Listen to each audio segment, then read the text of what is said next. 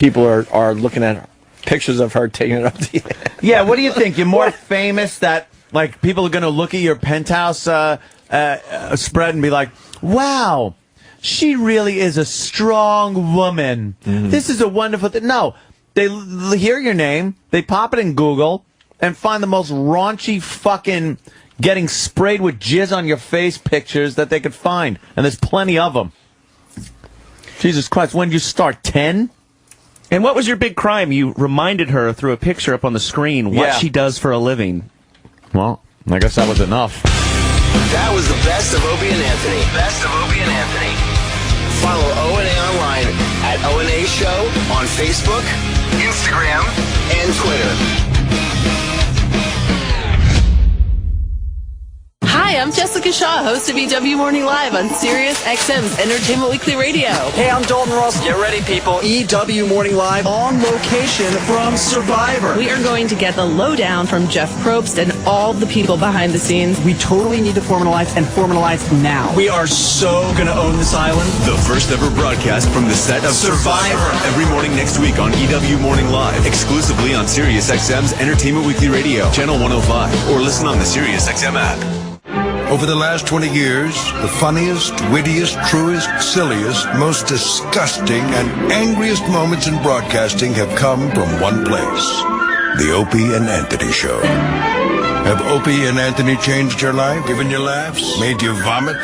Call us now with your Opie and Anthony memories. It's the O&A 20th Anniversary Hotline. 866-385-4631. 866-385-4631. Hi, it's Sam, the Financial Samurai. I show people how to slice through money's mysteries through my blog that gets over 250,000 views a month. Today I want to share with you a free and secure tool called Personal Capital that solves 2 barriers to growing your wealth. The first barrier is that it's hard to keep track of stocks, 401k, bank accounts, all on different sites with different usernames and passwords. Secondly, you pay someone to manage it and you're probably paying too much. Personal Capital brings all your accounts and assets on one single screen, on your computer, phone, or tablet with real-time and intuitive graphs. It shows how much you're overpaying in fees and how to reduce those fees. You also get tailored advice on optimizing your investments. So why wait? Signing up just takes a minute and it'll pay big dividends. Personal Capital gives you total clarity and transparency to make better investment decisions right away. To set up your free account, go to personalcapital.com/talk. Personal Capital is free and the smart way to grow your money. You must go to personalcapital.com/talk. This is Bob Diener, president of GetARoom.com. In honor of our 5th anniversary, we have a special sale with discounts up to 50% off thousands of hotels all over the world. In great cities like Miami, Orlando, Washington, D.C., New York, Boston, Chicago, San Francisco, Las Vegas, Reno, Lake Tahoe, Southern California, all over Europe, London, Paris, Barcelona, Rome. Go to GetARoom.com. You'll see the deals. Hi, folks. This is Alan Thicke. Rule number 1. Don't mess with the IRS. They're cracking down this year. They can garnish your paycheck, levy your bank account, even your home or business could be up for grabs over unpaid taxes. The experts at Optima Tax Relief will work to get you the best deal possible. And they're fully accredited by the Better Business Bureau. For tax help you need, for tax help you can trust, call Optima for a free consultation. Call 800-613-8836. 800-613-8836. Hi, Dan Heaster here. When I came to Boyd Brothers 17 years ago, I thought I would just get a couple years of experience and be on my way. Instead, I found a flatbed company that made my success a priority. With Boyd Brothers, I get treated with respect, make the kind of money I want, and still get home on the weekends to be with my family. Don't just take my word for it. Give Boyd Brothers a try and see for yourself why other flatbedders say Boyd Brothers is the best fleet to drive for. Call 800-543-8923 or visit driveforboyd.com today. I need to control internet usage in my office. Do you want to pay a fee for every user? No. Do you want to pay extra to protect remote users? No. How about a product that's difficult to install and use? No. Offshore or automated phone tree support okay? No. Then yes, we can help. The Barracuda Web Filter. Content filtering, application control, and malware protection with no per-user fees. Available as a hardware appliance, virtual appliance, or as a cloud service. And live humans to answer your calls. Try Barracuda Web Filter free. Go to barracuda.com/yes. We all want a home that's ideal, in the right area with curb appeal. somewhere that's serene. Yes, that's the one we see in our dreams. But there are things that can affect you later, like an inspection, closing, or noisy neighbors. You need someone there the whole way through, not to find the perfect home, but one that's perfect for you. Find an agent who knows at RE/MAX.com. RE/MAX. Dream with your eyes open. Each office independently owned and operated. The Opie and Anthony Channel on Sirius XM.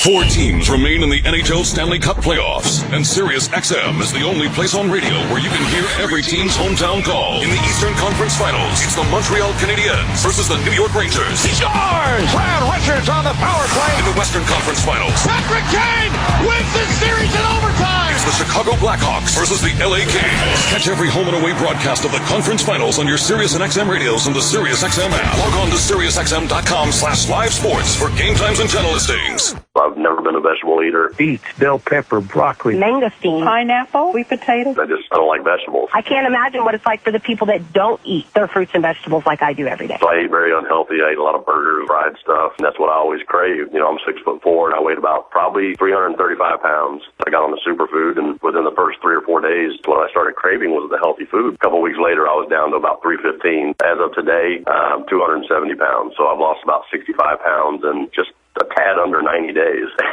That's amazing. It really is. TexasSuperfood.com. I'm Dr. Dennis Black here in Dallas, Texas. In a capsule or a powder, 1 daily dose of Texas Superfood delivers the same nutrition as 12 servings of raw fruits and vegetables. I had a 54-inch waist. I'm now down to a 40-inch waist. Join us on TexasSuperfood.com or call us 844-Dr. Black. 844-Dr. Black. TexasSuperfood.com. These statements have not been evaluated by the FDA. This product is not intended to diagnose, treat, cure, or prevent any disease. Invest in America. Invest in oil from Southern Energy Group. Take advantage of ownership opportunities available in productive oil wells. Oil is the world's most precious commodity, consistently outperforming the broader market for decades and creating more multimillionaires than anything in history. Volatility in public equities and historically low interest rates make ownership of oil a great alternative for prudent financial planning. With geopolitical tensions and increased demand worldwide, rising oil prices are certain, making oil more attractive than ever. Our opportunities offer long-term monthly income that could last a lifetime and extraordinary tax benefits allowing for a write-off of your entire investment. Southern Energy Group's conservative approach to energy development has no drilling risk and can average returns of 30% annually. If you're an accredited investor with at least $40,000 to start and would like more information, call us at 800-701-9830. That's 800-701-9830. Find out how oil can energize your portfolio by calling 800-701-9830. Be honest. Will owning a bigger TV help you get ahead in life? Will another pair of shoes make you a better person? Probably not. But what if you could speak another language? If that appeals to you, Rosetta Stone is letting everyone who calls try an absolutely free demo of its powerful language learning software. Do you want more stuff or a language that will last a lifetime? For your free Rosetta Stone demo, call 1-800-918-9767. 1-800-918-9767. 1-800-918-9767. Material 4X work gloves from Mechanics Wear aren't just tough, they're 4 times as tough. Material 4X gloves last 4 times longer than other work gloves and outperform leather, hands down. Whether you're on the job site or in the garage, don't just protect your hands, enhance them with Material 4X work gloves. Work faster, safer, and cleaner with Mechanics Wear, the tool that fits like a glove. Available at Lowe's, AutoZone, Advance Auto, O'Reilly Auto Parts, and Napa Auto Parts stores nationwide, or online at mechanics.com. This is your Mama Mancini half-a-minute update. You have heard Dan Mancini tell you about how he began selling his grandmother's all-natural meatballs and delicious sauce. Mama Mancini's is a publicly traded company under the stock symbol MMMB. We are now in over 26,000 spots on grocery shelves across America. Mama Mancini's is traded under the stock symbol MMMB. Mama Mancini, the meatball lover's meatball. It is not the intention to be considered solicitation of any sort. Please check with your broker or financial advisor prior to making an investment decision.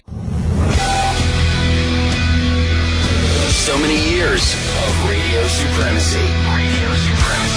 Highlighting bit after bit, guest after guest, and mess after mess. Such memories as Alex Jones, Ian Halprin, Homeless Mustard, Racist Gallagher, Dr. Ian Smith, Lying Intern, Mel Gibson, Ozzy's birthday, lawsuits. We Are the World. This is the best of Opie and Anthony in 2010.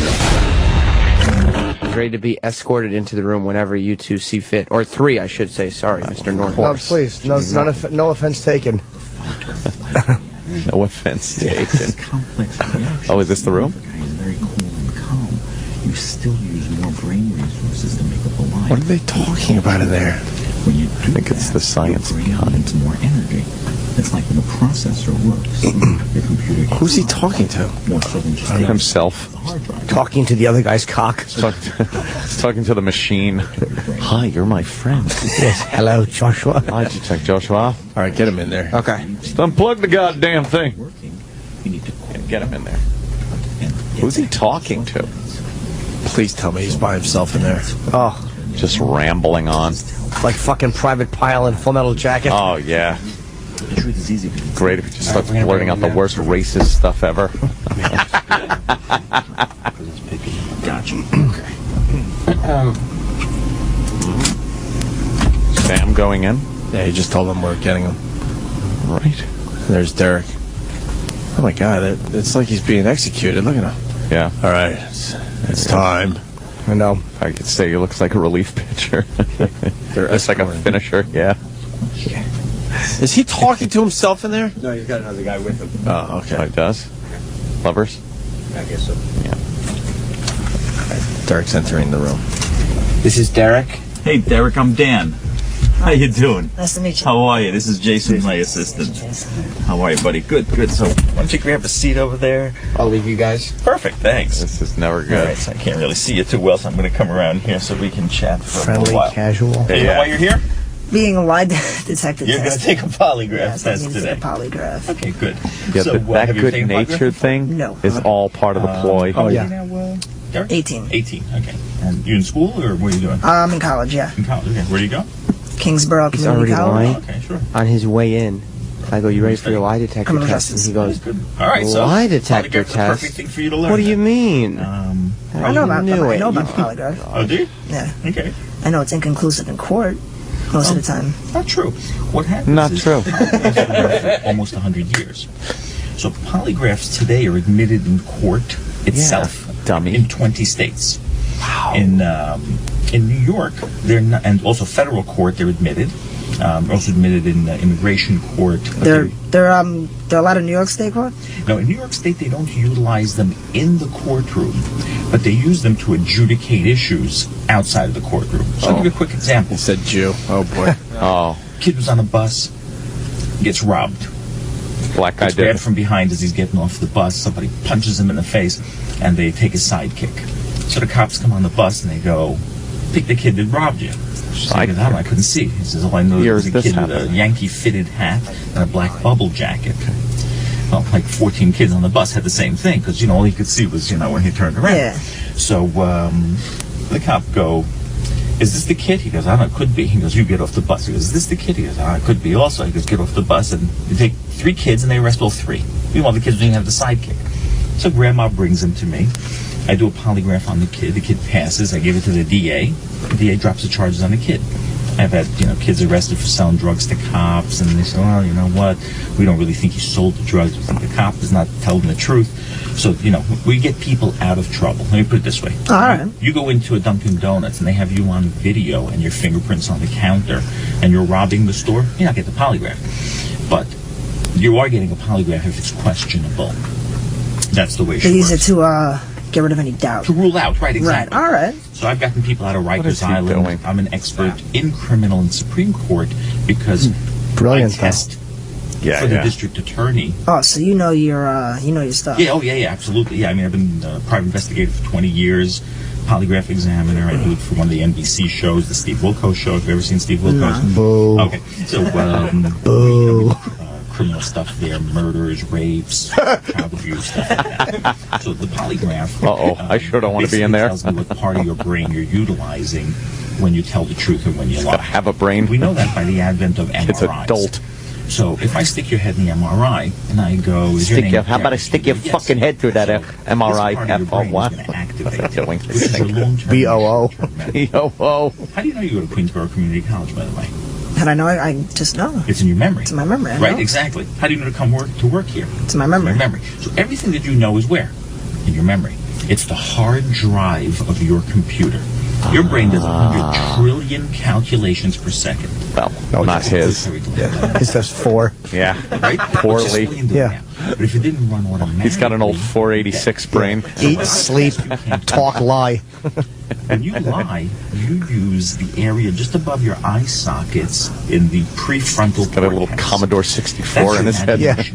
DOS prompt idiot. Something that's not true. You say, I was born on Mars and space aliens flew me in here. That's not your memory. Are you utilizing the, if you look left, you're telling the truth. If you look right, you're seeing the story? I hate how he's trying to sound like he's an investigator, too. It has visualization and so on and so forth. It's not 100% accurate. Because people can control that, right? I can question you and you can just stare right into my eyes. So you can control that. But what Look into my eye. Control. He really is. Because I'm testing He's shutting him down. mechanical part of your brain. So when you lie, you must use your You want to imagination. deal with this guy? No. Giving information. He's letting you know that you can't lie to him. Yeah, that's pretty much it. 2 different levels of work for your brain. It's easier for you to write a biography about yourself than it is to write a fiction story, because you have to create that fiction story. Not him. He's a fucking So when liar. you use this part of your brain, you use what's known as more cognitive resources. You're thinking of the lie. You're making up the lie. You're calculating the lie. So you need more energy. Almost like when your computer... Yeah, that's or fucking... CD. hate the way this kid is trying to sound like it's just 2 equals disgusting technique. Yeah, exactly. That's what he's doing. Blood, more oxygen. Men of similar ilk. Yeah. Just talking about lie detectors. 2 crime catchers. Yeah. Jordan Jordan writes, Is your name oh Derek? Jesus, he's giving him a fucking neurology course. Just ask him if he hates the Negroes, will ya?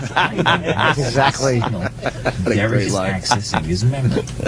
I'm going to ask you questions that are meant to activate the frontal cortex of your brain. So I'm going to ask you questions like that to are going to activate the frontal your cortex with a bullet.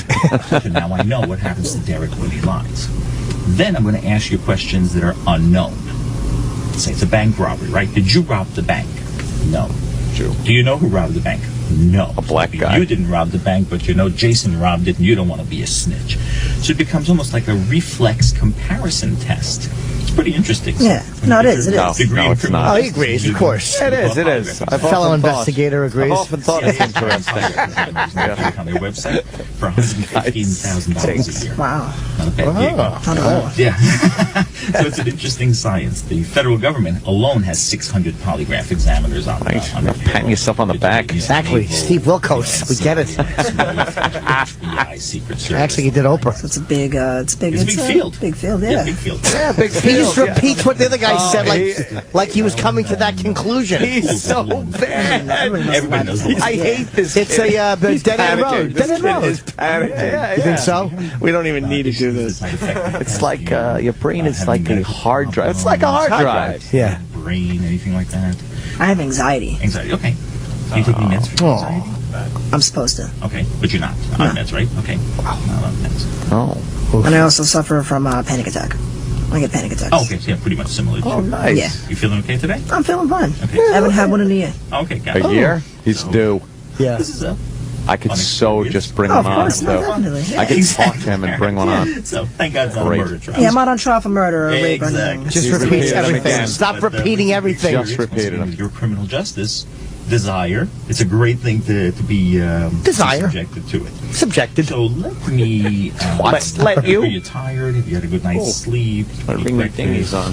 You feeling okay? I had a half a sandwich. I didn't get much sleep because I got out of work at about 12:45 and I got Boring. Oh, okay, gotcha. And were you robbed on the way home? Yeah. You liar. All right, here we go. So let me review some of the questions.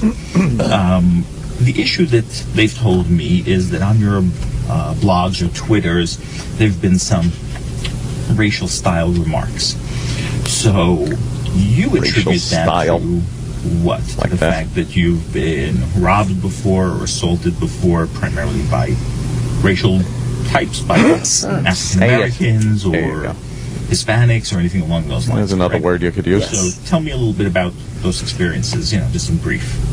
In brief, it was just, I was always ended up walking, and I always ended up, walking into trouble. Getting jumped. Getting jumped, getting robbed, Okay. knives, cut my face, things like that, yeah. Okay. How many times would you say that you've been robbed?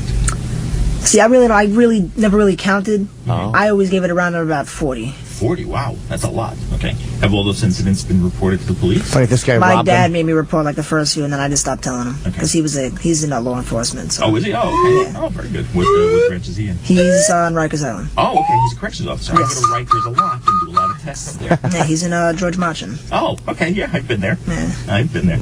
So, I have my Rikers pass, as a matter of fact. I got to get it renewed. You two can bond over a glory hole. You tell me if they're accurate and fair. We always review questions about what we're going to answer on the polygraph to make sure you understand them and to make sure that it's fair. That's fine. That's fine. Did you once have your iPod stolen? No. Okay. It was an attempted robbery. Oh, okay. They didn't get it. But they didn't get the iPod. They didn't get it, no. Okay, so let's change the question. Very good. During an attempted robbery, was your iPod a target? I killed a hooker. He just blurts out a confession of a horrid crime. During the robbery, they wanted your iPod, maybe something else, or maybe they tried to take something else, but... They just tried to take an iPod. Then I ran, so I didn't know if they wanted anything else. Gotcha. Okay, so the iPod was the target of it. Have you ever worked for your uncle as a receptionist doing mortgages? Yes. Okay. Yes. That's funny. Did a man cut you with a box cutter in an attempted robbery? Yes. Okay. Mr. Anderson. A kid your age or teen? A teen. Yeah. Okay. Do you help did your a male landlady master take man, out right? her garbage? Yes.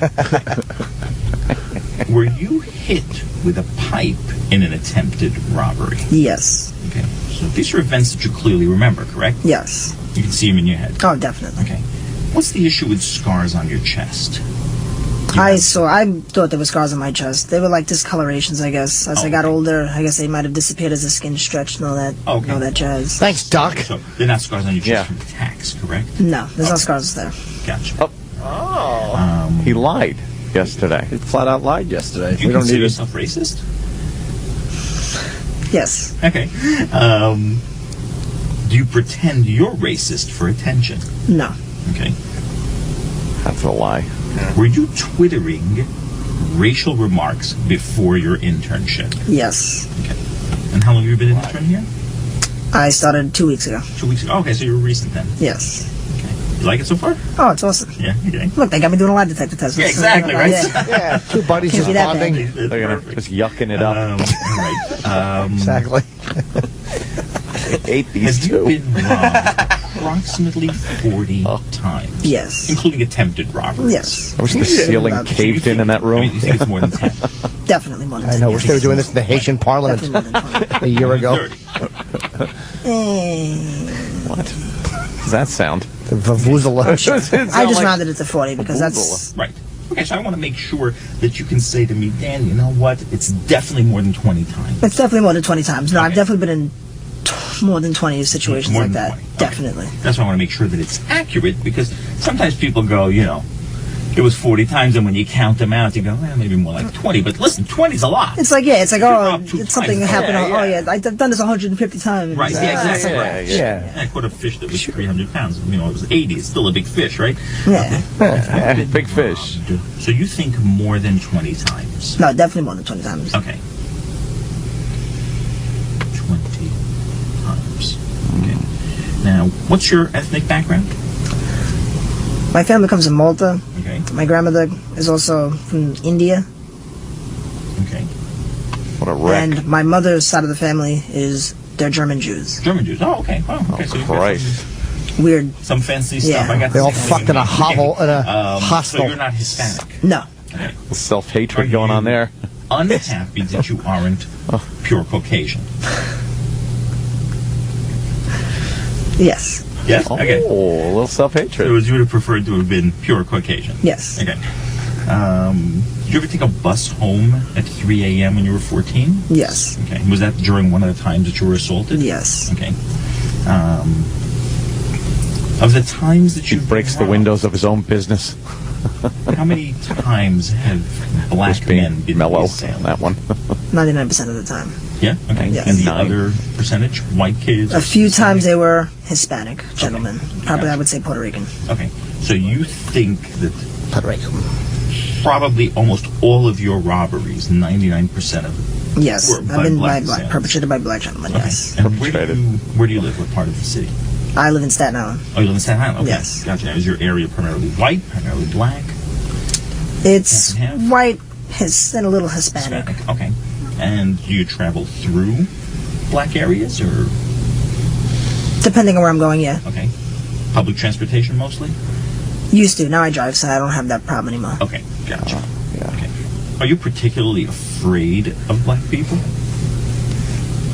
I'm afraid of the ghetto type of... The ghetto type of guys. Yes. Okay, so urban guys. So if you saw a black guy in a business suit with a briefcase, no issue, right? No issue. If you saw a guy with a hoodie and a baseball Make bat, him return that to the store. you'd be more cautious. Yeah, I'd cross the street. Okay, gotcha. Okay, so not afraid of all black people, but obviously more cautious because of your experiences. Okay. Do you think you're superior to black people? No. Why? No problem. Okay. So Said he wanted to be white. the questions, not all of those questions are going to be asked on the polygraph, but I just wanted to sort of... No, that's understandable. We just want to get a little background. All right, good. Oh, they aren't even asking any questions yet? I'm fine. So let me ask you a question here. Might be trickery on his part, who knows? Yeah. This week, have you ever lied to get out of serious trouble? What do you mean by lying to get out of serious trouble? You know what he means, stalling? Yeah. Lied to get out of serious trouble. Have you ever Yeah, lied? I was a kid. Okay. Broke a window and I was like, I didn't do it. Oh, I hate him. Between the ages of 15 Broke a window. What was Dennis the Menace? What did you do, you little fuck? I think criminals... Stop it. Did you ever steal anything? No. Before this week, did you ever take anything that did not belong to you? No.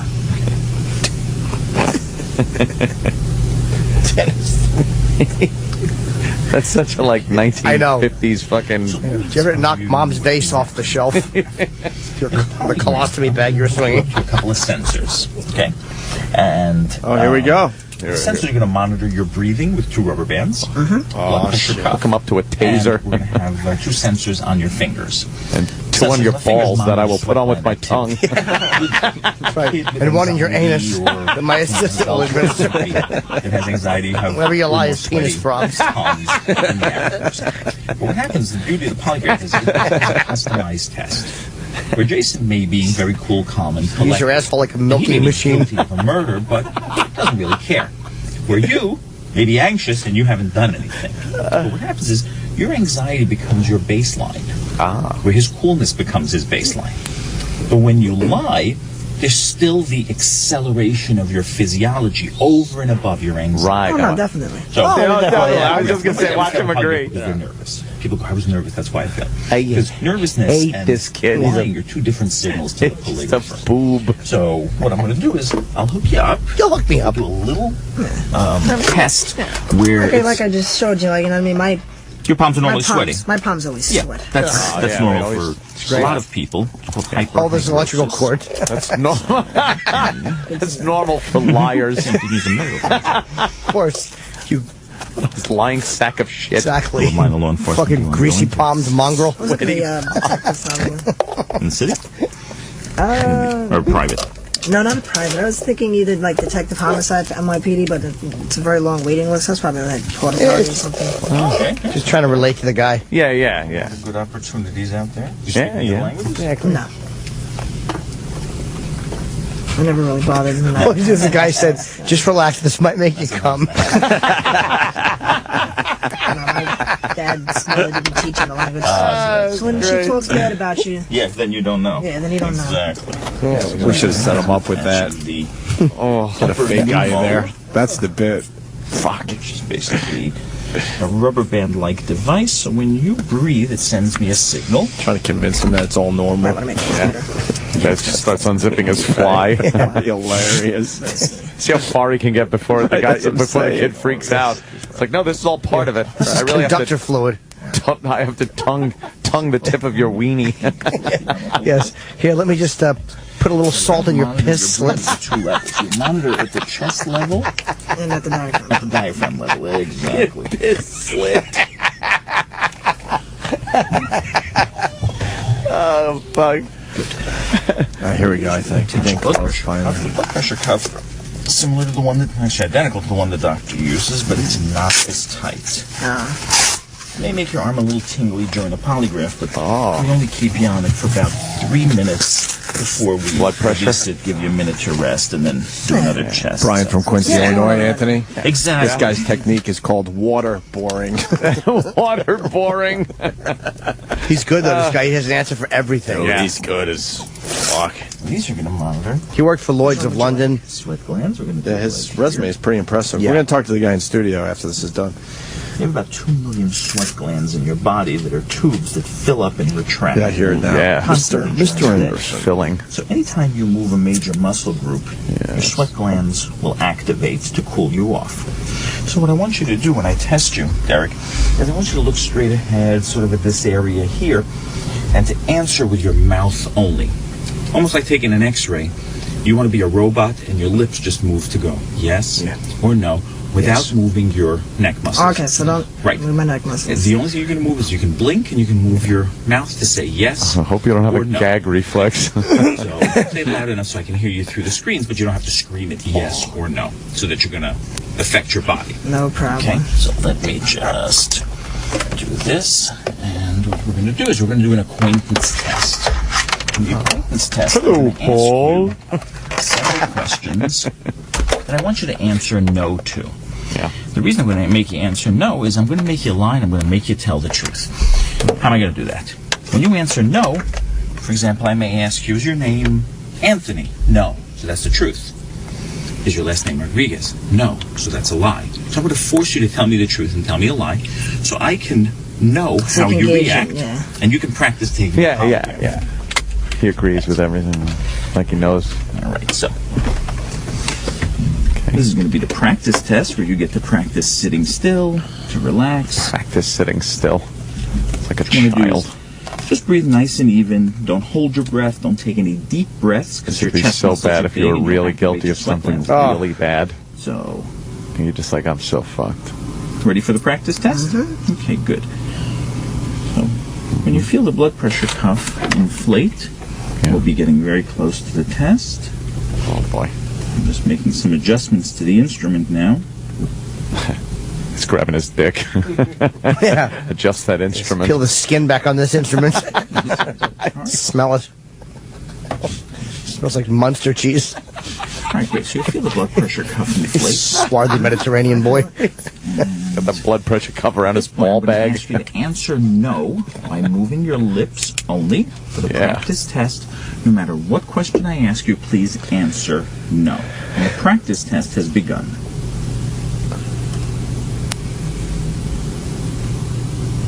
Getting a reading, I guess. Just Are you now in San Francisco? No.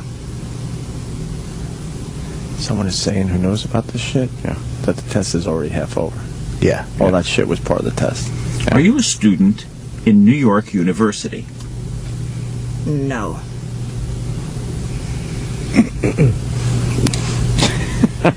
people are throwing questions here. Are you thinking about my cock? How did your parents die? Are you a tattletale? How did your parents die?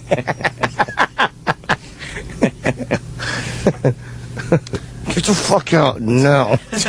Do you have an erection? In Staten Island? No. If I called my penis Mr. Eel, would you kiss it?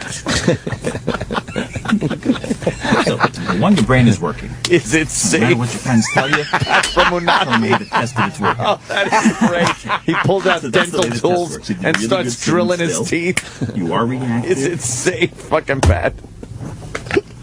And what we're going to do now is we're going to do one chart where we're going to ask you some of the questions that we reviewed. Do you suck dick?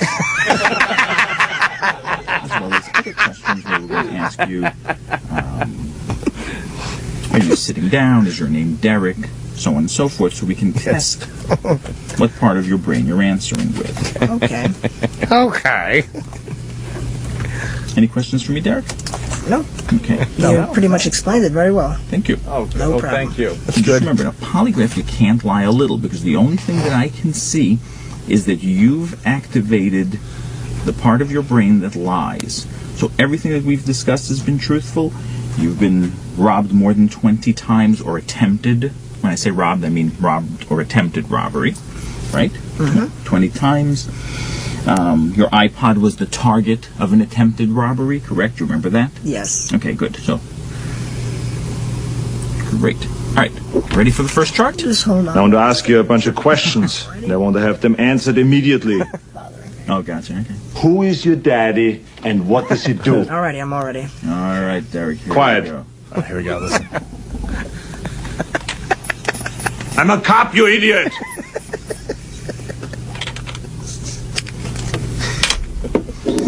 Okay, so the test has begun. Please answer truthfully all of the questions with your mouth only. I'm Paul R. Nelson. Do you live in the state of New York?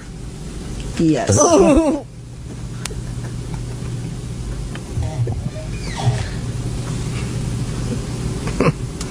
Is this the month of June?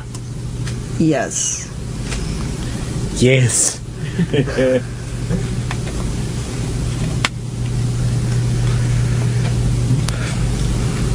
Looking at the test, I'm Do sure. you intend to lie to me on any of the questions on this test? No. No. No. Why not?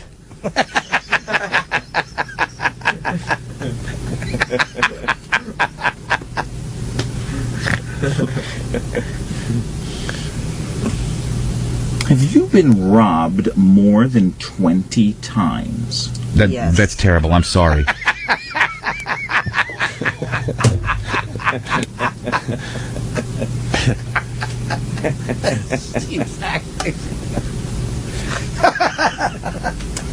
Was your iPod once the target of an attempted robbery? What are you doing in my house?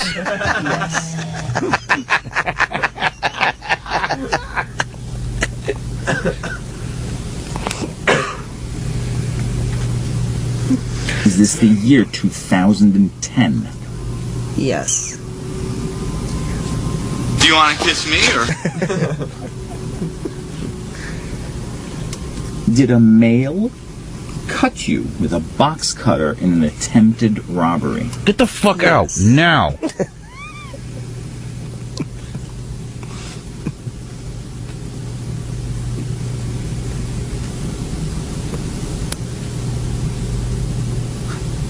Were you hit with a pipe during an attempted robbery? I love you, Johnny Cakes. Yes. Cazzata, malanga! Are you sitting down now? Yes. No, I'm kneeling. It was all because of this terrible, awful Negro.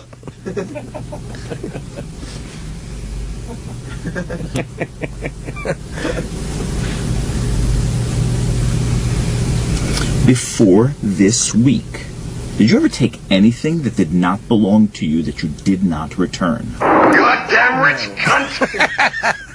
I kill rich cunt! Yes, I took cum from a man's balls. I stole it while he slept. Relax, that's the first chart. How's the arm doing? Arm is fine. Yeah? Okay, good.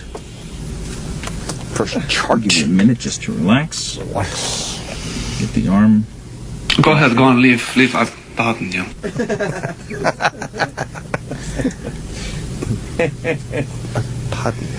I pardon you. Didn't pardon him for long, did he? No. Oh. Was not satisfied with the pardoning. Of course. Killing people. He's a fag. Okay, so let me know when you're ready for the second chart. Of course there's I'm ready. something wrong with him. And a chart. He's a Negro. And Is that camera videotaping me? I don't know. That's a very good question. Don't just stare at it, eat it. Very observant boy. Doesn't look like it. That may not be on. Okay, so looking straight ahead, Derek. It's not a very bright bulb. Answering yes or no.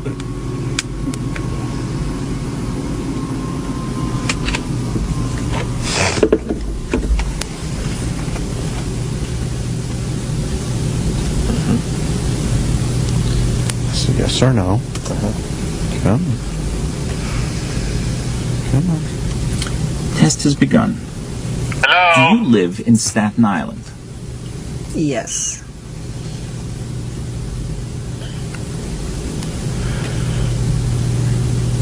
Now lick my sweaty balls.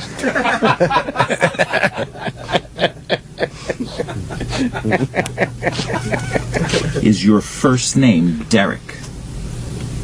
Yes. Stop talking and start sucking. I'm gonna fuck you in the mouth. Do you plan to lie on any of your questions on this polygraph test? Okay! No. No.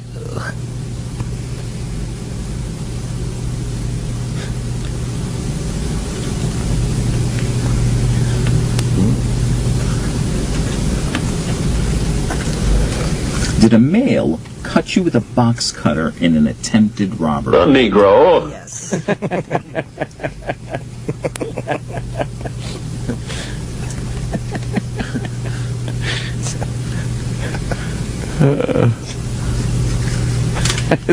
Has the Iron Sheik Have you made you been humble? robbed more than 20 times?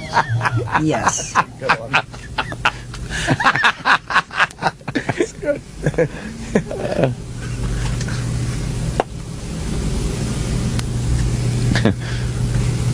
Were you twittering racial remarks before your internship began? Yes.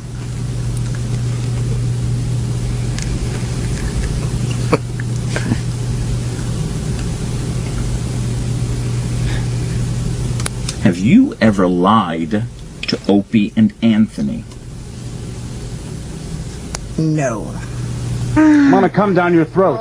You fucking well better swallow it all.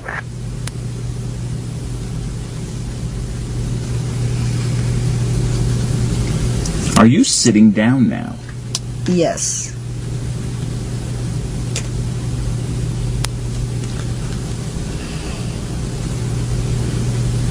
Do you pretend that you're a racist to get attention? No. Goddamn liar!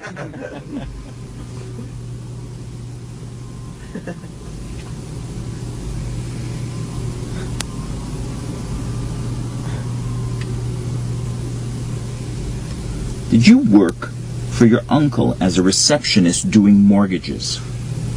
Yes. What we're dealing with here is a complete lack of respect for the law.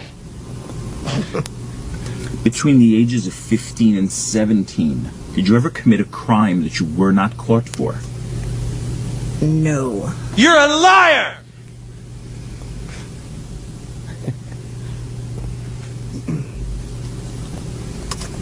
Okay, good. It's over, Johnny. It's over! All right. So, It'd be great if the guy just said you're guilty and shot him in the temple. You ever seen a grown man naked? Remain seated there. Oh, one more question. He said, I can smell your cunt. Yeah, it does a little heavy.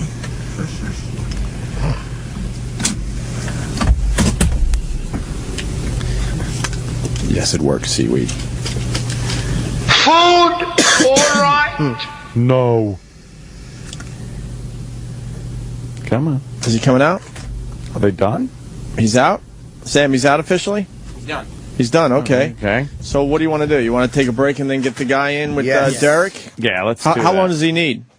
Get unhooked and everything? To analyze. To analyze and all that. Probably not that long, right? Yeah, This is probably an easy one for him. He's a All pro. right. We'll take a break. We'll get the lie detector guy in studio with Derek and get the results of the little test he just took, okay? All right. Stay tuned. Still to come, more of the best of Opie and Anthony. 2010. This is the battle the world want to see. 200 miles per hour. And out they go for the US. On 2 tires. Wait for the cheers. Listen to the crowd. One of the fastest sports in the world. Oh, round the outside. MotoGP, the premier motorcycle racing world championship.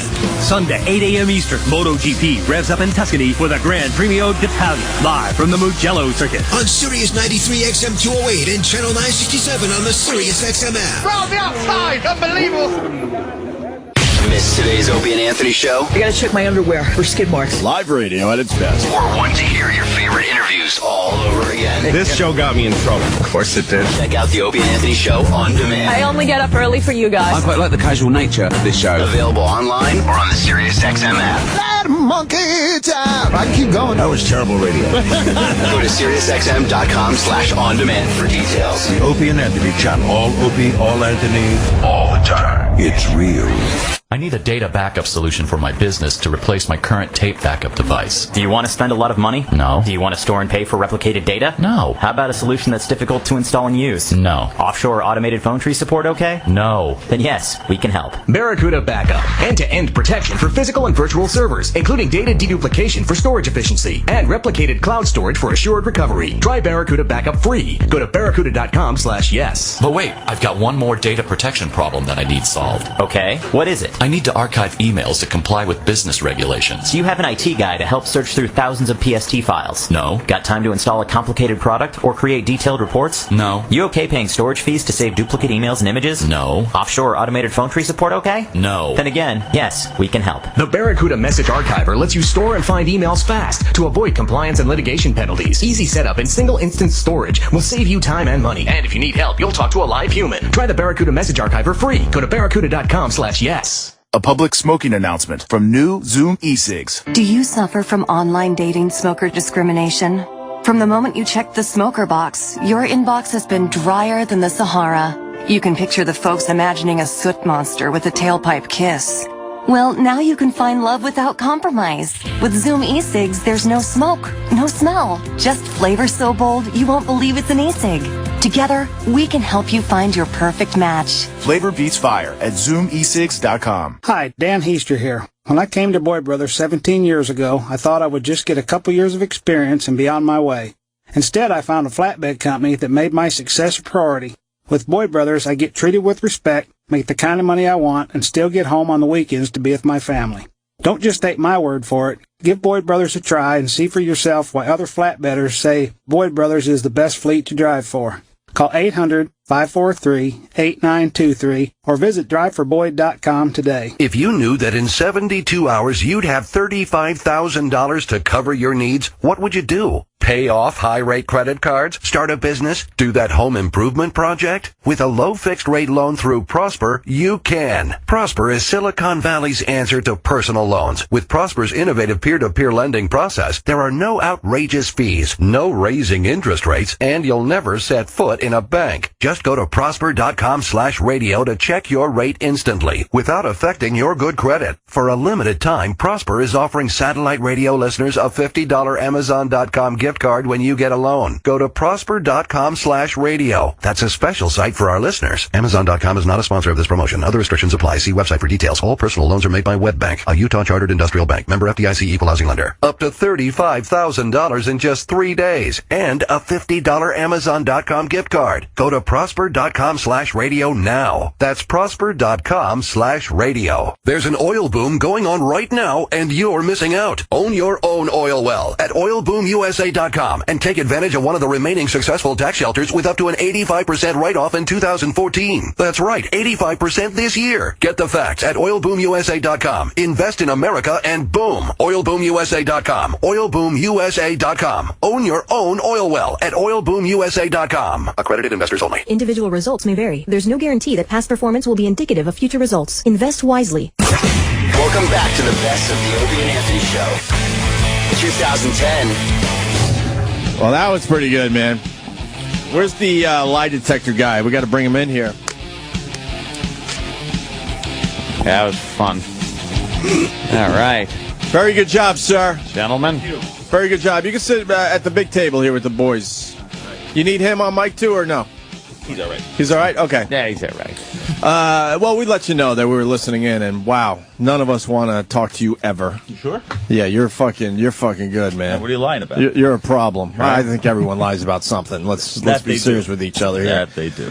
Daniel, how do you say your last name there? It's just like it sounds. Ribakoff. Ribakoff, okay. Like ribs with a cough. Founder and CEO of International Investigative Group Ltd. Watch out. Yes, sir. In-depth polygraphs.com, right? Yeah, that's one of our divisions. And that's your assistant Jason over there? Correct. Give him a plug. Good and man. you've been all over the place. Look at all the stuff on your resume. Pretty impressive. Well, named one of the top 15 investigators in the country. Yeah. Representing Lloyd's of London for a Tiffany jewelry store armed robbery. 95% of the $2 million was recovered. Lloyd's of London is probably not looking to pay out if they don't have to. Yeah, no insurance company wants to pay, and we've done a lot of good work for insurers on frauds as well as regular recoveries. And then you got this impressive thing, Tyra. Yeah, I was on Tyra. And that's a joke, sir. We hate Tyra. Yeah, sorry. She's cute. You worked for AIG? $120 million bank fraud case? Yeah, one of the largest bank fraud cases in the United States. And you said on the 93 Trade Center bombing, what did you do? Did you talk to people in the buildings? Yeah, we actually conducted an investigation for insurers for the possibility of subrogation. Insurers always want their money back from somebody. Mm-hmm. So if I'm the parking garage company and I let the bomber in, then they're going to sue the parking garage company and say, well, it was your fault that these paintings got damaged that we insured in the building. Okay. Oh, wow, really? Wow. Yeah.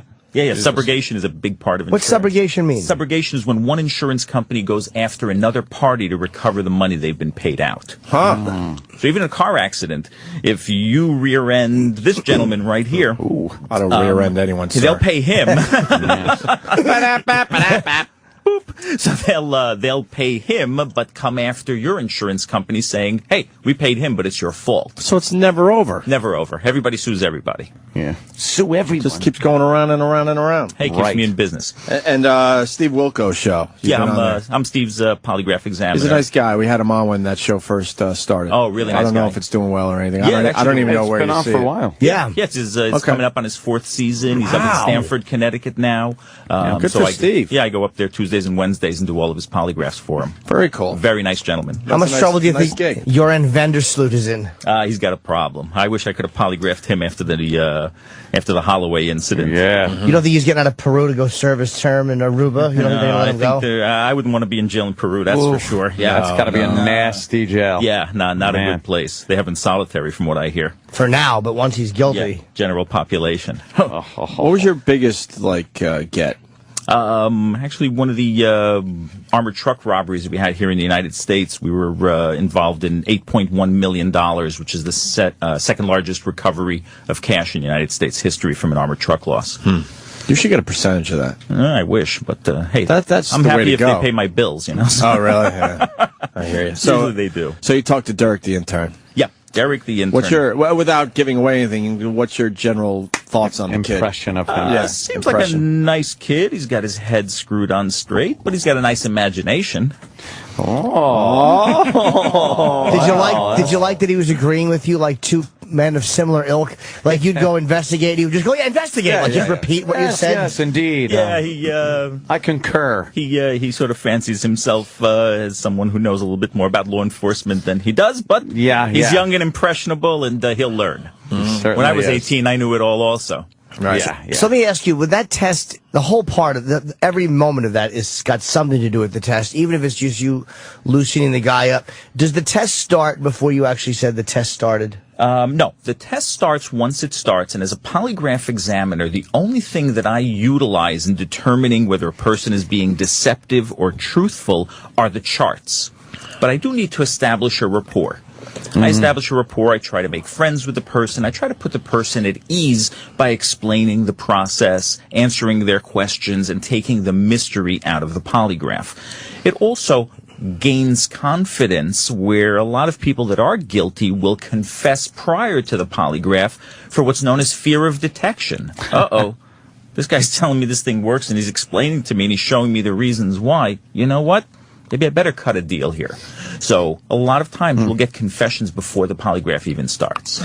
Interesting, and because you're basically telling them you can't lie to the machine because it's an involuntary, using a different part of your brain. And right. There are ways to beat it, but I know it's extremely difficult to beat. I'm sorry, countermeasures are something that people will advertise on the internet or post. The only problem with countermeasures is it's very obvious to a trained examiner that you're employing countermeasures. Ah, right. So countermeasures, by doing things with your body, are not easy to do unless you've been trained by the military. So in case you're captured in Iraq, you're not a spy, but you're really a civilian contractor. But that takes years of training. So if I come in and I say, I read this on the internet and I'm going to do this or that or control my breathing or squeeze my butt cheeks, that's an instant fail. So you'll notice, yeah. We notice it right away. Wow. Yeah. And people will do drugs. They'll take all sorts of medicines that they don't disclose as a countermeasure, but then once again, we look at it. Yeah, well, the tack in the shoe will cause you to fail because once you cause yourself pain, you're going to cause a reaction. But people will smoke pot, they'll take sedatives, but it's obvious when I'm looking at the charts that you are less reactive. And I don't know if you heard, but I asked him, what kind of medicines do you take? What medical conditions do you have? Right. So I know when I'm looking at a chart, he has a little bit of anxiety, but he's not taking meds. So I know how he should be reacting. I'm sorry, didn't the Lutzes pass a polygraph from the Amityville Horror, or is that a myth? I don't know. I'm not too familiar with the polygraph on that. And where's the courts with these tests? Okay, so polygraphs have been around for almost 100 years. Today, polygraphs are admissible in court itself in approximately 20 states, as well as the federal government and federal immigration court. But polygraphs are used here in New York State. I'm on the expert roster for the city of New York, as well as for criminal and state Supreme Court. And what we do is we utilize polygraphs to adjudicate cases before they go to trial. So, for example, a kid was arrested for selling heroin to a narcotics cop. And the kid's story was, I found 20, and this is a true case, I found $20 on the floor, and the next thing I know, I pick it up, and a cop jumps out of the bushes and locks me up, says, you sold me heroin. Well, the district attorney said, I don't like this cop because every kid he arrests tells the same story. How many kids are going to make up the same story? So she encouraged him to have his defense lawyer get a polygraph, which he did. The kid passed it. So now the cop is under investigation, and the kid's free. So we utilize it outside of the courtroom, but between defense attorney and district attorney to get to the bottom of things. Because they kind of know how accurate it is despite the legality of... Well, the district attorney has a polygraph unit. The NYPD has a polygraph unit. The federal government has over 600 polygraph examiners on their payroll. Well, polygraphs are probably one of the most utilized and famous law enforcement tools. Yeah. With that said, we got Anthony's brother on the line. Who wants him desperately. Oh, I remember this. Brother Joe, what's up? You got Daniel Ribicoff. Daniel Ribicoff. The only thing I can tell you is that I beat it. I'm not a professional. I don't know any more than the average person. But I told myself before taking the test, and I don't want to get into details of why I had to be tested. That you really did think she was over the age of 8? I swear, she looked at least 12. What I did was basically in the examination room, I stared straight ahead at a doorknob, and answered all the questions completely falsely. I mean, I had a lie. Flat out lie to beat it, and nothing, and I was passed. I mean, it could have been the examiner wasn't as good as some other examiners, but it was a very popular polygraph company here on the island in Nassau County. How long ago was that? It was a company. I mean, it was how long was it, Joe? Oh, go. Had to be about 20 years ago. Oh, okay. I'm sure a lot's gone on. Have changed, sure. Yeah, the technology has changed. It was a matter of keeping it in your head that there's no way this machine is going to be able to tell whether or not my mind is telling the truth. Well, it's all physiological changes. I mean, that's what triggers these machines. That what makes the results that come up on the graphs on these machines. Correct me if I'm wrong, but that's what makes. No, it is. Makes true or false, correct, or guilty or not guilty. And I just kept telling myself, "There's no way." Right. Well, there's a lot to it. A lot has changed in the past 20 years. If you think cell phones. You know, we had cell phones that were glued to your car, and now you have them that you can't even find them in your pocket. So technology has advanced. Computerized polygraphs are out. Techniques, formulation of questions have changed, where now the scientific accuracy in a study of field exams versus laboratory created situations has shown it to be 98% accurate. So, wow. Is the questioning, 2% Joe. I'm sorry for interrupting, but is the questioning still based on yes and no answers? Yeah, they're always yes or no. They're reviewed with the examinee prior. And once again, question formulation is certain other scoring questions that we ask. So it's come a long way, and now we understand a little more about the brain with the advent of functioning MRI scans, that different parts of the brain are utilized. Let me jump in. So you believe that people could, lie through this whole thing, right? Some people are more... What would be the percentage, though? It's a small percent, and once again, by a trained examiner utilizing proper procedures and modern equipment, it's very difficult to defeat. Will they ever get it to where it's 100% accurate, you think? Or well, nothing in science is 100%. Right. If you take a mammogram, it's not 100%. If you go for a blood screening, it's not 100%. Yeah. All right, Joe, you liar. All right, Joey. Yeah, Joe, come in for a test.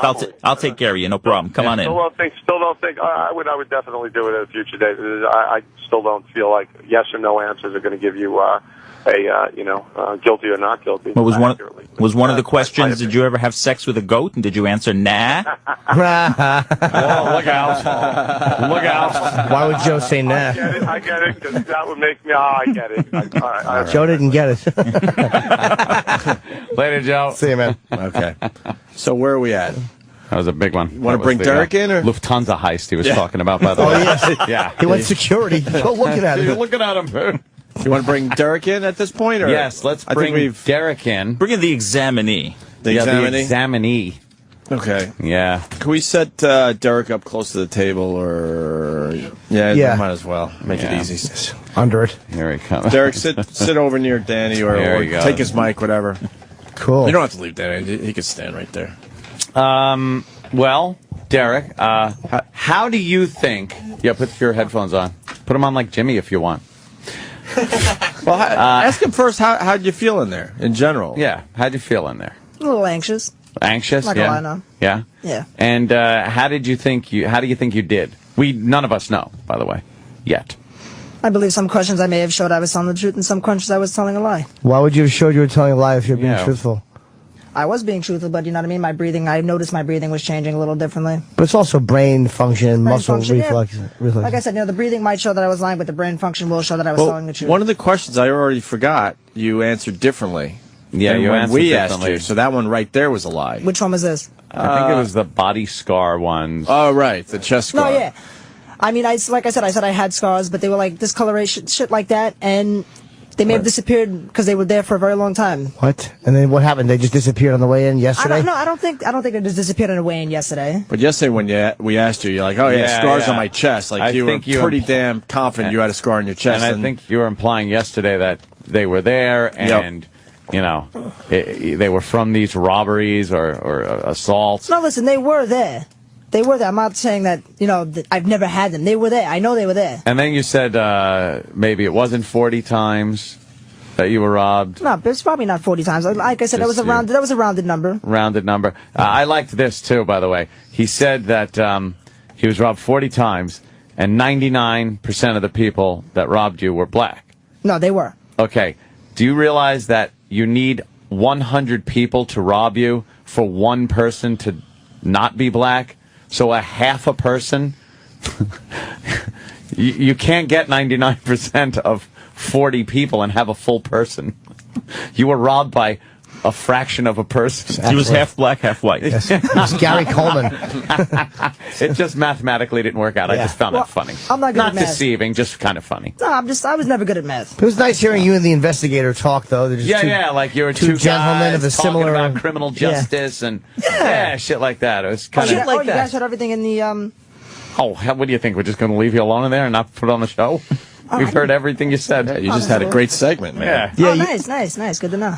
Yeah. All right. So what? Should we do this? I think so. Yeah. Let's now see what the what the results were. Yes. All right. So basically, I tested our examinee, Derek, here on 2 charts. I reviewed the questions with him beforehand. We changed some of the relevant questions.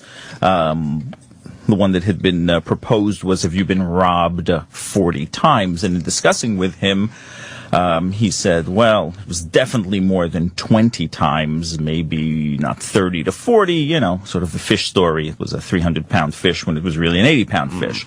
So I asked him, have you been robbed more than 20 times?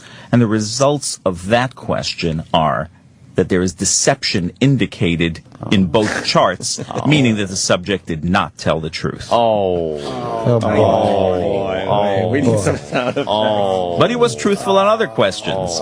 Yes, he is in fact not in San Francisco. Right, he's not in San Francisco. He was sitting. There you go. So I asked him. Oh, wait a minute. Hold on, we need the envelope. Yeah, we need some stuff here. The game show. Oh, boy. Yeah. Should have had this prepared. I'm sorry. Okay. Yeah. So that's ready for the next question, wait, gentlemen. before we move on. Sure. So Derek, you haven't been robbed over 20 times. Yeah, it's okay to be truthful. Listen, I am being truthful. I have been robbed over 20 times, and that's not a lie. Why would that come out as being a little deceitful there? I don't know. And we about the were at polygraph. 40, by the way, 40 times. Yeah. Now it's not even 20 times. Everything's negotiable. Right. Yeah, seems so. Oh, all right. All right, so next question. Ready? Yes. During an attempted robbery, was your iPod the target? His answer was yes. And the results of that question is that he did tell the truth. There is no deception indicated. Oh, okay. So somebody did try to get your iPod. Okay. Next question. Did a male cut you with a box cutter during an attempted robbery? The examinee answered yes. And the results of that, once again, no deception indicated. Whoa! Tough guy. Next one. How does that make me tough? I wasn't the stabber. I was the stabbee. Just getting cut. Tough guy. Fuck, man. That's a surprise right there, because I didn't buy that either yesterday. Yeah, I wasn't buying that. I think he did it to himself. Danny hurt himself. Wow, okay. I asked him, were you hit with a pipe in an attempted robbery? And the examinee once again answered yes, and the results are no deception indicated. Oh, the pipe, the knife. All right. Fuck! He's a good victim. All right, yeah. All right, now. Were you twittering racial remarks before your internship began? Once again, he answered yes, and the subject is telling the truth. He's been a racist all along. There is no deception indicated on that. Do you pretend you're a racist for attention? The answer is no. And the results, no deception indicated. The subject did tell the truth. He is really a racist. Yeah, wow. Look at you. Genuine. And here's a good one that you guys are going to really appreciate. Have you ever lied to Opie and Anthony? Oh, shit. Answer, no. Results, deception indicated. See?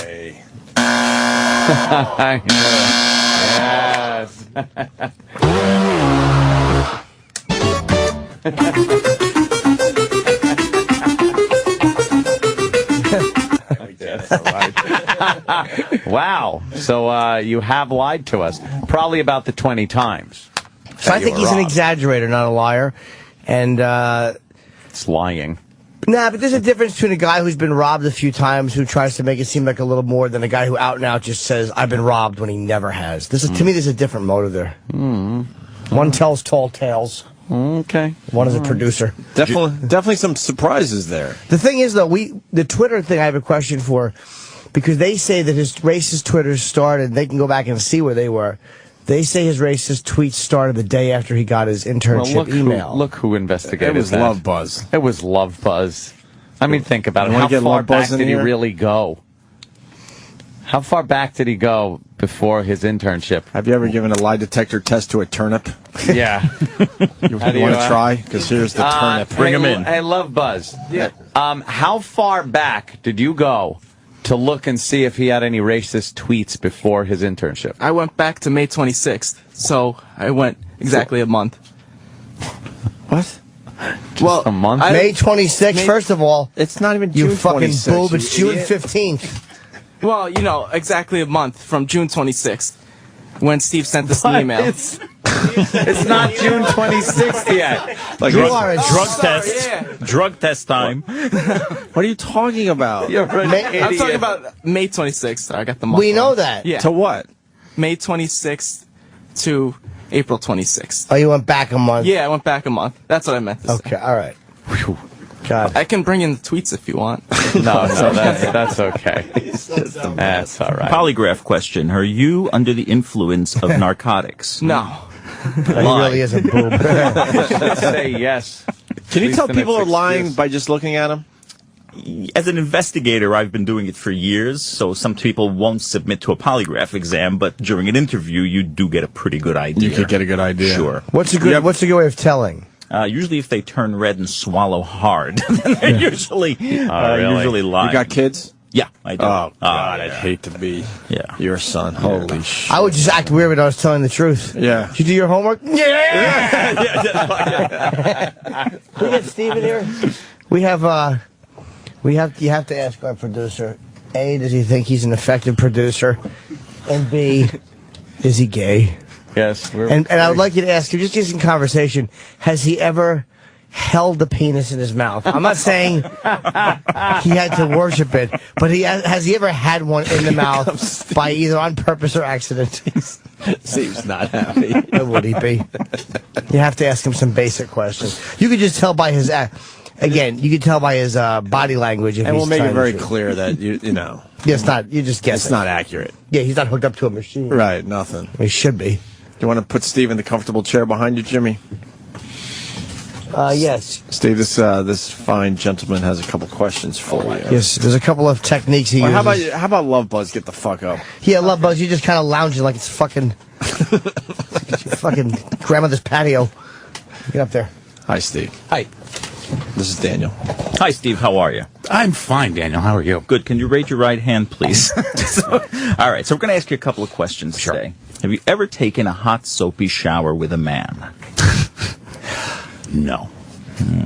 What do you guys think? Probably he might not have. I doubt he showered. They probably like the manly odor.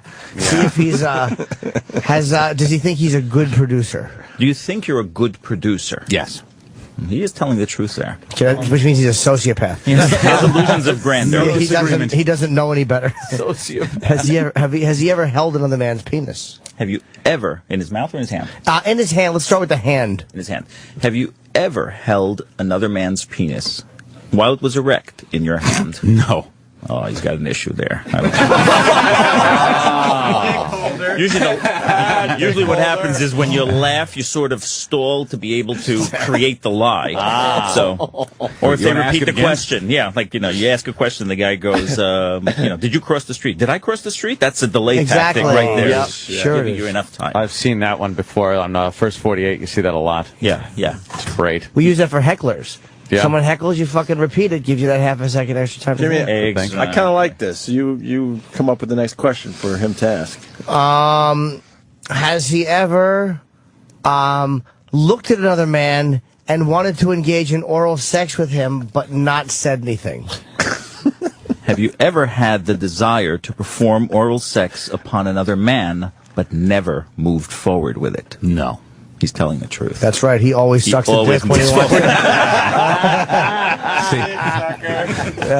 No matter what I say, I'm gay. He's telling the truth. Doesn't make him a bad guy. Would you rather be the top or the bottom in a homosexual encounter? Well, how do I answer that, though? I can't. It's got to be. Would you like to be the top in a homosexual encounter? Do you prefer to be the pitcher or the catcher? Yes. Would you prefer to be the pitcher? Neither.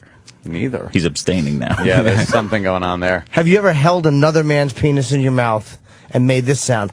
Oh. And do it just like that, sir. And do it just like that. Wait, does he have to ask? Have you ever had sexual physical contact with your mouth and another man's penis? No. He's telling the truth. I doubt He it. answered that question right away. but you didn't do Well, the he kind of knew the answer he had to give. Yeah. Like, ask me a question. Ask me if I ever held a penis in my mouth. He was prepared. Have you ever held another man's penis in your mouth? Yes! Have you ever held another man's penis in someone else's mouth? Oh, that he failed. Yes, I'm a cuckold. It's like, damn, he found me out. All right, so all right. what the Derek is being truthful. Good. Derek, far. He exaggerates, but he's not a liar. Exaggerator. Little exaggerate. We'll put him in that young category. exaggerator. He exaggerates a bit. Yes. Exactly. He doesn't always lie, only usually when his lips move. Ah, shit. So what are we plugging? A lot today, of lie sir? detector jokes. I got plenty of them. Polygraph jokes. I'll play my polygraph joke. Knock, knock. Who's there? I'm asking the questions here. All right, there you go. Oh, Chip like that. Yeah, that's a good one. You're gonna maybe steal that one, Chip. Yeah. Feel free. Yeah. I should have a lie detector machine, see who's telling the truth. I can't take you. This is the worst. What a fun stopper. All right, why don't we get the plugs in there, sir, Daniel? Yes. What are we plugging today for you? Our polygraph services. Okay. Anyone who'd like to speak to us about polygraphs for personal reasons, criminal reasons, any reason at all. If you do parties? Yeah, actually we do, believe it or not. I would imagine you would. Yeah, I did the opening for the Get Smart movie. As a matter of fact, I would imagine the bachelorette parties or something like that. Oh, it's a lot Did of you fun. ask the yeah. cast, do you Obviously think not. this is going to be a good movie? Exactly. Obviously, it's not a real polygraph, but for demonstration purposes, why not? Who starred in that movie? It was Steve Carell. Steve Carell, Anne Hathaway. The Rock was in there. Alan Arkin. Okay. A good remake. Does Alan Arkin have a big penis? I don't know. Let's ask Steve. Steve. Yes. Stay tuned. Still to come, more of the best of Opie and Anthony. Best of Opie and Anthony. 2010. 4 teams remain in the NBA Conference Finals, and SiriusXM is the only place on radio where you can hear every team's hometown call. In the East, the Heat battle the Pacers. Right-hand jam, LeBron James. In the West, the Thunder take on the Spurs. Durant on the left-handed off the bounce speed. Oh, a laser by Westbrook. Catch every home and away broadcast of the NBA Conference Finals on your SiriusXM radios and on the SiriusXM app. Log on to SiriusXM.com/live sports for game times and channel listings. This is your Mama Mancini half-a-minute update. You have heard Dan Mancini tell you about how he began selling his grandmother's all-natural meatballs and delicious sauce. Mama Mancini's is a publicly traded company under the stock symbol MMMB. We are now in over 26,000 spots on grocer shelves across America. Mama Mancini's is traded under the stock symbol MMMB. Mama Mancini's a meatball lover's meatball. It is not the intention to be considered solicitation of any sort. Please check with your broker or financial advisor prior to making an investment decision. The right way to do things. For us at WeatherTech, it's the only way to do things. I'm David McNeil, founder of WeatherTech. We wanted to manufacture the highest quality, most advanced vehicle floor protection in the world. We also wanted to do our part in helping our neighbors, helping the economy, and protecting the planet we all share. That's why we chose to build our factories right here in America. Learn more at WeatherTech.com or call 1-800-CarMats. WeatherTech Floor Liners. Complete protection, completely American-made. I need to control internet usage in my office. Do you want to pay a fee for every user? No. Do you want to pay extra to protect remote users? No. How about a product that's difficult to install and use? No. Offshore or automated phone tree support okay? No. Then yes, we can help. The Barracuda Web Filter. Content filtering, application control, and malware protection with no per-user fees. Available as a hardware appliance, virtual appliance, or as a cloud service. And live humans to answer your calls. Try Barracuda Web Filter free. Go to barracuda.com/yes. Are you saving $1,000 a year on oil changes? You can with the OPS EcoPure, the best filtration system combining performance, ease of service, and rapid oil sample results in the industry. Your truck is your investment. Protect that investment. Call Artie at 203-346-1832 to find out about the OPS EcoPure, the only filtration system I'll use. Call 203-346-1832. Good communication is key to business, especially when you need to work together with people that aren't in the same office. So what do millions of small business professionals do when it's time to connect with remote clients and colleagues? They use Citrix GoToMeeting, the proven solution for meeting and collaborating online. GoToMeeting lets you share the same screen, so it's easier for everyone to stay on the same page wherever they are. And with built-in HD video conferencing, you just need a webcam to see each other face-to-face. Present, demo, and meet simply, all on your Mac, PC, tablet, or smartphone. When meetings matter, millions choose GoToMeeting. Now it's your turn to see why. Start hosting your own face-to-face online meetings today with GoToMeeting. Visit GoToMeeting.com, click the Try It Free for 30 days button, and use the promo code SiriusOrXM. That's GoToMeeting.com with promo code SiriusOrXM. Ready to work with anyone, anywhere? GoToMeeting. Meeting is believing. Hi, I'm Chuck Woolery. Here's something surprising about mouthwash. The burn doesn't mean it's working, and neither does the cool sensation. The fact is, if you want real, long-lasting, fresh breath, you need an activated mouthwash. Smart Mouth mouthwash has two solutions you combine right before rinsing, activating the power to eliminate bad breath for a full 12 hours. That means fresh, clean breath all day with just one rinse of Smart Mouth. Rinse at night to prevent morning breath. It works. Get Smart Mouth today in the green and white boxes at stores everywhere. We're back with the best of Opie and Anthony. 2010. Play Norton's mental thing. Promo that the boys came up with. What's that? And you know what? We never played the soccer prank. Oh. With the guy complimenting the host's bulge. Oh, yeah, we were going to do that, and then we started on that. Rudely interrupted. Something else was going on. But first this. Major depression is a serious medical illness affecting 15 million American adults. Here at the Jim Norton Center for Mental Illness, we offer individual counseling for those suffering from this leading cause of disability. Can I just tell you, I fucking hate mentally ill people. I really do. Our thoughtful and courteous staff will listen intensely to your problems. I'm sick again. Fucking annoying burdens. Shut up. And offer a variety of suggestions to help you with your illness. You should be fucking put down. For those suffering from a more serious case of depression, medication may sometimes be prescribed. Make me better. Either take your fucking medication or throw yourself through a window. Nobody will give a fuck. Our goal is to help you live with your depression. You're just a drain. You say the same fucking shit day in and day out, and nobody gives a fuck, and you don't get that nobody fucking cares. Shut the fuck up. Remember, you are not alone. Depression affects more than 5% of the adult population. Holy, we all got fucking problems. Why does everybody? You fucking burdens. You're a fucking emotional slug. If you or anyone you know is suffering from depression, visit the Jim Norton Center for Mental Illness today to receive a free counseling and find out if treatment is right for you. I'm hurting. I don't care. I don't empathize. I don't sympathize. I don't give a shit. That's all right. Damn. Man. Very good. Like that. Very good. I like that a lot. And hopefully the message... Do you know how many Twitter or emails I got and Twitter responses and Facebook responses? Dude, you know my sister. You know my... Oh, everyone knows that. Dude, person. but everyone people... knows that person. No negative responses like people, you're bagging on the mentally ill. Everybody knows someone like that. Some fucking leech. Some self-obsessed, self-pitying fucking leech who you just want to fucking cave their head in because you don't care about what their problems are, and you're tired of them. Well, you have to care, though. But you don't. You get pulled in. And they won't go away. Never?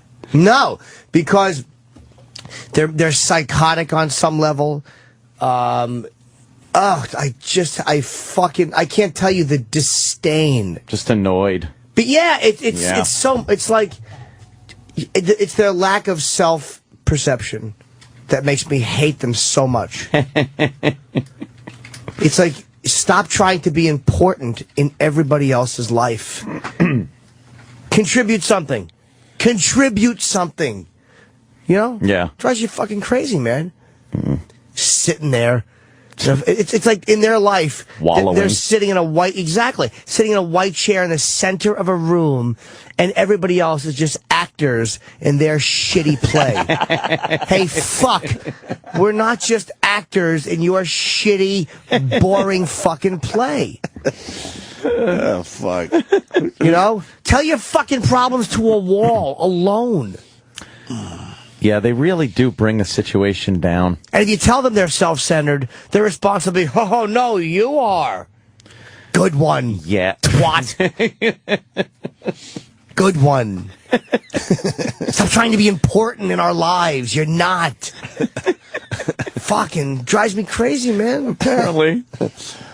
Everybody deals with a couple of these people in their lives. I'm not unique. Everybody has a couple of these fucking goiters. That's what these people are. You know what you are? You're goiters. You're fucking neck goiters. They don't like to see anyone else happy? They just don't understand how they are the cause of their own misery and the misery of everyone around them. And everyone rejects and leaves them eventually, and they sit there like dumb motherfuckers and wonder why. And that's why. And the word "you" is not part of their vocabulary. No. It's always me. Me. And to those of you out there like that, just take your mental illness and shove it up your fucking ass. Take your sadness and shove it up your fucking ass. Keep it to yourself. Fuck that. Cut yourself. I used to. Yeah? Yes. Did you? Man up. Woman up. Cut yourself in a room and shut up. Jimmy cut himself the proper way, too, by the way. No, I didn't. They say coming up is the wrong way. I went sideways. I cut myself on the back of the arm straight up. Oh, that's where the straight up one is. Yeah, I wanted attention. You did want the attention. Yeah. I did. You admit that, right? Of course. I was an attention whore. Suburban baby. Woe is me. Plus, I was drunk. I was in partial blackouts. I haven't done that when I was partial blackout, you fucking quitter. But you, I mean, now that you brought it up, I mean, you got one or two that are pretty fucking impressive. They're fucking. No, I mean, they're the latest impressive. one is from fucking The newest is from 1985, going to 86. Wow. Yeah, they're old. They're there. Impressive. Is what it is, you know. Yeah, you got to go. If you just want attention, you go across the street, not down the road. You know what? You're pretty much right. I didn't know that at the time, though. I will say that. Yeah. You thought you were really making an effort. I knew I wasn't. I'll show everyone. I'll show everybody. I'm gonna kill myself. I know from whence I speak, if that's an expression. Yeah. I was an attention whore and a fucking nerd. I am now, but at least I fucking tap dance for it. At least I'm willing to put on a white tux and Cab Calloway for you. Put on a little show. A little soft. Do a little soft show. A little soft show. You motherfucker. Do a little soft show. It's humiliating. I would like sign notes in blood. Oh, wow. God. It was awful. Yeah, my funeral, and they'll be sorry that, we won't have Jimmy around anymore. I'm gonna do it. Yeah, I'll show him. Oh, not showing anybody. No one. No. No one. They'll be like, oh, what's Jimmy doing? Yeah, this asshole again. Ruining our good time. This asshole again. I love how sad people tell you everyone who's left them and wounded them. Oh, God. And then this one did that. And shut your fucking mouth. No concept that they're the cause of everybody leaving, right? That there's a reason everybody fucking hates you. It's because of who you are. Yeah. No, people don't hate you by accident, stupid. Fucking man. It is exhausting. It is exhausting. So the only way to deal with them is to just ignore them. It really is. Ignore them. Oh, they'll clamor for the attention like little dogs scratching at the door. Shucka, shucka, not 1 ounce of self-worth. Shucka, shucka, shucka, shucka. Notice me. Fuck you. Piece of shit. Hey, we got DJ on the line. DJ. Hey, what's up? What's up? Opie, Anthony. Yes. Avid listeners. I've been listening to you since day one. I used to listen to Howard Stern back in the 80s. When I heard you guys, I thought you were the greatest. So I started listening to you. I said, fuck Howard. But, I'm mentally ill. I got bipolar panic disorder. And the way Jimmy's been talking about the mentally ill, it's really making me feel disgusted because As far as I'm concerned, he's mentally ill, and he doesn't have no sympathy or empathy for the mentally ill. No, that's not true, dude. That's not true. No, it is. It is. He's right. No, it's sort of what Jimmy was saying. Let me. I heard you. I heard the first part of what you said. He's right. So I'm going to respond, and then you can finish. I said you could finish after I respond. This is why I don't like the mentally ill, because you don't know how to have a conversation. You just want to babble at somebody. How about you say something, which you did, then I respond. And then you can say something else. DJ's point right now. DJ, okay. 100%. The bottom line is, DJ, what bothers me, it is the lack of ability that mentally ill people have to see how they negatively affect the lives of people around them. It's your opinion, And Jimmy. they do, and that's a chemical imbalance. Exactly, DJ. I agree with DJ on this one. I'm sure you do. And let me tell you something. You've already told me something, and it didn't change my opinion. All you're doing is making me realize how correct I am. I was in the hospital for 5.5 months. They wanted to give me electric shock treatment. They should have. And with a high voltage fucking line. Why don't you just stop misbehaving? Why don't you just stop it? I know it's all about jokes and fun, but mentally... There's no but after that. There's no but. It's all about jokes and fun. There's no but. Do you understand? I don't care if you're affected with it. You didn't call up and complain when we were talking about rape or sodomy, but the one that affects you, you have a problem with. I know it hits close to home, but guess what? It hits close to home to you, too. Because as far as I'm concerned, you're mentally ill. Shit! No, you didn't. I won't even disagree with you. I got sympathy and empathy for you. I don't need your empathy or sympathy because I won't even disagree. But I'm not so delusional that I thrust myself into people's lives when I'm not welcome. I'm not delusional enough to think, let me finish, to think that people around me should be affected by every... Do you see what I'm saying?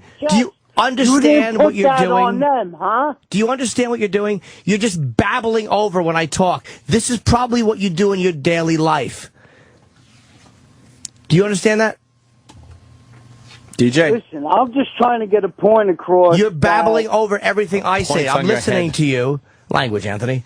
What I'm saying is, what bothers... I know I'm a little nuts, and I acknowledge that. But on a personal level, I don't thrust myself into other people's lives incessantly and sit there. I certainly do. And I'm not a wrecking ball in everybody's life, wrecking occasions, wrecking everything with fucking just me.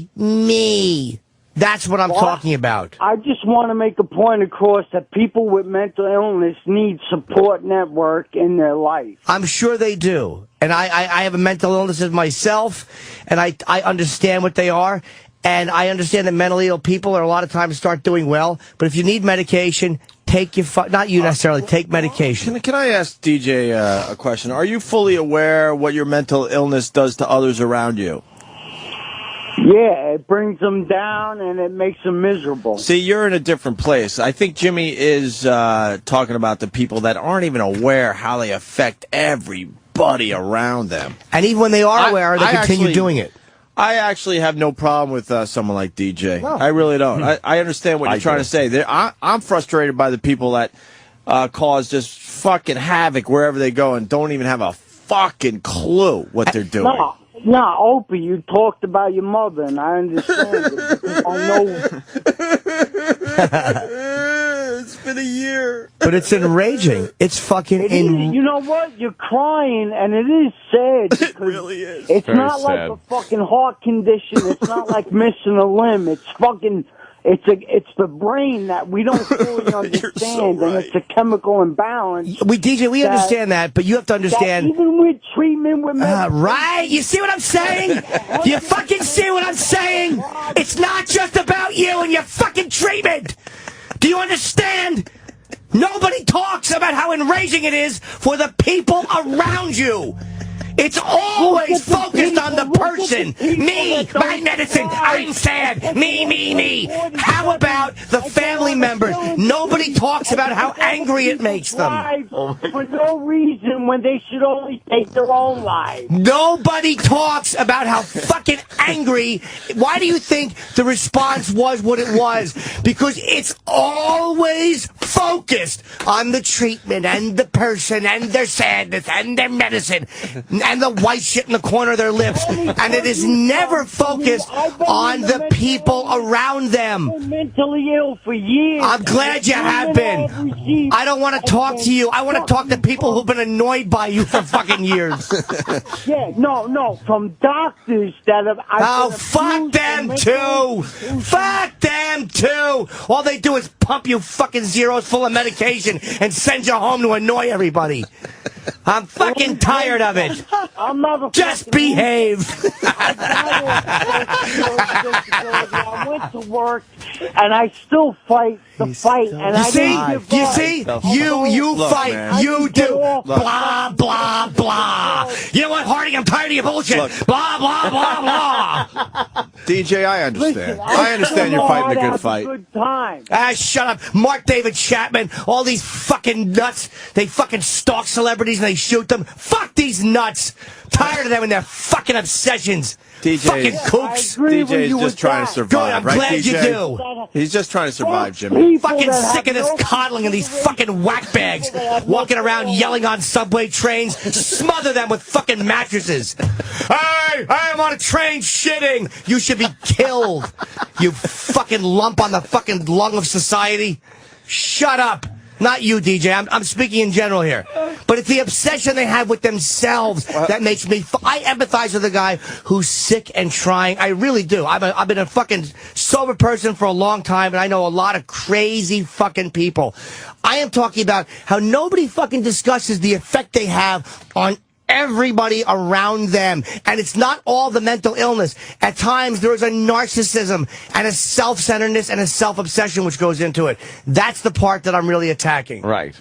Well, I've been contributing to society ever since I've been sick. I'm sure you have been. What have you done, DJ? How do you contribute to society? I work, I pay my taxes. Okay, good. You I have a should. good relationship with my ex-wife who got rid of me because of my mental illness. See, that's not cool. That's one person that's sad. annoyed. Yeah, she's had enough of it. No, that's sad. It's like when I watch Hoarders, my throat hurts when I watch Hoarders. I just yell, kill this thing. I really do. I can't watch Hoarders. My girlfriend's like, will you shut up? I can't watch Hoarders. Kill this thing. All I do is go, why are you fixing this? Allow this fucking lump to be buried under their own excrement and newspaper collections. No, it sounds like tough love. You got to give them tough love. Tough love. Tough love is right. Hold on, DJ. I'm going to put you on with Hillbilly Bob from Missouri, who's also mentally ill. Hillbilly Bob, what's up? You're on with DJ, and you got us, of course. Well, first of all, I love Jimmy. I think he's great, and I agree with almost everything he says. Just about this one instance, my mom had mental illness my whole life growing up. She was hospitalized several times. One time she called all of us kids together. There was 5 of us. She took a bunch of pills and said, goodbye, I'm going to kill myself. And when you grow up in an environment like that, my aunt killed herself, my mom tried to kill herself, you realize that this disease affects everybody in the house. Yes. And we loved our mom, but I determined when I grew up, I knew I had her genes in my body. I knew that I would be affected by this at some point.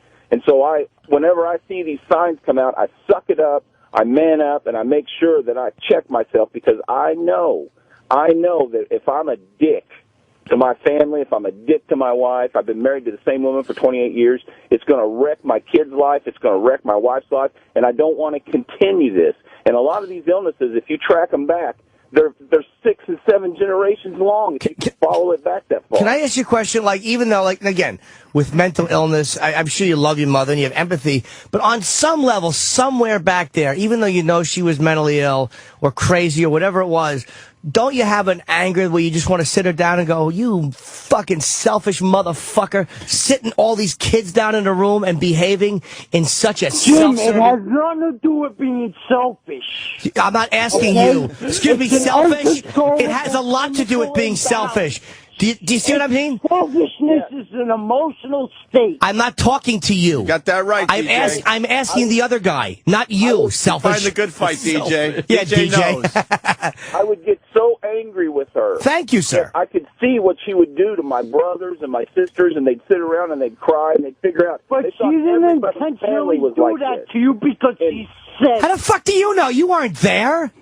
You see it, and you know. It. I live through it every day. So did he. Dude, DJ. Why? Your problem is you won't shut up, man. If you go to the psychiatrist, you're not going to get your money's worth because he's going to be listening to you instead of you listening to him. Right. The psychiatrist got me in the hospital more than a dozen times listening to that. Put a gag ball in your mouth, dude. Shut up for 5 seconds. Yeah, take the cotton out of your ear and put it in your mouth, DJ. Good one, Jim. Take the cock out of your ass, DJ. Even better. Hey, Jimmy, I love you. Opie, I love you. Anthony, you guys are the best. Thank you, man. Thank you, sir. I'm going to love Stern sucks cocks. Wow. Jesus. That's not nice. Lucky him. Who doesn't enjoy a good hog? Why should Howard be any different? Billy Bob's out. We should have said, boy, I thought you loved us. Billy Bob's out. He All right, said. Billy He's Bob. out. Now, DJ. Yeah. Yeah. Man, DJ, I feel for you today. DJ's speaking my language. I He think really DJ is. won the debate, to tell you the truth. Yeah, between him and DJ. Jimmy. Yep. Because I agree with absolutely everything agree. DJ said, and probably agreed with maybe one thing that Jimmy said. Yeah. That actually makes me feel like my point is better than I originally anticipated it would be. Thank you. Jimmy's being a little Gee, what a harsh shock. on the mentally ill, The two right, pictures DJ? of mental health in this room don't agree with me. Jesus, one picture of scab he's had since 1976, and one goes home and sips a Bud Light and wakes up at 8 o'clock the next morning and goes, what happened? And they say it's fucking March. Oh, go ahead, talk right over the punchlines. Good timing of Prozac in the ninth inning. See how I changed that from diarrhea to suit you? It's all about you. My name is DJ McKay, and this is my best friend, Bear. Oh, Jesus Christ. Do you not hear the fucking monotone way you're barreling through everything, DJ? For the love of Pete. DJ, tell him how it is, man. Yeah, come on. Ask me to sign a copy of Catcher in the Rye and then shoot me in front of the Dakota. Fucking loon. DJ, I don't read. I listen to you guys. That's right. You're just trying to get further proving you're a boob. He's just trying to get through his day, Jimmy. Let him just try to get through his Just day. another guy trying to fight the good fight and get through the day, right? I don't understand why you don't see it DJ's way in this one. Earn a good wage. Yep. What do you do for work, DJ? Earn pretty good I'm wage. disappointed in you, Jimmy, because I expected more from you. I worked down at Bill Cox's outfit fixing lawnmowers Wait, and whatnot. But we got to get it. You're disappointed with Jimmy, huh? Why are you disappointed with me? Because I thought he would be more understanding and sympathetic and empathetic to people with mental illness. I have been for a long time. I have been, but it gets to be too much. Jimmy, you all right? Yeah. DJ, I think you might have got to Jimmy a little bit. Nah, he's being phony. He's just being. No, if you remember. Cynical towards me because I'm upset. No, DJ, I'm telling you, remember about a month or so ago, Jimmy cried over Roger Ebert, and we're That's having right. that same thing is happening right now. Jesus. I'm not a good actor. I can't even pretend I'm sad. I got a heart on right now. It's ruined the whole I'm sorry. I answered wrong. You know how heartbreaking it is that the mentally ill guy saw through my bad acting? It was the easiest thing to do, though. All you had to do. I know. Oh, DJ, you're going to be all right, DJ. Yeah, when I wake up tonight. Why you disappointed in me? Because I differ with, like, of all the horrible things I say on the show, expressing my opinion. No, you don't say horrible things. You're a very intelligent person. Thank you, but I attack children, I attack race, I attack a lot of things horribly. No, but you stick up for a lot That's of off things. the show. Yes. Yeah, you're just disappointed that he didn't see it your way, huh, DJ? And that makes you really upset, doesn't it? Do you see what I... No, I'm going to talk to DJ. Well, let me ask you. You're really upset because Jimmy let you down today, huh? Yeah. Yeah. Then how come you're not giving me... And yesterday, I listened to you yesterday, and he was ranting and raving about it yesterday. Why are you not... DJ, let me ask you a question. I tried to commit suicide, and you guys talk about taking the easy way out. Yeah. And I found out a bridge I can jump off of, and that's good. the end You're of going to it. have that on your fucking conscience, Jimmy. No, I won't. No, because he don't know me from shit, so it doesn't... Shut your goddamn pie hole! Anybody. You're right. I got my own fucking problems that I try to fix and not burden everybody else with. My question is this. Can we give him Fezzi's number? Why won't you give me the same leeway you want? Like, you want all this leeway as someone who's mentally ill, and I snap because occasionally I am affected by mentally ill people, and I'm fucking tired of it. And instead of understanding that and going, you know what? These crazy motherfuckers really are, at times, enraging figures in people's lives. You immediately take up for the mentally ill instead of stepping out of yourself and realizing, wow, people who deal with mentally ill people really do have cause to be angry sometimes. Well, but I just want to tell you, Jimmy, that we try to do the best we can for ourselves and the people around us. I'm sorry!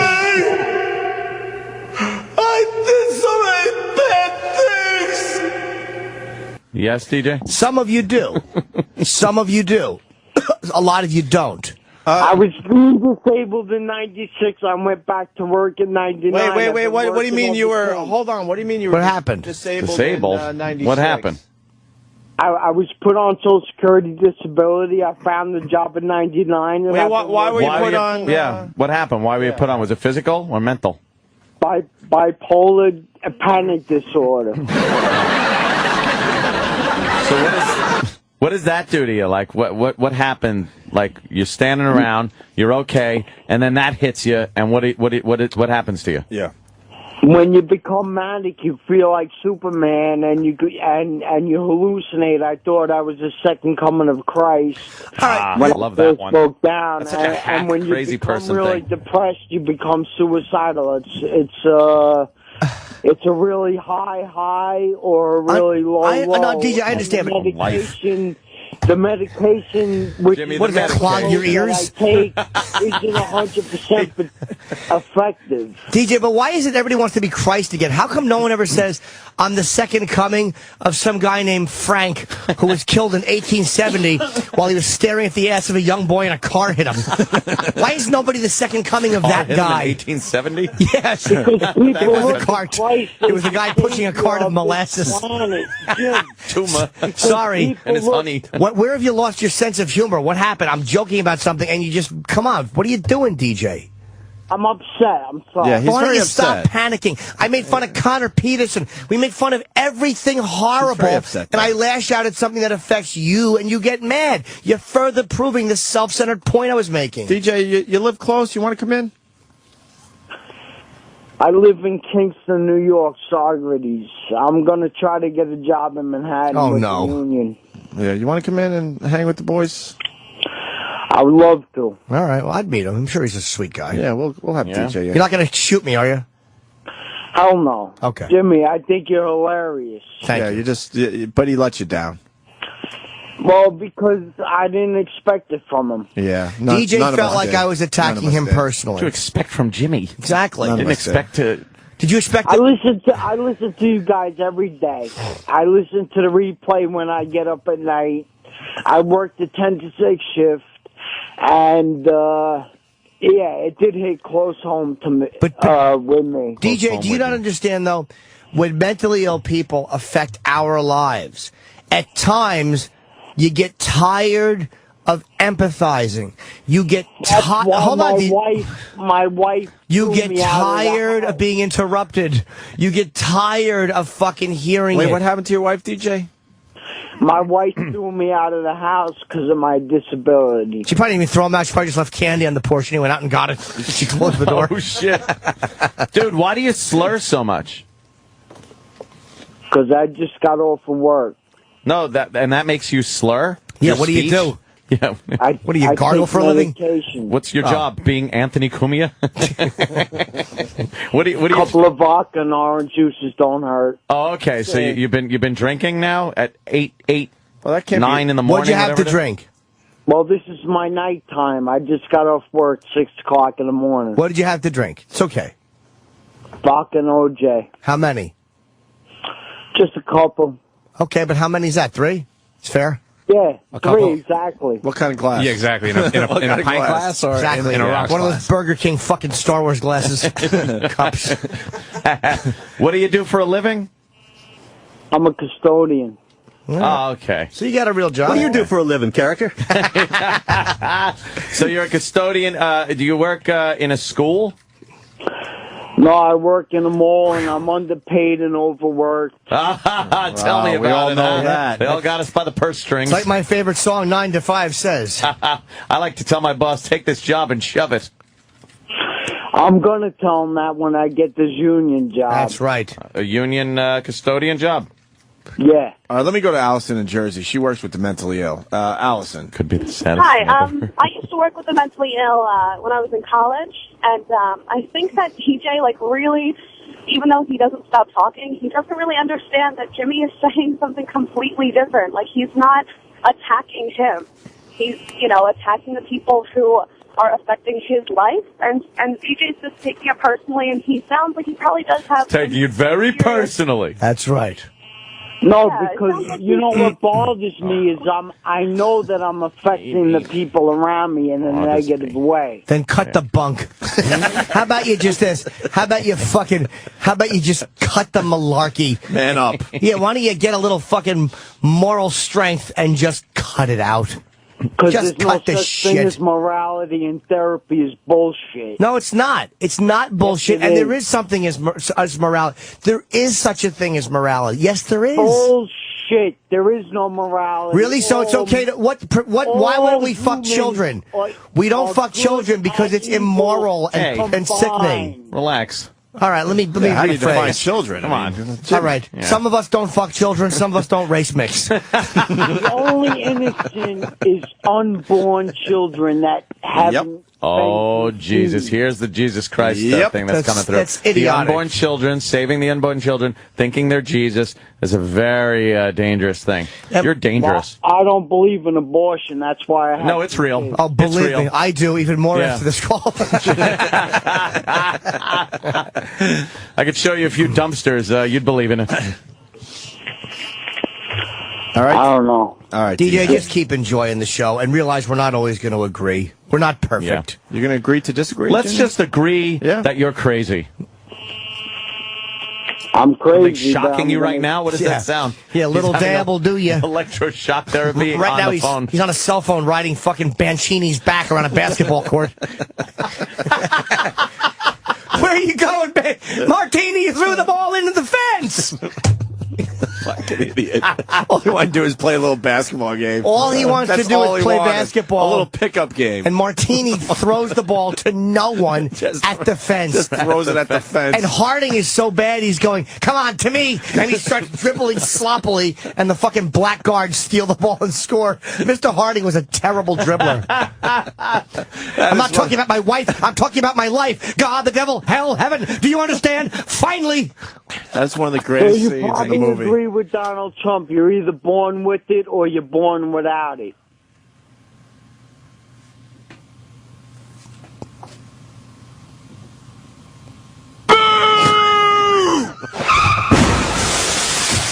Okay, faggot, what's next? Fuck's sake, man, you're amateur. Be more funny. This is going great. I'm miserable. I'm punching out. Have a good day. Oh, come on. All right, cheer up, you silly goose. We're just having fun with you. on. Relax. I'm with All you. right. I'm All with right, you, DJ. Jim. We I'm love with you, DJ. Relax. I'm Don't with worry you. about it. All right. All right, just take care. All right. Asshole! All right. All right. There goes. Whole ass. What? Whole ass. Yeah, whole ass. Asshole, whole ass. Yeah. All right, DJ. You stay in touch with the show so we know we didn't lose one. I'll listen to the rest of the show. Tell me to read a psychology book once in a while. Oh! Why don't you do a little reading? I don't need to read psychology books. I have enough fucking kooks that have infiltrated my life and make my life unpleasant. I don't need a psychology book. All I got to do is fucking look at these kooks and these whack jobs. Right. In front of you? Not you guys, no. I don't need to read a psychology. Why do they do what they do? I don't give a fuck. Just stop doing it to me. You don't have to sympathize, but you know what? As far as I'm concerned, you're so mentally ill, you should empathize. Oh, that's some fucking knowledge right there, DJ. Yeah. Oh, DJ hung up on that. Oh, did he? That was his fucking statement. Part of his self-obsession. DJ wanted to get the last word, and he's probably rehearsed that conversation a few times. Let's go to Brad in DT. Brad. Oh, great. Suffering from the DTs. This ought to be interesting. Well, I don't have the DTs, but I'd like to take a crowbar to that guy's watery head. Whoa. These people, what he doesn't say or what he doesn't acknowledge is that people like that suck the life out of everyone around them. I went through it for 20 years with my ex-wife. It wasn't until I took the car, took the kids, ended up broke, both of us, before she even admitted that she had a problem, and she still fucking denies that there was ever any issue. And those type of people, it's all about them, and every single person around them ends up drained, exhausted, and they hate her. A year and a half of therapy to get my kids to the point where they can just start to be normal. They suck the life out of everyone around them. They don't give a shit, and they think it's everybody else's problem but theirs. And I'm not talking, by the way, about, thank you for saying that, I'm not talking about, like, people who are profoundly retarded. Retarded people to me... Sorry. But I don't mean retarded people. Like, so I don't want anybody to call up and go, oh, my son's got Down syndrome. I'm not talking about that. I think people know the people I'm talking about. It's not that. It's people... Yeah, it's that uber narcissism, man. They Yes. think the world revolves around them. And fuck them. And at what cost? I mean, everyone else is affected. So what are we supposed Absolutely. to do? It screws up What every the fuck are we single supposed person to around. do? Because we're supposed to have sympathy for people like that when they're affecting everybody around them, affecting so many fucking people. Yep. At what cost do we say, go fuck yourself? And the uber go narcissism live your life by yourself. Is right. That was the uber narcissism. Right.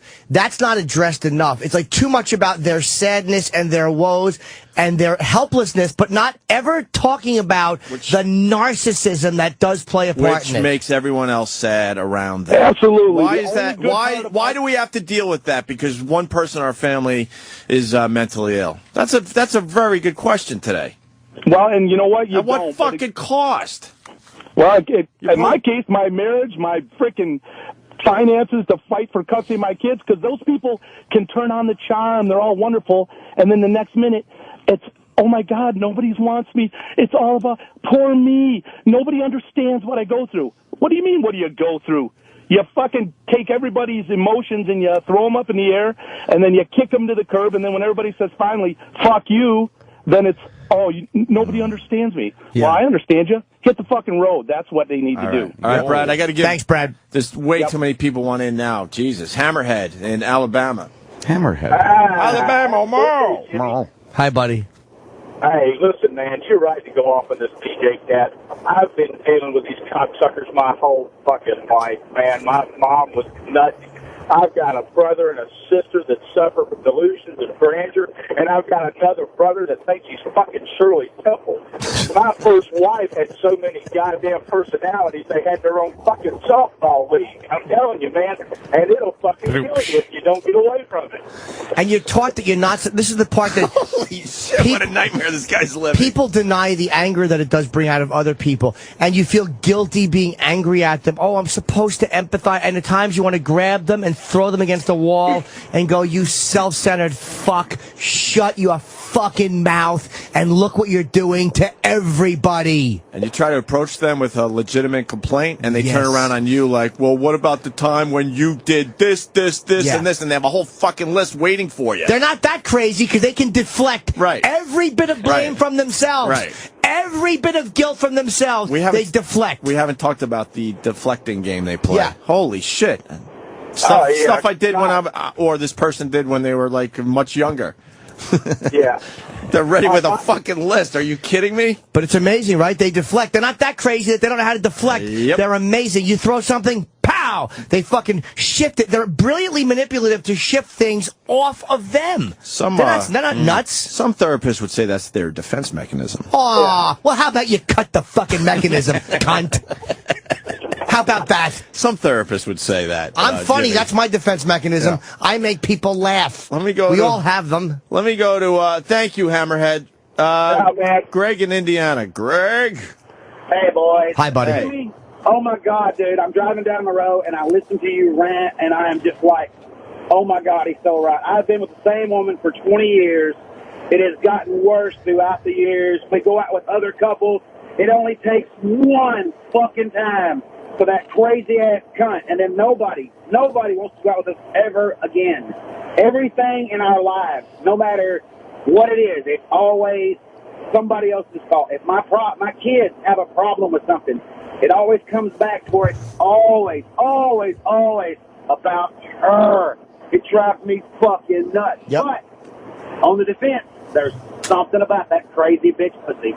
Yep, absolutely.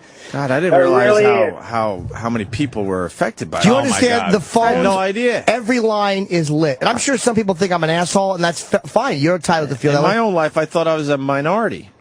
I was like, no one fucking understands this shit. But everybody goes through this Everybody? shit. You got one in your fucking circle there, Ed? Maybe not family, but, you go through shit. Yeah. Even if it's not immediate family, right? Yeah, it doesn't have to be immediate family. That's true. That's true. All right, Greg, thank you. Thank you, guys. My mom, let's just say this. My mom had certain issues that she's talked to me about that, needed some work. So what she did was she went to therapy, and she worked through it, and she told us, look, this is what's happening, blah, blah, blah. She kind of walked us through it. And, at times it was a little trying, but it was nothing too crazy. It helped a lot because she was rational about it. And I know people go, well, she could be, and some people can't be. But she wasn't so narcissistic that she didn't understand that she was affecting people, and then it kind of fixed itself. Was your mom a dude? No. Well, why? Oh, I thought it was a sex change operation. Jesus. No. She became a mom. No. That was cuckolding that her and my dad got into. They would always be a black gentleman, according to Dad. According to Dad. Jesus. All right, let's go to Nick in New York. Nick. Oh, what's going on? We were supposed to break an hour ago. Hey, man. Fuck. Wow. Which is fine. I'm just saying. Nick. Yeah, what's going on? Hey, we're talking to you, Nick. You work in a pharmacy? You need help here? You work in a pharmacy. What do you got? I work in a pharmacy. I deal with depressed and fucking mentally ill people every goddamn day. Fucking everybody comes in and they want their fucking drugs, and that's all they bitch about. And whenever they can't get their fucking drugs, you get to hear all the fucking stories in the world. They're like, oh, I'm sick. Oh, this happened. I just got out of the hospital. My mom's not doing well. Oh, all this fucking whiny bullshit every goddamn day. And you sit there and you have to deal with it since you work for the company, and you got to deal with these people because you have to give them their drugs. But the shit that comes out of these people's mouths is fucking pathetic. And then there's also the actual sick people that actually need meds, and they can't get it because of other people that really don't fucking need it, and they pretend to have this shit just for the attention. Yeah, that guy that said uber narcissism. Yeah. It's just a part of it. For some people, look, they can't help themselves. I'm talking about the ones who are so fucking self-absorbed and narcissistic, along with being a little nuts, and they don't ever talk about their narcissism. It's never narcissism. Never. Mm-hmm. Let's go to Dak in Kentucky. Dak? Yeah, hey, boys, what's up? Hi, Dak. That's a weird name, Dak. Z-A-C-K. That's not weird. My mom's one of these deflectors that you're talking about. She's a deflector? Yeah, we would... around her, she's a manic depressive, and around her, she thinks everyone else is the one that needs to be medicated when the doctors tell her she's the one with the problem. And when we go to therapy, she go, well, we're not here to talk about me. We're here to talk about everyone else's problems. It's so enraging. Just walk away from them. Ignore them. Walk away. Sit in a room and fucking eat crushed glass, you fucking nut.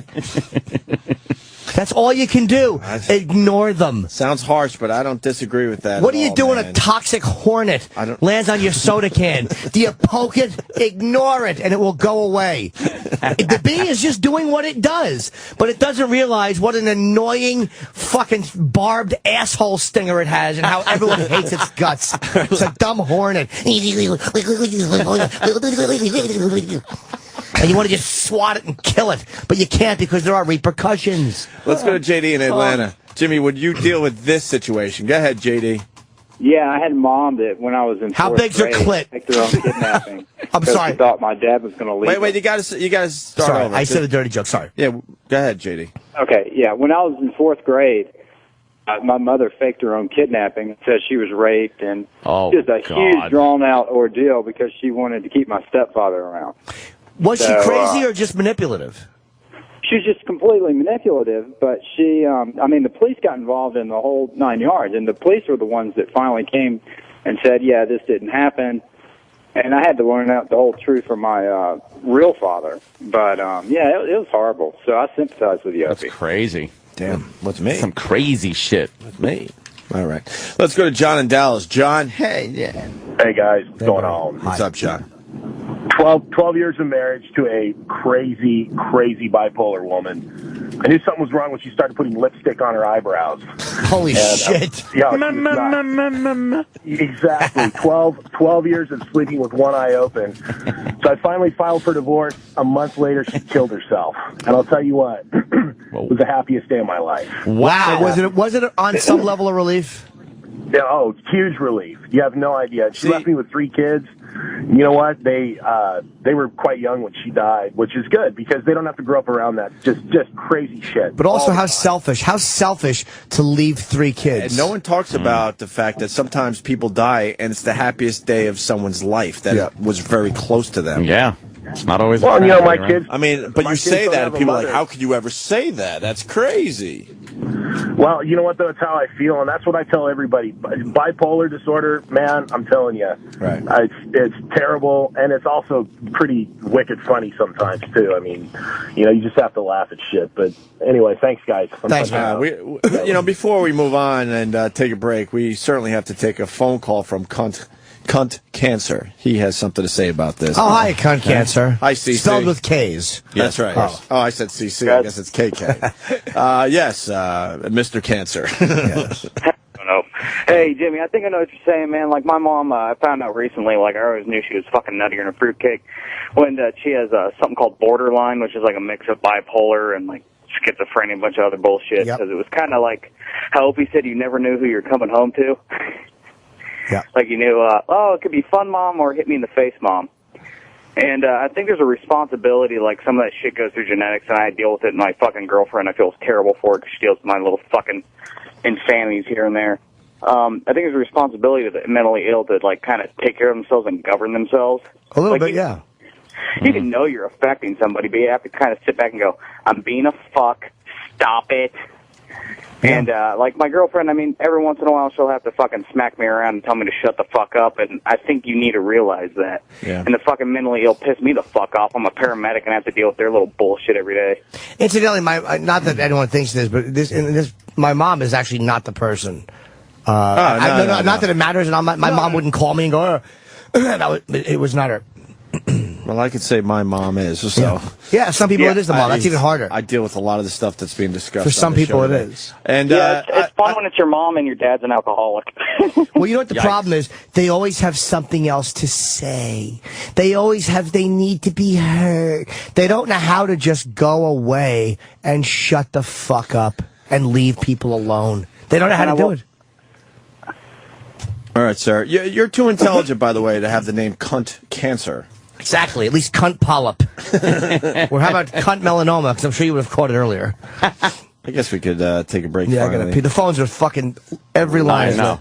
It's crazy. My grandmother tried killing my uncle and grandfather because she suffered from depression. That's good when they take out everybody else with them. Of course. So that's just wonderful. More narcissism. More fucking mirrors that they yell into and talk to themselves. Fucking wackos. Mikey, that sounds like a fucking horror show, man. What do you got?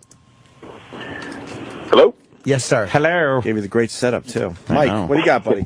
Actually, my grandmother she suffered from she was bipolar and depressed, and she was the one that my grandfather and my uncle were taking her to South Oaks Hospital, and she grabbed the steering wheel and tried killing all of them.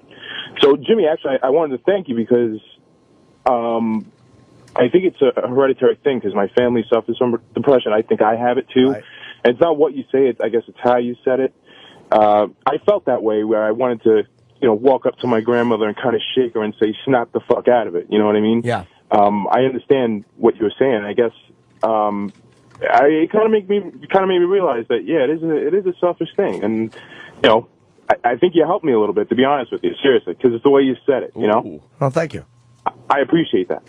And it's, again, that's what I'm talking about. It's the idea. To me, anybody who's rational enough to go through daily life and to know better than to just shit in the middle of the street. If someone shits in the middle of the street, that person is certifiable and there's a difference. But people that understand they have to pay the phone bill and they understand a lot, anyone that would grab the wheel of a car and try to kill everybody in the car is a selfish, narcissistic, give a fuck about no one but themselves person. Yeah, I didn't think about it until, what you said earlier. It makes a lot of sense, so. Right. Seriously, it helped me out. I appreciate it. All right, take care, man. Thank you, buddy. That. All right, brother. Thank you, man. We're helping. We'll be right back with more of the best of Opie and Anthony. 2010. Hi, I'm Jessica Shaw, host of EW Morning Live on Sirius XM's Entertainment Weekly Radio. Hey, I'm Dalton Ross. Get ready, people. EW Morning Live on location from Survivor. We are going to get the lowdown from Jeff Probst and all the people behind the scenes. We totally need to formalize and formalize now. We are so going to own this island. The first ever broadcast from the set of Survivor. Every morning next week on EW Morning Live. Exclusively on Sirius XM's Entertainment Weekly Radio, Channel 105. Or listen on the Sirius XM app. The Opie and Anthony channel. All Opie, all Anthony, all the time. 24/7. It's real puking. He's okay. He's all right, Ed. He's all right. It's real politics. They're using the 10th Amendment as a way to say that the states can do that. I'm looking at it saying that they can't. Only here on Sirius XM. The Opie and Anthony channel. All Opie, all Anthony, all the time. It's real. 2013 was a great year for trucking. Freight was up and drivers were in demand. And 2014 promises to be just as strong. So whether you're an experienced driver or first-time owner-operator, Aero Truck Sales stands ready to help. The first step is finding a quality used truck within your budget that's ready to earn revenue. And the best place to find all makes and models is aerotruck.com. There you can select the perfect truck for you and apply for financing. The next step is protecting that investment with a comprehensive warranty, adequate insurance coverage, and 24/7 roadside assistance. Aero Truck Sales can handle the entire process at any of our 17 locations. And remember, matched units arrive at our stores on a regular basis. So call Aero Truck Sales today at 800-250-2776 or visit aerotruck.com. After 64 years, Aero Truck Sales is still North America's complete used truck source.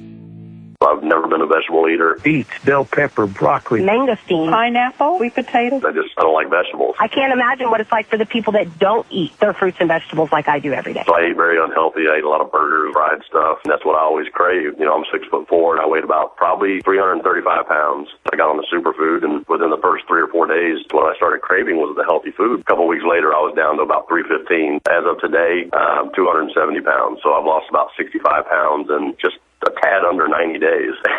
That's amazing. It really is. TexasSuperfood.com. I'm Dr. Dennis Black here in Dallas, Texas. In a capsule or a powder, 1 daily dose of Texas Superfood delivers the same nutrition as 12 servings of raw fruits and vegetables. I had a 54-inch waist. I'm now down to a 40-inch waist. Join us on TexasSuperfood.com or call us 844-Dr. Black.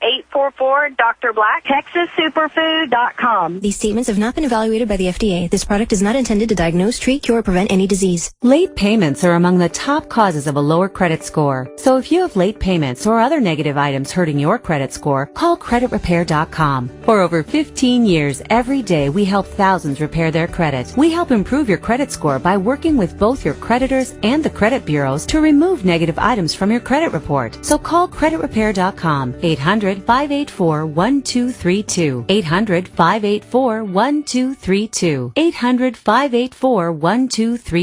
Hi, I'm Chuck Woolery.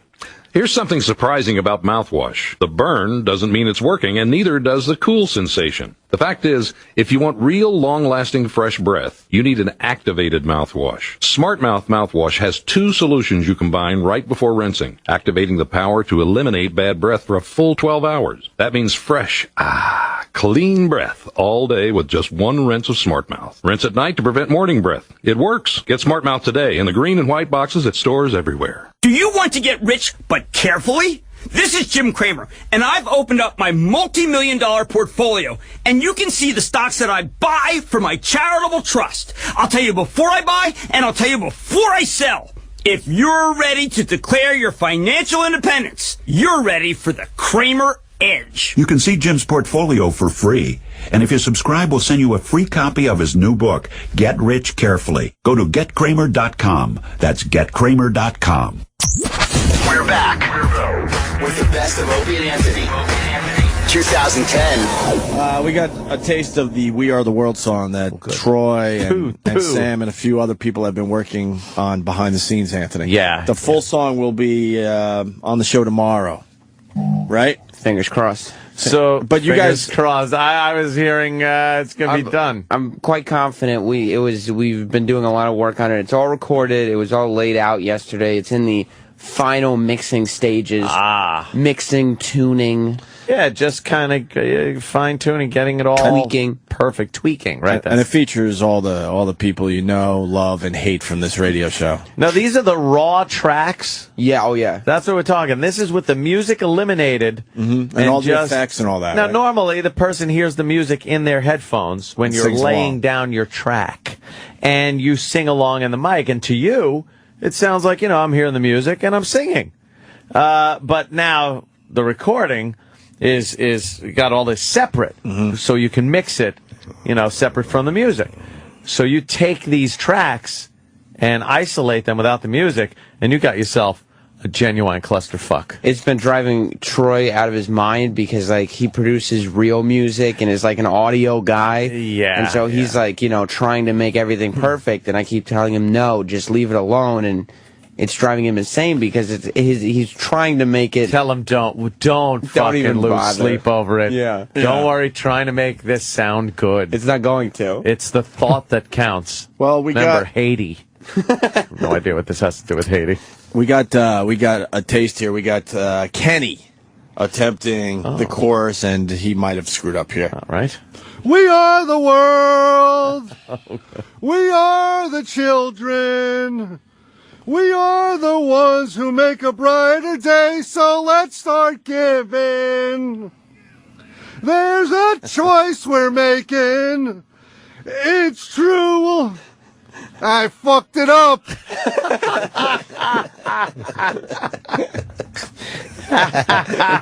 What a dope. That's One Take Kenny. Is that good old One Take Kenny? Oh, I thought he was talking about everything in life. Yeah. I fucked it up. And then Mustard is part of the song, so we got a little taste of how Mustard is sounding. Yes, Mustard is the one guy who's trying to sound really good. Yeah, he's and, trying. Yeah, with the affectation on his voice and the whole deal. A choice we're making, saving our own lives. It's true, and I got out of day, just you and me. We are the world. We are the world. We are the children. We are the ones who make a brighter day. So let's start giving. Let's start giving. There's a choice we're making. We're saving our own lives. It's true, we make a better day. Just you and me. It's not bad. No, Why it's are you guys actually making not. faces? Because I don't like the.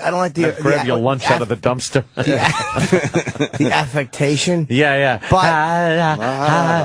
But he actually did sound good there. Steve from Bay Show sounds like he's singing with an anvil on his chest. There is kind of a. But you got a good version of Mustard. He wasn't all fucked up, right? No, when he came in? Mustard was sober, and he's actually very concerned because after Troy explained what happened with his album on the air, yeah, a lot of fans started contacting him and telling him how bad he fucked everything up. Yeah. And so he's like, shit, yo. Good, he should. He's really trying to make an effort. He says he's not going to bring that guy that he brought with him back, and he's going to come in clean. And he was sober when he did that. I'm still in, man. I want to help him out and try to get this album out there. But the first session with Troy was a disaster. Yeah. It really was. And then he comes in for the We Are the World recordings, and he was sober and sounded really good. He was way easier to work for. I was worried that he wouldn't want to work with all the non-professionals. I have an idea. Yeah. Is it possible? No. You're right. First of all, most artists don't get a chance to be told they're fucking up. Like, they usually just fuck up and that's it. At least he's got a chance. Is there any way... We very much wanted to see Grey Wolf. Yes. That you could take Mustard and get an extra verse out of him and somehow combine him and Grey Wolf and perhaps get a fucking song. That could be something maybe we add Two to the homeless album. guys singing But see, a the song. problem is we can't get Grey Wolf to redo what he did, so we would have to use what Grey Wolf did already. Absolutely. Yeah. Absolutely. Because we've already tried to get Grey Wolf to reenact what he did, and it's just not happening. You get him to get... Because that goddamn Grey Wolf song, I'll say it every time, that's a masterpiece. It's a minute short of a classic. Oh, we were so close to a big fucking That's all right. You try to maybe get or have him and fucking Mustard do something together and then see if you can blend it in, or just get Mustard. There's a way to do that where you could probably get something out of it. Drew Boogie is screaming at his radio right now. Why? Because he tried to get some more out of Grey Wolf. He couldn't get anything out of him. Well, try again. He Maybe spent a whole day in a studio with the guy. And what was Grey Wolf not doing? Just not sounding good, or was mouth teeth in the way? What happened? I think he wasn't sounding right, and he kept insisting on playing the flute. Yeah, it's just it's just nonsense. Prima donna. It's just nonsense with Madonna these homeless guys. It's a flute / weapon. That's why they're homeless, by the way. Yeah. They're not good at taking direction and shit like that. Well, we should rip the flute out of his hand and beat him to death until he fucking sounds right. Be? Treat yourself. That's why you step on cakes. Yeah. Let's say hi to Bud the trucker. Exactly. Bud. Congratulations, Jimmy. You're going to make a great father. This is perfect for Mustard. He's trying to make this piece of shit sound good, but he won't get off the toilet for his own career. True. Trying to make this piece of shit sound good. Right? That's true, but it's his own stuff, and he falls asleep with a log hanging out like a fucking oxtail. This piece of shit We Are the World thing that we'll play like 3 times and then throw away. Shit. You're right. And his fucking CD could be out there for a real long time to come. Dash in Syracuse. Dash.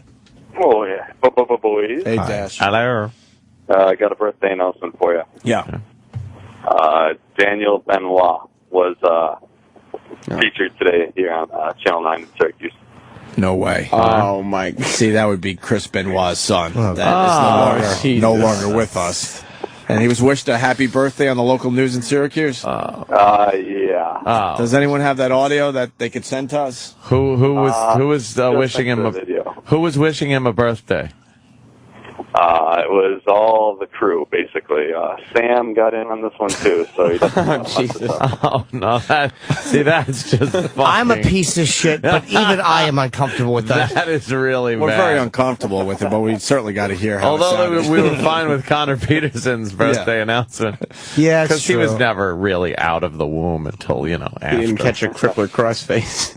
Well, there is a reference to the phone cord in there, too, so... Oh, no. Oh, boy. How did they get that in?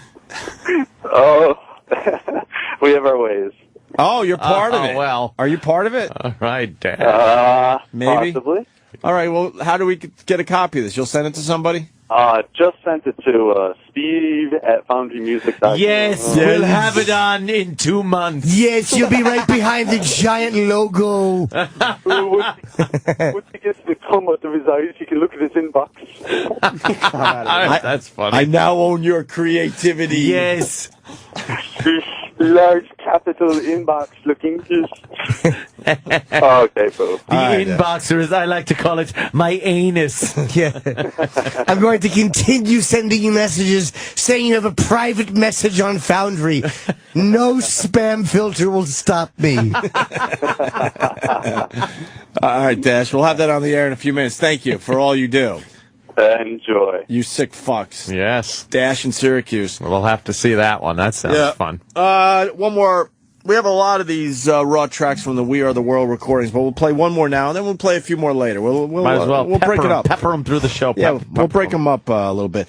You might know this person from the show. That's all I'm going to say right now. We Are the World.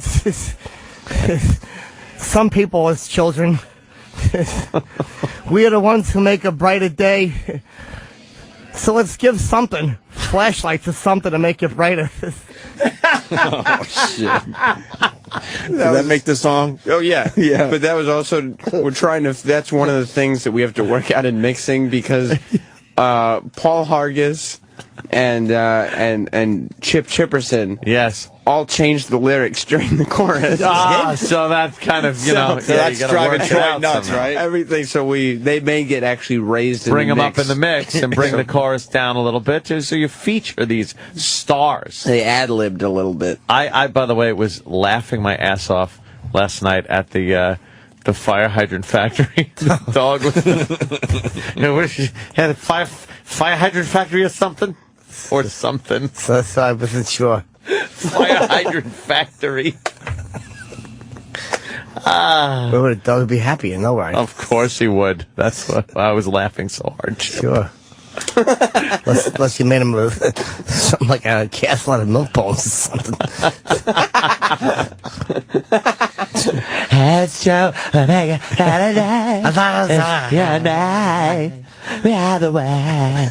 We are the children. We are the one who made bad. Just to make that. Right. Fuck, what are you doing? You're getting annoyed. Holy shit. Mustard's starting to... Maybe it sounds good on the plastered walls of a shelter, but holy fuck. Jesus, Anthony. Enough. Trying to help a guy. We are the chance to make it. We're saving our life. True, we'll make a better day for you and me. Fuck. Stop it. You're turning the corner on Mustard. Fuck, I'm done. You had it. Done. Why? Put it down. Bring in ketchup. I've had enough with mustard. Why have you had it? Back to the fucking shelter with you. Holy shit, that affectation, that affected fucking technique. He's trying to show people that he's very talented. Even though it's a shit project he's involved with. We are the one who make a brighter day. Let's start giving chance we make right. We're saving our own life. Sure, we make a better day. Just you and me. Hey! It's making me uncomfortable. Oh, I hate it. Fuck. What's wrong with you? Let's It's be Mustard. behind Dunkin' Donuts and get some breakfast. Just what my God. Saving our own lives. It's true, and I got out of day. Just you and me. My. Who's my? We are the world. We are the world. We are the children. We are the ones who make a brighter day. So let's start giving. Let's start giving. There's a choice we're making. Yeah. Roof over your head or no roof over your head. You made the wrong one. Make a better day, just you and me. Why are you turning on Mustard? That's actually not bad. Fuck. Why are you turning on Mustard? I just... We are the world. We are the world. We are the children. We are the one to make a brighter day. So let's talk it all this time. There's a chance to make it. We're saving our own life. It's true. We'll make a better day. Just you and me. Shit. Are you saying enough? Oh, back to the gutter. Back to Skid Row. What the fuck is wrong with you? Stop it already. When Ant has had it, he's had it. Oh, I have had it. Go fight someone for a heating grate. You don't even have a hint of a heart. Oh, God. Enough. Just fucking find yourself a sleeping bag, a heating grate, in a box. I hear him inside. What's coming out of that box? Sounds coming from a box. Made the wrong one, didn't you? Jesus, Happened. Anthony. Right. This guy's down on his luck. Fuck. Oof. Oh, here he is. Saving our lives. It's true, and I got out of day. Just you and me. We are the world. We are the world.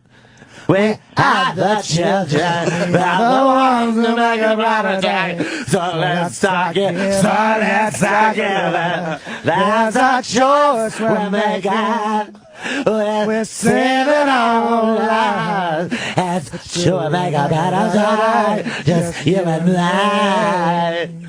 Shut it! Fuck! Hate it. Wow. Jesus. I don't know. And it's a goof song. Who cares? Fucking singing it like it's the Star Spangled Banner. Like it's the fucking Seahorse song. You got that down in 3 takes. You perfectly had that. I fucking love it. What am I kidding? Saving us. It's true, make a better day. Just you and me. We are the world. We are the world. We are the children. We are the ones who make a better day. So let's start giving. Let's start giving. There's a choice we're making.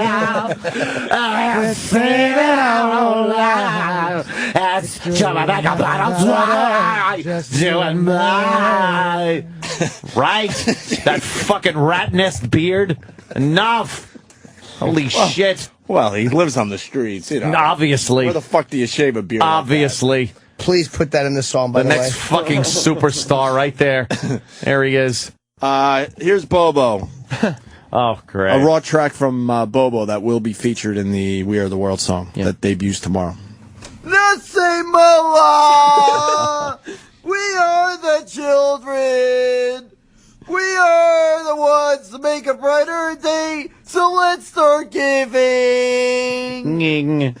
Obviously, Bobo will be taking on the role of Wyclef. Oh, is that it? I had to coach him on the Creole. Oh, no. But did he pick it up? That was it. That was him. That was the sounds that he made in the beginning. Then I guess the answer is no. He didn't pick it up. Yeah, correct. I got an update from Jimmy. Unfortunately, not that bad. Sitting on plane, hopefully back out soon to de-ice. Now, this flight was supposed to take off at 9:40, 9:45 at? Yeah. So they're already, 45 minutes late almost? Yeah. Almost 45 minutes late already. Now, it's going to take a while to plow the fucking runway. Yeah. And then he doesn't like, Jimmy hates de-icing, especially when they de-ice and then leave you in the on the runway for a little while. Because then Jimmy starts going like, we got to go back and de-ice again. Yeah. It's going to freeze up on us. And I'm getting a report from Cleveland. Joe in Cleveland. Joe. Hey, man, what's going on? Hey. Hey, I'm sitting about 2 miles from the airport, so let Jimmy Norton know that we're supposed to get 6 to 10 inches today. No. Oh, boy. When is that? When is the snow hitting up there? It's right now. There's like 2 inches on the ground right now. He's not leaving. Yeah, so they got to take into consideration landing. Yeah. Oh, my God. Poor Kenny. Poor Kenny's going to have to hear it. Because Kenny doesn't even know.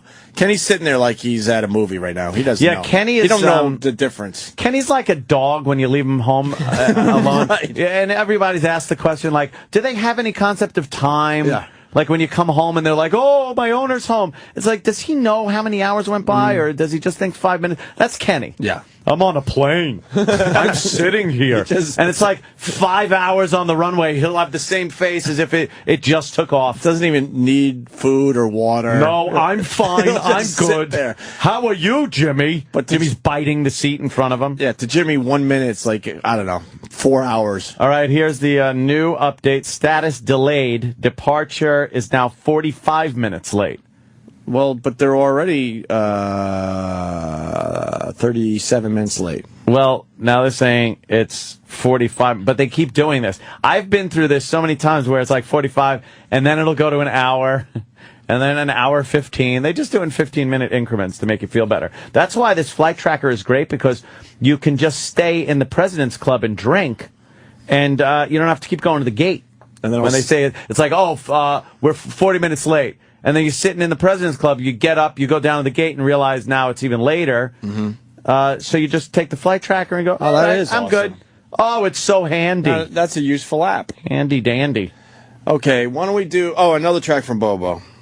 We are the world. We are the children. We are the ones to make a brighter day. So let's all give in. There's a choice we're making. We're saving our own lives. It's true to make a better day for you and me. You and me, babe. We are the world. We are the children. We are the one who make a brighter day. So let's start giving. At least you got the words right, though. Bobo didn't even quite get all the words. There's a choice we're making. Gig. It's really hard to continue radio after that fucking Ian Halpern. I know. It's hard to continue. We should get the fucking tornado came through. We really a snowado. no, a snownado. A snurricane. Yeah, but I want to. What if it's a tornado and a snowstorm? Then it's a snornado. Snornado.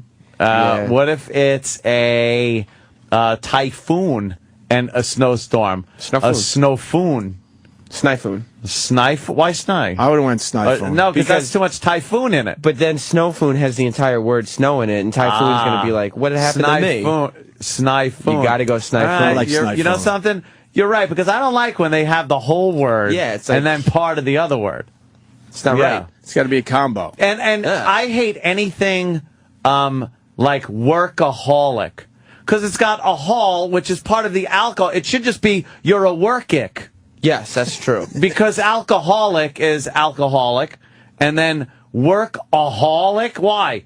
What is that? It's not like you're addicted to alk. That was actually me at NEW. I was a workaholic because I would drink alcohol as I work. That makes sense. But if people are workaholic, it's like, I'm a chocoholic because you like chocolate and alcohol. No, you'd just be a chocolate. You'd be a chalk-ick. Yeah. Alcohol. Well, no, actually, chocolate-ick. Because it's the whole word alcohol. Yeah. Yeah, so you're a work-ick. Chocolate-ick. But then you don't know what they're getting at. Cock-ick. If you're Ian Halpern. Yeah. But then you know you don't know what you're getting at, though. Workaholic explains what it is. But it's the alcohol part. that has always bothered me. Now it bothers me. Yes. Now it will. Forever. Forever. Yes, it and will. Ever and ever and ever and ever. Yeah. Frank Mir. Jesus. Frank Mir. The super across the way. Are we still friends with Dana White? Because this would have been a great day to get Dana White on. Did we try? That's a Steve Carlesi question. Who the fuck knows who likes this day to day? You're right. That's what Bobo calls. We officially have to give up on Tracy Morgan. He's an eat-ick. That sucks. Kevin Smith hopefully will be here. He's not going to be here. I think we've lost everybody. Yeah, why though? I don't know. We still got Bobo. We're the Titanic of radio. It's just people constantly are just getting into lifeboats and leaving. We're the guys going down with the ship, though. Yeah, exactly. Yeah, good. The classy guys. It's a very small hole. Yeah, it's taking quite a while to sink, but we'll ride her down. We'll be right back with more of the best of Opie and Anthony. 2010. Prepare for a weekend of country music that'll take you back. There's a tear in my ear. Not that far back. How do you like me now? Sirius XM's channel Y2 Country is taking over the highway. It's country's first decade of the new millennium. Don't forget. Hear Y2 Country anytime on Sirius XM Internet Radio. The sneak peek happens Friday evening at 8 Eastern, 5 Pacific through the weekend on channel 59 and the Sirius XM app. Dating isn't easy. I could have one of my buddies set me up, but that's a horrible idea. I could go online, but that's a horrible idea. Or how about the horrible idea bar right down the street? Any ideas? Call It's Just Lunch. Our matchmakers take the time to get to know you, then match you with women we think you'll be crazy about. We even make all the arrangements for a great lunch date or drinks after work. Great idea. It's Just Lunch. A smarter way to date.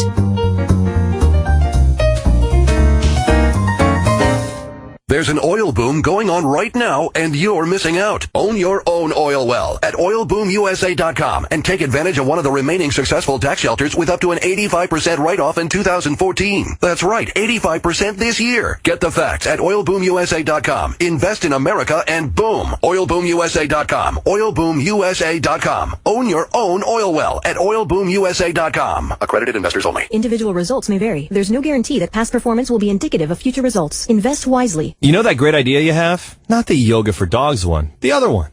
Yeah, the one everyone agrees is amazing. Well, it is. But now what? Look, every great idea needs a killer website. A great website is how you show, share, or sell your great ideas. Meet Weebly. Weebly.com makes it surprisingly easy to create your own high-quality site, blog, or online store. And you can even get started for free. Over 20 million people have already created their websites with Weebly.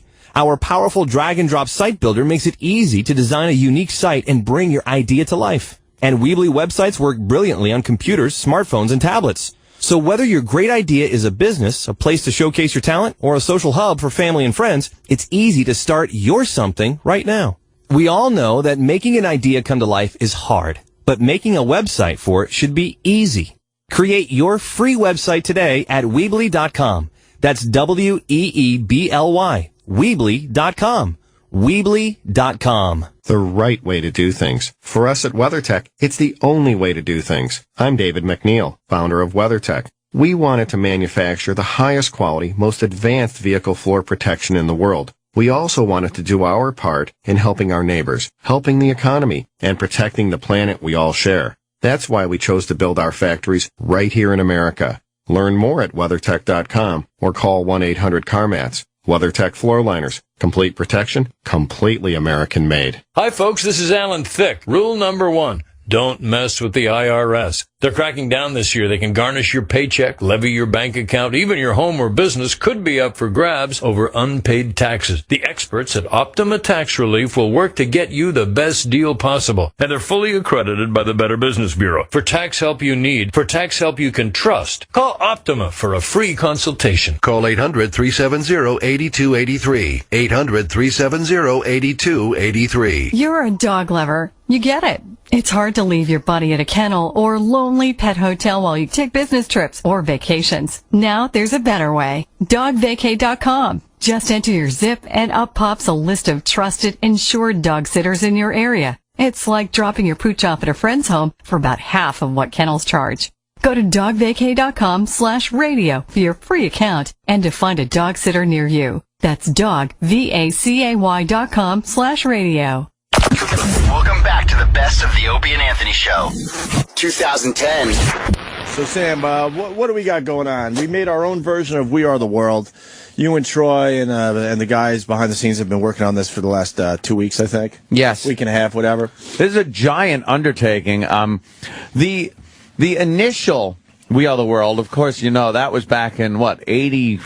25 years ago, yeah. 25 years ago. So for the 25th anniversary, they got together a whole new group of the stars du jour and some classic stars. Got them in the studio and did a new version. And we listened and went, ha ha, are you kidding me? We could do better than that. Mm-hmm. So we gathered up the various lunatics, psychopaths, losers, loners, homeless, and, of course, just some of the characters from the show. And did our own version for the 25th anniversary. And this song is historic for 2 reasons. Ooh. Oh, okay. Number one, we still have to confirm this, it may be the longest produced bit in O&A history. Ooh, which means we like it. Yeah. So you can play it 3 or 4 times. Nice. How about it's the first produced bit in over 7 years? Yeah, that's another one. That's another record. We haven't produced a bit in over 7 years. Number 2, we believe it to be the first produced bit that all 3 members, Opie, Anthony, and Jim Norton of the show, are actually on. Wow. Which means we were able to get all 3 members after the show to record something. Holy shit. So give yourselves a round of applause. What a huge undertaking that is. Did any of us have their coats off? Okay. No. Yeah, that's true. We all did our parts with our coats on. I was actually holding my bag in my hand. Yeah. Well, my scrotum, not my. Of course. Yeah, because I sing better that way. There will be a video. Really, all parts were filmed. So fantastic. This is going to be an official video? An official video. Ooh. There will be a video. Will it be edited nicely with some nice fade, because I want this thing to look really professional. Yeah, I just have to get some like mountainous B-roll and some eagles. Oh, and that'd stuff. be good. And how about starving children? And some starving children. Okay, E-Rock. And wow. That's what I mean, starving children. Yeah, I just get him in the office grabbing his belly, going, oh. Yeah, just get people with hunger pain. Wow. So now this was weeks in the making. Yeah. I mean, we had the idea as soon as We Are the World 25 was announced, we started brainstorming. Yeah. We decided to wait until the release of the song so we could get a feel for it. Once we played it on the air here, we knew it was time to start working. Do we have a list of the participants, or can you, off the top of your head, name some of the giant celebrities and stars from this very program that participated in this historic event, I would call it? Well, I mean, you'll hear Anthony and Opie, of course. Wow, yes. Uncle Paul. Ted Scheckler. Must have been hard getting him in. Yeah, Lyle Chipperson is on it. Oh, Lyle Chipperson. Homeless Mustard, Stalker Patty. Yes, we heard that. Yeah, Big A. Big A. Bobo. Roland. The Virus. Wait a minute, the Virus? The Virus is on it. Tank Hankerus is on it. Isn't that redundant? Well, Tank Hankerus and the Virus appear back to back on the song. So that's awesome. All right, I'm gonna really have to keep an ear open to see when the change happens, because I've noticed. Can you say One Trick Pony as far as voice impressions go? It's just a different voice with the same material.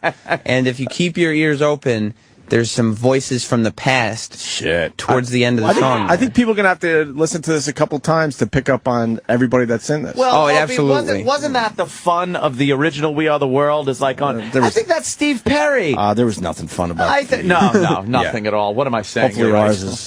Hopefully ours brings a little fun. And I've listened to it several times already. And what's fun is the way it's produced in the chorus. Yeah. Everybody's separated, and some people pan to the left, some to the right.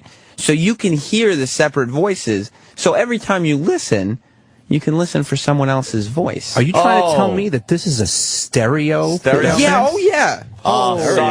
Sorry, Pal Talk People, you're only getting right.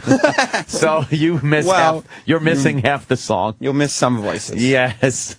Well, let's listen to it on man. satellite. Go fuck yourselves. Yeah, exactly. Help us out. Get a little satellite. Are we ready for this? I am. Do we have the big production piece to tell everyone once again how great we are? Oh, good. Because we tell everyone how great we are every morning, right, Ed? That's what we do. Go listen to Opie and Anthony. They say how great they are. I like that. That ought to be a promo. Yeah, I think it should be a promo. Yeah. But we're not allowed to play other people's audio, unfortunately. Well, we'll just make it a promo for ourselves. Let's play the production piece, and let's do this. The premiere of the Opie and Anthony version of We Are the World. And now, the Opie and Anthony Show proudly presents We Are the World! The world premiere of Opie and Anthony's We Are the World. That's it? That's a bit, and then you guys go, lot of yeah. It should but no kick in right lasers. there. There's explosions. There's some explosions. I like explosions, but no lasers. There's some reverb on the voice. It should have been a little more over the top, I'm thinking. A little more lasers. Sounds like someone threw that piece together last minute because they didn't really want to do it for us. Yes. Somebody didn't want to do it. Really? Yes. Really? just was annoyed. That we were bothering them. Yeah. Here's the song.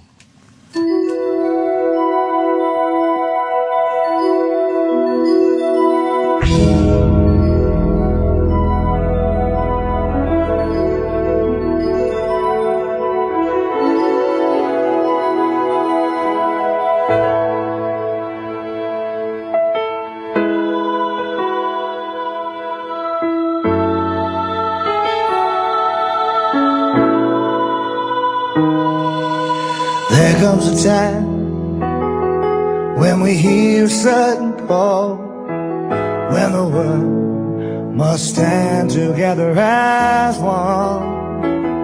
There are people dying. It's time we lend a hand to life, the greatest gift of all. We can't go on pretending day by day that someone somehow will soon make a change. We are all a part of God's great big family. And the truth, you know, love is all we need. We are the world.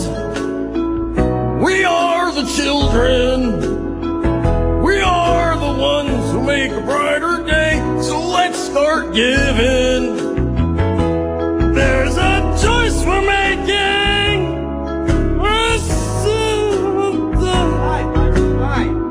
You know, you think I know the lyrics to this already.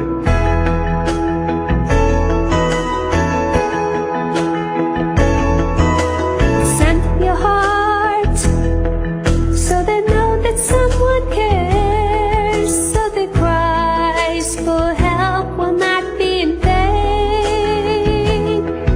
We can't let them suffer. No, we can't tell them to wait or something. Right now they need a helping hand or foot.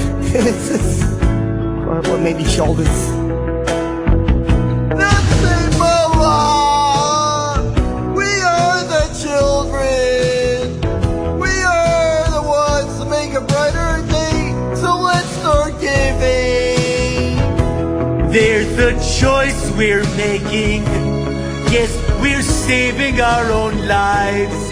It's true, we'll make a gayer day, just you and me. See, I'm gay. When you're down and out, and there seems no hope at all. But if you just believe, there's no way we could fall. Whoa. Let us realize that a change can only come when we stand together as one. Give yourself a feel. We are the world. We are the children. We are the ones who make a brighter day. So let's start giving. Lift up, giving. There's a choice we're making. We're saving our own lives. It's true, we'll make a better day, just you and me. We are the world. We are the world. We are the children. We are the ones who make a brighter day. So let's start giving. There's a choice we're making.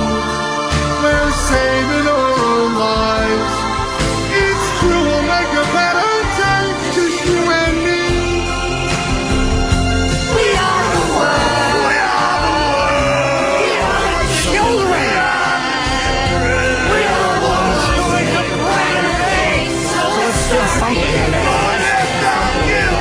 There's a choice we're making. We're trying to save our own lives. It's true, we'll make a better day. Just you and me? Come on now, let me hear ya. We are the world. We are the children. We are the ones who make a brighter day.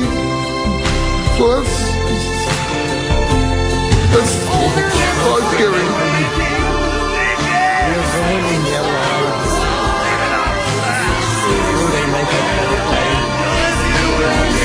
And a lot of other people are doing it too. You know, folks, there's a lot of big dicks in the world, and I blew a lot of them, and I'll tell you, big dicks leave a bad taste in my mouth. We are the world. Oh, no. We are the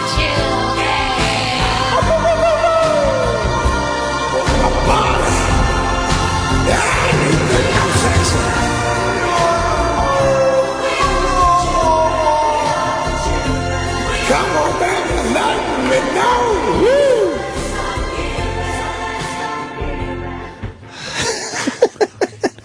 Wow.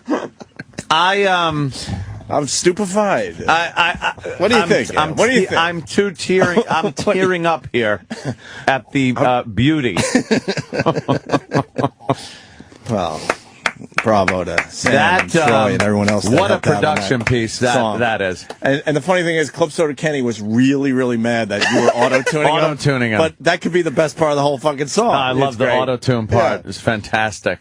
Yeah. Oh, wow. Well, we're going to have to play that a few more times. Epic. We have to make it available for download somewhere. Yeah? Yeah. Yeah? Yeah, but only the difference is we will pay you to download it instead of the way it usually works. Well, fucking greatest fucking song fucking ever. That's from Awful Me from Whackbag. Of course. Blue Healer, it's not the clusterfuck I thought it would be. I don't know if that's good or bad. I think that's a good review. I want an iTunes link now. Yeah, we got to get that That's up. Coco in the D. Please don't play that again. I'm ashamed for you. It sounds like a Zoo Crew when you fabulous. I don't know. All right, Punching Out sounds like the Muppet Show. Kind of dead a little bit, a little Muppety. Hey, what's wrong with that? That's what they sound like. Yeah, it's just what they sound like. Sound like Muppets. Let's see. Thank God you guys don't do bits anymore. How many guest Muppets did you get from Sesame Street? Wow. Redding says that's a piece of shit and the funniest piece of shit ever. Oh, good. Kenny with the auto-tune was funny. Mm-hmm. So you're gonna have to hear it again. There's a lot of people in there. Like I heard Tim at the end. That has to be a little bit of a surprise from our K-Rock days. You know, the oh no guy. A simple 2-word review coming in. Shit sandwich. Shit sandwich. Again, I don't know if that's good or bad. Yes, E-Rock. There's one point towards the end of the song where everybody's in the chorus. If you listen real closely, right after they sing "We Are the World," Uncle Paul goes, "Let's take our clothes off." See, it's those little I didn't hear moments that. you got to notice. There's also Uncle Paul. He has another line. If it's hidden in there, but he says, "There's a choice we're making. We're ruining all their lives." I didn't hear that either. It's in there. See, that's fantastic. We'll play it. We'll definitely play it again in a little while. We're gonna play it 2 more times during the show, just so people could listen to it. Of course. Bill in Texas, what's up? Whoa, Bill. Hello, O&A, Party Rock. Awesome, guys. Awesome. I want to know, where do I send the check? Yeah, I know. People just hear that and they just want to donate to something. Yeah, that is the best piece of work I've ever heard, guys. You know, as a goof, we wanted to put it online and make people, like, download it for, like, whatever. Yeah. And really send the money to charity, but we found out we're not allowed to do that. How come they don't want our money, I guess. How come we're not allowed to Once do that? again, a charity doesn't want our money. I wonder why we're not allowed to do that. Just as a goof, we put it up on iTunes. It would, people would download it just to help the damn Haiti thing out, or maybe we do it, for help out America or something. Homeless or something. Why not? But they said no because why? We can never help. We don't own the rights to the music. Yeah, but get fucking Quincy Jones on the phone. It's charity. That's what I would think. I mean, we're not keeping it's the money. parody. Mm-hmm. It's parody charity. Yeah. So parody you Parody can do. charity. Parody's like protected, right? What? Yeah. Hello? Yeah, hold on. Stephen S. from Bayshore, exactly how long is that song? It seemed to last about 19 minutes. Wayne in Boston, Bobo was just excellent. Give him the nod. Oh. Sounds a lot like the retarded version of Hungry Eyes. That's good. Keith from Philly, I heard Uncle Paul scream children. Yes. I love how brilliantly it was edited for the chorus. It sounded like everyone stepped all over each other. Fucking hilarious. Yeah, it really was just a cluster. When are you going to play the O&A version? Where's the video?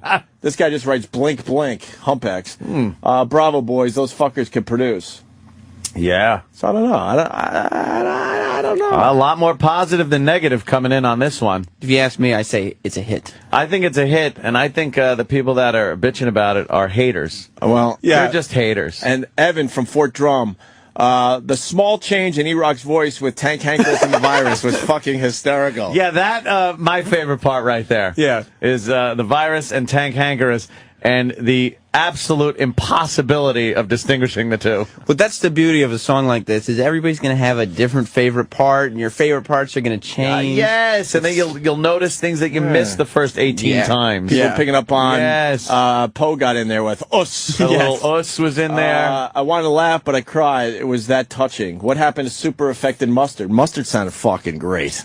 Yeah. I guess we got a nice version of Mustard this time around. He was our Bieber. He didn't do that, though. He went straight in the forward. chorus. Okay. Yes, hidden in the chorus. Great job, Troy It's Quan buried. and Sam. I love the. We did that one. Tippy Tom made it. Yeah, what was Tippy Tom was in the end. I just pulled him. I put him in singing "If You Want My Body." See, I didn't even notice that part. See, I really got. I'm gonna have to listen, and I didn't notice Tippy Tom in there. A tribute. He was the last voice. Instead of an official video, Blue Healer, I think everyone's thinking this. Coke Logic's got to animate that. That would be a motherfucker. God. Oh my god! Yeah, that would be quite an undertaking. We can put up a video of the recording to give Coke Logic some time to animate it. Yeah. Okay, we'll do that. Oh, would that be amazing? Listen to the words, man. Got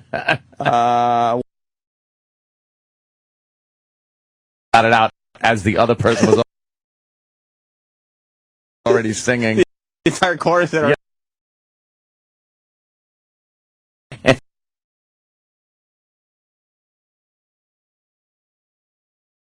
Finally, something that ranks lower on Rotten Tomatoes than Cop Out. Okay. Well, we don't have time to talk about Cop Out today. I hate when I just want to see what it ticked up a notch. All right, it's up Went to from 14% positive 14%. reviews. Let's see. I'm absolutely crying. The review's just coming in. And you want some phone calls? Please. Go to Keith the Trucker. Keith? Hey, Keith. Yeah, guy, I'm absolutely crying over here. That was fucking hysterical, man. It started up so serious and sweet with the homeless dude, and then it all went to shit in the hammer. That was fucking great. I loved it. Kenny coming in right after that is just... That was perfect. Really set the mood. That was perfect. My favorite part might be Kenny Auto-Tune. Yeah. Fucking great job, Sam. You need a pay raise, dude. Yeah, we got to get Sam The some money. overuse of the auto-tune, too, was really Of good. course. It was not subtle. Pitches up. Yeah, it was not a subtle use of Kenny was walking around here auto-tune. dead serious, shaking his head like, I don't want to be auto-tuned. You're ruining my magic. He doesn't understand how great it is to have him auto-tuned. He made me sign a napkin that said he would receive $1,000 in cash if he were auto-tuned. So I made him record it, and then I wiped my ass with the napkin. Oh, good. Let's say hi to Trucker Brendan. Trucker Brendan. Hey, guys. Hey. I fucking love it. Opie, I heard you. Kenny auto-tuned is excellent, just like he did in Fireflies. Yeah. Anthony, did you have a solo? I was doing the, if you notice, the pseudo Bruce Springsteen yelling in the chorus. That was awesome. We are And he also did Steve C. Yeah, that was not the actual Steve C. Yeah, Anthony did Steve C. Steve C. voice, yes. I got you. See, everyone's saying they would definitely pay, like, whatever, $1 or $2 on iTunes. And we wouldn't want the money. We'd fucking make some money for some dumb charity. Well, I'll see. Charity. I'll talk to the lawyers and see if there's any way to get it up. The lawyers. Well, that'll be great. They'll probably make it so we can't even play it on the air. Yeah, matter of That's fact. what they'll do. As a matter of fact, don't play it on the air. Destroy any copy of it and kill everyone involved with it. Thank you. They're still deciding if we could replay the homeless Charlie bit, by the way. That's what the lawyers have been up to for the last 2 weeks. Knocking that one around like it's a fucking trial of the century. It's just a throwaway. We're like, you know what? It's time to replay Homeless Charlie that got us almost fired and suspended for 30 days. Yeah. And they're still batting it around, deciding if we could replay something that already aired, by the way. You know, so many people are saying they would absolutely pay 99 cents for it if it goes to charity. You know something? We got to figure out a way. We should. We could put look that like up. good guys for once. There was No one ever wants our charity money. I know. There was one. Get the black homeless minority fucking minority Vietnam vets. Yeah, get them. They'll take our money. There was one person who had a chance to be on this recording and said no. That flaked out. Who? Shitty intern David. What the fuck is with that guy? He just no-showed and stopped responding to emails. Wow. And that was actually Club. He was supposed to follow muster, and Club Soda Kenny got his line. Someone better go to Central Park. He might be dead like Boner's dead. Maybe he's a Cohen and or a Cohen or whatever it's whatever called. Ian said yesterday. We tried to get a sax solo from Ian Halperin. Oh, how great would And what that have happened? been? He said he was on location. He's living out of a suitcase. We Living out of a wanted suitcase. one part of the song to go, ladies and gentlemen, Mr. Ian Halperin. And then a sax solo. Oh. Yeah. Let's go to Reed in D.C. Reed. Maybe next 25 years anniversary, we'll do that. Reed. Gentlemen, Hey. that part of the song, Big A, getting hung up on. Nobody waited for him. Nobody waited. That really is funny, We just man. moved on. I can't wait to hear it again because I got to pick up on some more shit. Yeah. Brian, Connecticut. Guys, I loved it. Favorite part? Give yourself a bell. See, I missed that too. Really? Wow. Yeah, they didn't know what. I'm listening to the chorus. There's so much going on. It was pretty sad when they realized they didn't know what I could do for the song. I'm like, oh, all right. There were no characters. Yeah, I do characters. Mike in Buffalo. Mike. Yes. Uncle Paul can sing. And when did Ted Sheckler get out of the shower and start singing? You guys should give Ted Sheckler a record deal. That's true. Ted, really powerful voice on Ted, by the way. He does. He was actually, he had to be brought down in the chorus because he overpowered Ted was everybody. overpowering Yes. everybody. Yeah. That Ted Sheckler does like to sing. Well, I'll tell you this much. A lot of people are commenting about the damn thing. Yeah. It's a I did newsmaker. not love it. I know. When's the news going to pick this up? Can we give it to another channel around here? Any channels? This is willing to play our version of We Are the World? What about the morning mashup? They should play it. The morning mashup probably would play it, except for that Sandy Kane line at the end. You know, folks, there's a lot of big dicks in the world. We have to get a radio edit. Yeah. Where it's beeped. Yeah. And I've blown a lot. Then they have blown a lot of people. Why did she have to tell that story? Why did you just come out and tell that story? I just went around the room and I was like, all right, guys, just give me some ad-libs and stuff. I was like, Sandy, give me like a dick joke. Give me something. And she just starts going, you know, folks, there's a lot. I suck a lot of dicks. But she sells it perfectly. She's She great. really does. She does. She's great. You know? Of course she does. What the fuck? We missed... Oh, Ron in Toronto. Ron. Yeah, it's Ross from Toronto. I was waiting for my toodly-doo solo. Yeah, what happened to the toodly-doo? I thought that was going to make it in there. Yeah, we never got a toodly-doo. I just thought it would be too much.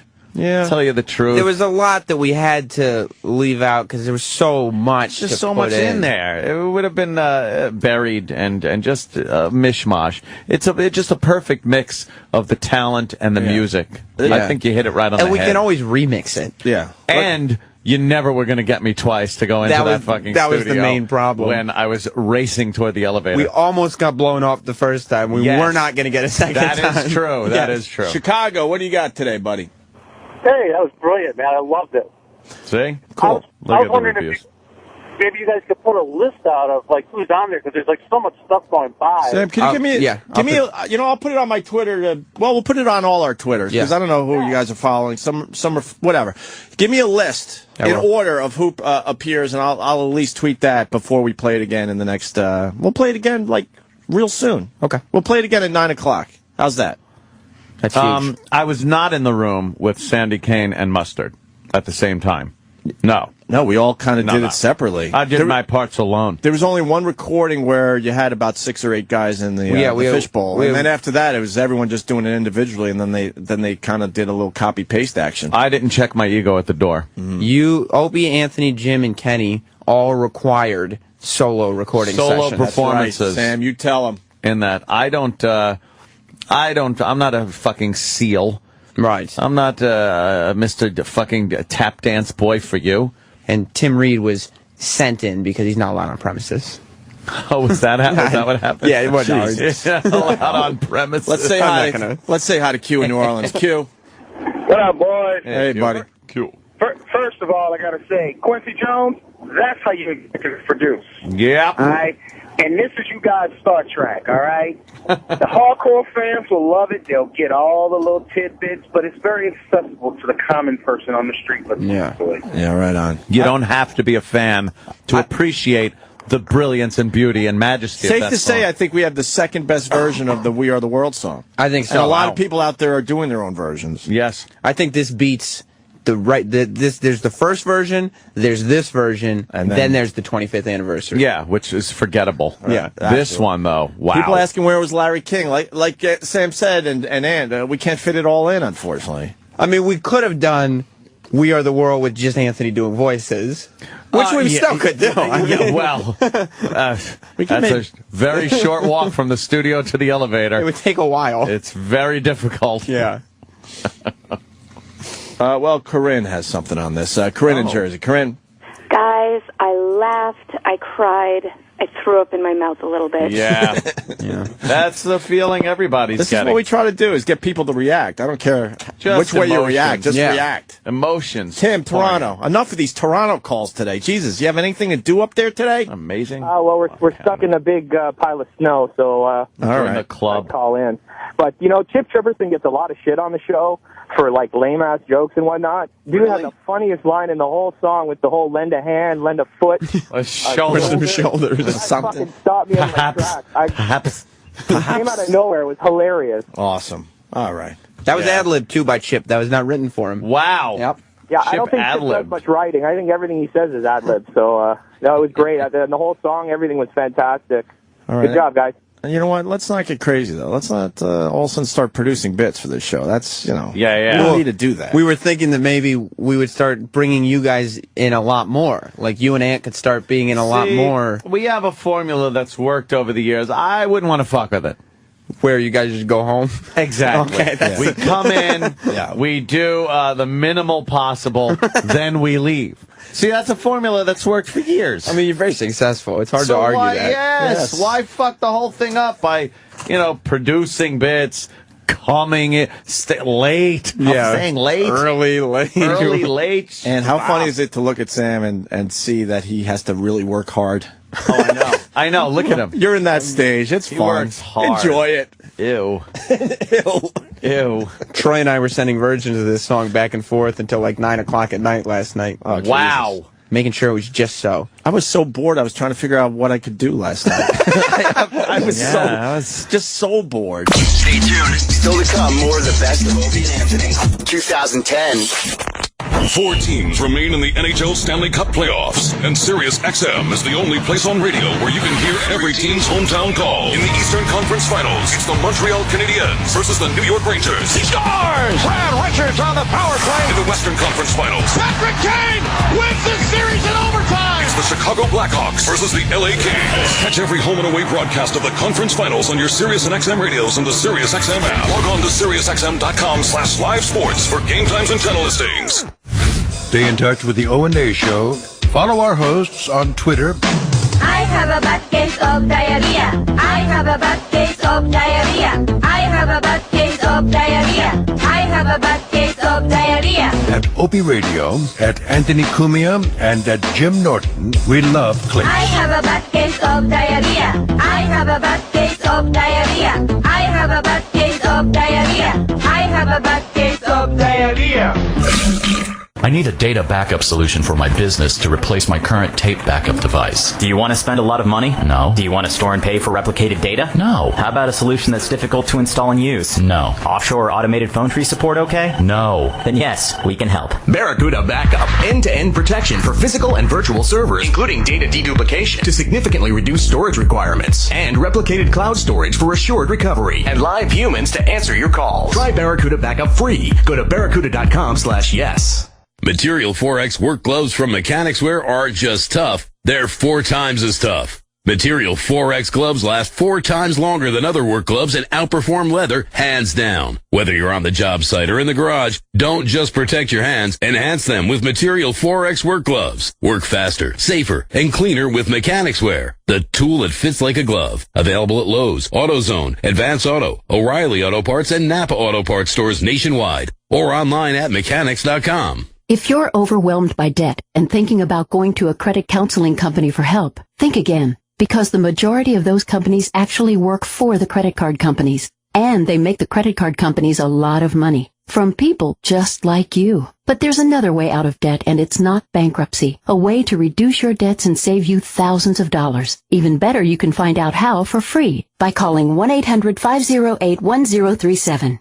At Freedom Debt Relief, we're not a credit counseling organization. We're not a debt consolidation company. We offer a unique alternative to save you the most money possible to resolve your debt in the shortest amount of time. If you're thinking about a credit counselor, ask yourself this. Are they working for you or the credit card companies? Reduce your debts and save thousands of dollars by learning the secrets to settling your debt.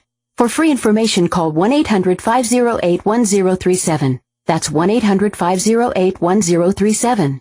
1-800-508-1037. Business owners, listen up. Give me an L. Give me another L. Give me a C. What's that spell? Incorporation, protection, success. Incorporate your business. LLC. If you're about to start a business, these 3 little letters can make the difference between making a fortune and losing everything. Because if you're not incorporated and someone sues your business, you can lose it all. Your home, your car, even your life savings. That's why LLC.com is now giving away a free incorporation guide to all business owners. So you can incorporate in just 10 minutes. Protect your home. Protect your car. Protect your life savings. Call 1-800-915-3528 for your free 10-minute incorporation guide from LLC.com. They don't provide legal or financial advice. They just make incorporating or forming an LLC quick and easy. Incorporation, protection, success. Incorporate your business. Call now for your free guide. 1-800-915-3528. That's 1-800-915-3528. The Dave Smith Memorial Day Savings Explosion Sale was so big, we are extending it. The deals are explosive. Don't miss out on these savings. Get a great deal on over 2,500 new Dodge, Chryslers, Jeeps, Rams, Chevys, GMCs, Buicks, Cadillacs, and top-quality pre-owned vehicles. Go online to davesmith.com or call us at 800-635-8000 and see why we are the world's largest Dodge, Chrysler, Jeep, Ram dealer. Welcome back to the best of the Opie and Anthony Show. 2010. What's up, Bobby? Oh, what's up, man? Yeah, Bobby texted me. He's like, I'm coming in. I'm like, well, yeah. One of your friggin' interns called my house at 7, and they don't even. It just comes up 469 on the caller ID, and he didn't leave a number. He goes, "The guys want you to call in." Click, and I live 4 minutes away from the studio. Yeah, there's no way I'm calling in when I could walk up here, and I have nothing else to do anyway. I am a little upset. You are? Because I heard some. Yes, because we're all upset, Bobby. I have a good friend that I work with on a daily basis named Jimmy Norton. Yes, I'm well aware. And there seems to be some type of movie production going on. If you want to call it that. You have something to do with. Yes, I'm one of the producers. Yes. The producer, yes. And Jimmy Norton was not even asked to participate in said movie. Right. What is he, a piece of shite? No. Now, you need... Yes. This better be a good excuse as to why he isn't being utilized. Well, you know what happened, and this is what I found out yesterday. Oh, this is never... Is that... this is not good. You know, we all... You know, me and Joe Deroza and Billy Burke came up with this idea. All right. From reality, Joe wanted to cheat on his girl, and I sat with him for a couple hours giving him all my advice on how to cheat on a bitch. Did you tell him that he should fucking slide into the room and sing, I go from rags to riches, with his fucking big ragu hairdo? Ragu. Or did you tell him that he could probably crawl into something the size of a quarter because he has no shoulders? Yes, he just slid there like a garden snake. And then, whatever. Billy Burr got involved. We were like, we should. There was a lot of funny shit said. We were like, why don't we just film it? Because we have nothing going on. At least me, I have nothing going on. So why don't we just film some of this? Just do it. And then it got to the point where, Comedy Central bought it and they were going to do it and blah, blah, blah. And then we took it back because Comedy Central wanted to own everything and do everything. So we took it back and said, we're going to pay for it ourselves. And Joe had asked, I want to direct it. And we were like, you know what? Go ahead. You guys, the little rascals. Well, we're putting on a show. Exactly. And we let him direct it and get everything together because he wanted to. And I'm literally I got treated on the. First of all, I didn't cast it. Joe cast it. Right there it was. Okay, hold it. Yeah. After all the talking you just did, I finally heard you just pass the buck to Joe. But wait a second. There you go. It was basically, I was thinking of this, Colin for the thing. Okay, fine. You know what I mean? Because there's only like 6 rolls in the whole. It's 15 minutes long. There's 6 rolls. You have 3 of you. Yeah. So you needed 3 more people. Yeah, we needed. Oh, this gets even better. Colin and who else? Colin and then Bonnie. Okay. Because we needed And Voss. we needed a mediocre chick that Joe could maybe fuck. Oh, fuck. Jesus. And then, which is great casting, if you ask me. And then we have Jessica, the girl from the cell, the hot waitress, who's the girl that Joe wants to fuck. Right. Which is, never fucked him in high school, and now saw him do a comedy show and wants to fuck him, which is totally believable. All right. Okay. All right, And then we another got Voss is a doorman. What? He's the doorman. Can't play a doorman. What, because he wouldn't He's not smart enough or tough enough. Right. He wouldn't allow Bonnie to be in it unless he was? Was that No, it? because Joe originally wanted Attell. He had Attell to play the doorman, but Attell's a flake and didn't call him back or whatever. Doesn't call anyone back. Now, what's wrong with Jimmy Norton being the doorman? Abso-fucking-lutely. But at the time when we were casting this, Jimmy is, first of all, one of my only friends who's probably working all the time. Look at Jimmy in the eye. Jimmy's one of my. Look at me, Jim. Jim. Jimmy's making sad pouty face. Can barely look at you. He's the sweetest boy. Jimmy. Jim, look at me, Jim. Look at me. Okay, just look at me. Look at the acting. Yeah, look. Actually, you can't be acting. I would love to have you in the movie. I really would. I want to be in the movie. But And I just didn't think you had the time because you're very busy going back and forth from L.A. and the TV in this show and all the other things you do. But nobody asked. yeah, no one even asked about his schedule or anything. That should be up to Jimmy to decide. How come Joe would think that Dave has the time? He has a better career than I do. He's more famous than I do. Why would Joe think that Colin Quinn has the time? Because he does. This to me sounds like a bunch of lies. No, Colin, first of all, the decision was made. Colin Quinn has the time. He does. I mean, You don't, Jim, huh? Jim, I love you, man. But you left him out of the whole fucking production. I'm not. I'm a producer. You know what I am? I'm money. Well, the producer's technically in charge. Yeah, well, I'll tell you, that's what I thought until yesterday. I almost got into a fight. I had all my rage, all that respect shit. I have respect. You don't respect me, I want to stab you in your fucking eyeball and fucking rip your Finally, I'm on a movie set where I should be treated nice and not be fucked with. Treated like a piece of shit. Yeah. I almost got in a fight with the guy yesterday. He little passive aggressive little fuck. He wanted me to sit in at this thing. To sit, for camera. But now, who is this? The fucking assistant director. He fucking this motherfucker. He's got more power over you, the producer? There was 2 things that happened yesterday that fucked me up. I was looking at the monitor and he turned it. I was like, "What is this? What is that?" And he goes, "Just don't look at that." And I almost got up and went, "Don't you I fucking bought that fucking monitor, you." But because I'm a psycho, so I just said, "Just chill out, Bobby, chill out." Yeah. And then there was another thing where Billy has to open a door, and I said, "Billy, just give me 2 beats," because it's a big steel door, and I didn't want to get it in the face. Yeah. And the guy was like, "You need to open it quicker." Well, Billy said, "Somebody told me to open it slower," and he goes, "Whoever said that was wrong." He knew I said it. Oh shit! And I was like, "He don't like you." Well, I go, I was like, dude, if he opened the fucking door, it would have hit me in the fucking face. So who's wrong? And that was like uncomfortable. So now look at these fucking prima donnas. Oh, dude! But I had to. Great. I had to pull way fucking back. Amateur. Fuck you. Oh, it was terrible. Look at Joe. It was terrible. But I think what happened was I don't think any of these people Joe hired, because Joe did a lot of work. He really busted his ass. But I think all these people he hired think that he's the guy.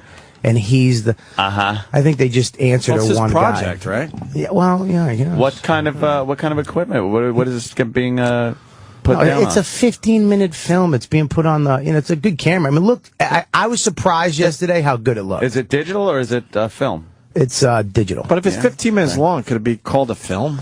Short film. Yeah. It can only be 15 minutes long to get in festivals. Any over, you won't get in any festivals. What a prick that Deroza is. Yeah. See. Let's get Deroza now it's on the phone. Deroza. Now Deroza gets called out, and Garen fucking Teed, he passes the buck to Burr or something. Nah, he won't. I don't think Deroza will. Get Deroza on the phone. He's not smart enough to pass the buck. Yeah. He'll try to, but he'll give it to himself. He'll go, come on, man. I just thought, look, I was going to do it, but then I realized I didn't like you. I'd say he had a chip on his shoulder, but... I'd probably slip right off. Oh, chip. He doesn't even have a shoulder on his shoulder. I was on a bunch of shoulders one time. He's actually doing a good job. I mean, I saw it yesterday, some of the footage. Joe, I really fucking surprised the shit out of me. Now, is he really directing, or is he assistant director, or do you have a DP? What do you have? A director has to think of the whole movie beforehand, put it all together, sit down with everybody, his crew, and then say, this is what I want, and figure out how to get it. So he, the shots and all this crazy shit he's putting in there, and like the opening shot, I was like, fuck, this looks kind of good. I mean, the content isn't. You're not going to be fucking. Let's just not get carried away. You're not going to. It's not like everybody's going to be like, this should be a movie. It's not going to happen. It's going to go to a couple festivals, maybe win a couple things, little things that mean nothing. Not have Jimmy Norton in it. Nah, why would it? Yeah, what have I ever done for Deroza? Exactly. I didn't host an HBO show that him and Burr were on. No, I tried to get Bob on, but I couldn't because of Comedy Central. And you know what? When you were out, we never had him sit here so he could plug gigs. No, not at all. I had nothing to do with that. Stuff. No. I found out I wasn't on the HBO special because of the Tourgasm thing. Oh, was that it? I think there was a lot of bridges burned in HBO for Tourgasm and all that shit. Well, honestly, what I was told was Comedy Central, and there was other people they vetoed that were Comedy Central, that had just done Comedy Central. Yeah, I don't think. And at least that was what I heard from the women, who I don't think would have bullshitted me. I mean, but that was what they said. They said nobody just did Comedy Central because they wanted HBO's content to be different. Right. Anyways, Jimmy, I would have loved to have you in the movie. All right, we go to Deroza now. We'll get to the bottom of this. Oh, we better. Want to take a break? Get Joey on the phone, hopefully? Yeah, if he's not too busy. Just Norton does not get that picture. It's perfect. He's filming right now with Bonnie. Make him a big star. Like right now? He's filming Bonnie's scene right now. Well, fucking, he could put down the camera. Yeah, why would he say, hey, my friend who's been nice to me. That's right. I'm doing a movie. Maybe I'll put a little part. It's a little, hey, yeah, okay, if I can, Before I can. Before we say Joe who, he better get his ass on the phone. And the second did you just say DeRosa is working right now on the film so he can't call in? No. I just let you know what he's doing. No. I didn't have any. But you said he's busy? No, I said he's Well, I mean, I'm just letting you know what he's doing. Let me just let you know something. Okay, Anthony. A little director by the name of Kevin Smith, who did put Jimmy in a couple of fucking movies. Why not? Can you say real movie at the end of that, was able to call our show during the time he was working. So I think Joe Scumbag Fuck DeRosa can maybe get away from his 1988 camcorder and fucking call the show. Exactly. He's actually making it on tape. I want Ant to be my agent. That rocks, man. No one kicks around our little Jimmy. Ant's like an old school agent. That's it. Joe DeRosa went to voicemail. We tried to call him, so... He never liked me, Joe. He never liked me. No, he does. He knows I'm funny, but he doesn't. He never liked me. No, he likes you. No, he doesn't. You can tell. He likes me mildly and casually, the way you like a mild, casual person. I'll tell you what Joe's problem is, and this is what it is. With everybody we asked, they didn't even. And this is the weird part too, is you do this shit movie, and Dane actually got fucking mad that I didn't put him in it. I'm like, are you like people get fucked up? Like it's like, why wouldn't you put me in your movie? Because it's such a when you make it, you're like, this is bullshit. I don't even want to insult somebody. Honest to God. Didn't you say, hold on. What? You just said about win festival awards. Hold on. We don't pick up on everything, unfortunately, on this show. Greg on Long Island, go ahead. You do. Hit Bobby with some knowledge. I want to make sure I heard this right. Yeah. Bob, you said that it's a 15-minute film and that Jim is too busy. You didn't want to ask Jim. He's too busy to make a 15-minute film? Yeah, it's not like you're fucking making Avatar. It's going to take up the next 4 years of everyone's lives. I could have stopped it at 6 and be done by 6:15. First of all, you know that. Thank you, Greg. Dude, good point. 2 minutes to make 2 minutes of film. It took all day yesterday, from 6 in the morning until 7 at night to make just to shoot our scene. It was fucking awful. It's just funny that you said that. You guys just don't want Jimmy in the film. No, I understand. You really should. I would love you. And I actually sat down yesterday when I heard your Twitter. I was like, is there anything we can get him in for? They are red. What's DeRosa's when I read your Twitter. What's DeRosa's Twitter?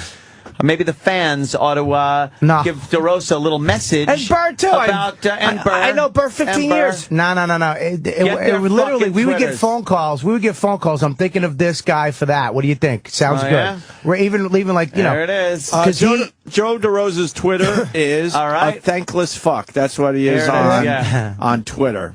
A thankless fuck. So what happened? You said yesterday maybe there's a part we can get Jim in And what? Who vetoed it? Nobody vetoed it. It was just like, I'm thinking we should probably get him in. I think Jimmy was mad that he wasn't in this. And he was like, really? Why would he be mad? Jimmy, play hard to get at this point. I'm not going to do it. Now I don't even fucking do it. Would you really have done something? Yes. Really? Of course.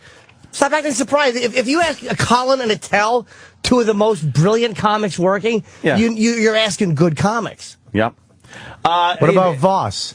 Because he's Bonnie's ride. Yeah. All right, you got him there. Here it is. Let Joe DeRosa know how you feel about Jim Norton not being included in this film at Twitter, of course.com/Joe DeRosa Comedy. That's DeRosa. It's all one word, of course, but DeRosa is DeRosa. Joe DeRosa Comedy. Tweet him and let him know the displeasure of Jim Norton fans that he wasn't even considered for a role in Joe DeRosa's shitty fucking movie. Yeah, not even a hate Jim because you do one line or something. Anthony. Yes? No, me and Billy are producers on this. You've said shitty movie about 10 times. I'm a producer! But you passed the buck. Don't let Burr off the hook either. Burr has a lot of pull with the I'm going to let that guy off the hook. Burr can bat around DeRosa. I've seen it. Let me just say something. I'm Literally, let this Bobby guy off the hook. Burr look at me and Burr put up the money. And literally, Burr, you call Burr and be like, what do you think about this? Yeah, fine.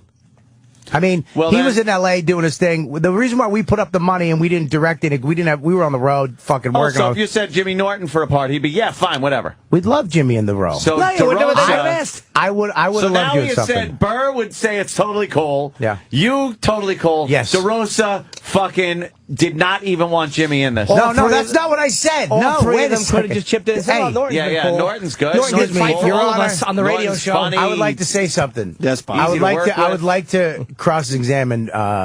No, listen, that's not what I said, Anthony. What'd you say? I didn't say he didn't even think of Norton. No, he didn't turn down Norton. It's not like he said fuck Norton. He just isolate that. The roles. He said fuck Norton. That's not what he said. You just said it. No, you were saying. You'll hear it back in the replay. You said fuck Norton. I said he didn't say that. Yeah. No, he What just did he say? The roles that he. It was like, what about Colin for this? Yeah, that sounds great. I'll ask Colin. I'll see if he'll do Norton? it. What about Norton? No, he said, When I'm did he thinking. come up in hang conversation? on. This is how it happened. I'm thinking of Attell for this. Okay, great. I'm thinking of this later. Okay, cool. What do you think about Bonnie? All right, that sounds awesome. What about Rachel something for the waitress? Great. That's how it happened.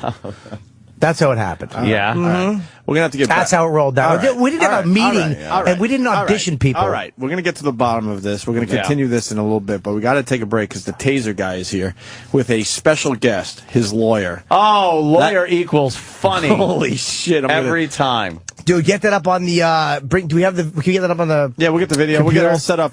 We're talking about the Jets fan that was tased down in Indianapolis. The story has legs. He's claiming he didn't do anything wrong, and he's pretty much telling the world. I'm gonna say something because from the video I saw, there's a little resisting there. All right, you're going to bring that up? There was one moment that looked like it, but again, I want to know what he was thinking. Longer than just a moment. Make sure we have the video. He was not putting his hand behind his back. We also have Bobby Kelly, of course, and Russell Peters.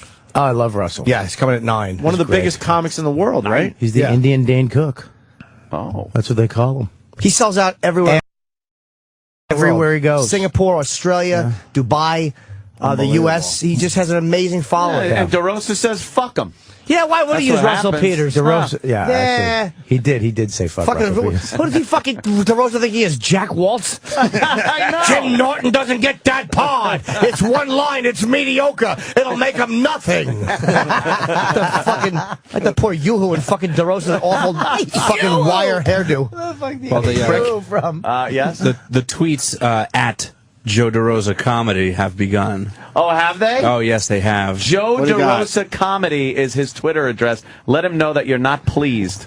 Now, I'm not saying I needed a starring role. What do you got? But you could have one line for your pal, like just like a, hey, Jim, you're the guy sitting there. Could you order some soup? Or maybe be really funny and make a big funny face? Of course. Like if you were going to do something like a funny, what would you do? Like as the scene was happening, I'd be in the back like going... See,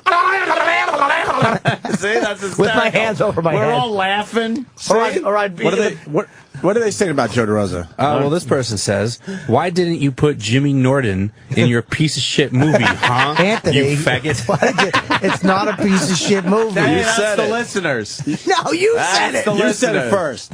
Hey, shit dick, why the fuckity fuck isn't Jim Norton in this short bus film of yours? Hey, you Egyptian shit dick. Exactly. Fucking rotten bastard. And there's been 17 more tweets since I started talking. How dare you not even consider sweet, adorable little Jimmy Norton? Oops. Sorry. Yeah, my bad.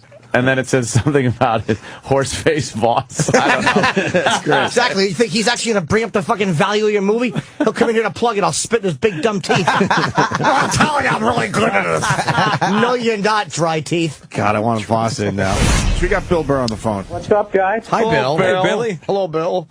Yes, I got word that Bobby Kelly is throwing our wonderful director under the bus on your great program. Completely throwing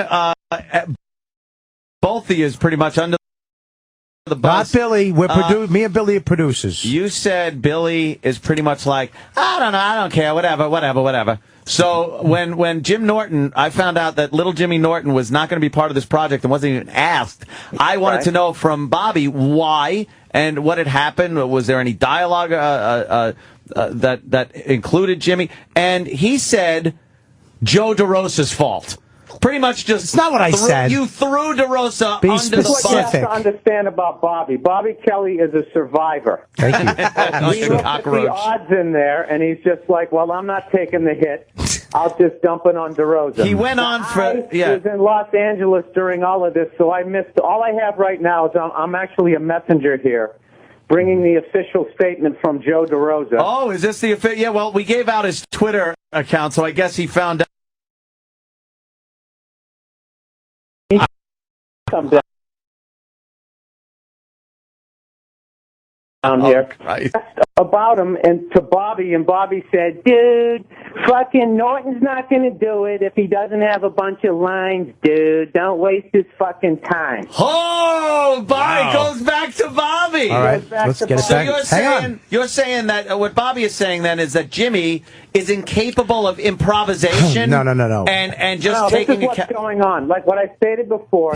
Is Bobby Kelly's a survivor. And the second Joe DeRosa brought up having the wonderfully talented Jim Norton in the I was like, there's no way I'm going to be sitting across such a dynamic stage presence as Jim Norton. So he cuts his legs out there, and then he goes on the radio, and then he cuts DeRosa's.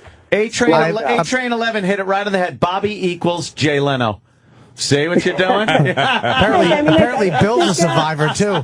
This is a fucking great... Yeah, I think Jim Norton's a really talented guy. He just wasn't getting the ratings. It's back on Bobby. That doorman hat and coat yet? We're going to need it at like 12. Yeah, it's 10:15. The doorman. That would be Rich Voss playing the doorman, right? Yeah, Rich Voss. Rich Voss would be a good What we're doorman. dealing with here is it's nobody's fault. It's really a budget thing. All we can afford is guys like Rich Voss for free, me and Bobby to work for free. That's what's really going on here. There's no reason to trash people there, Bobby. What are you doing? We're trying to get good press here. It's true, Bob. I didn't say anything. Way to go, Bob. I was just trying to I said Joe's doing a great job. He shaves his goatee I said off and Joe's changes. doing a fantastic job, Bobby surprisingly. Kelly is a cancer on the set of a movie. I would just say he's a polyp. Do it in 3D. Thank you, It'll Russell. fucking be huge. It is in 3D. Oh, yeah? Yeah, no.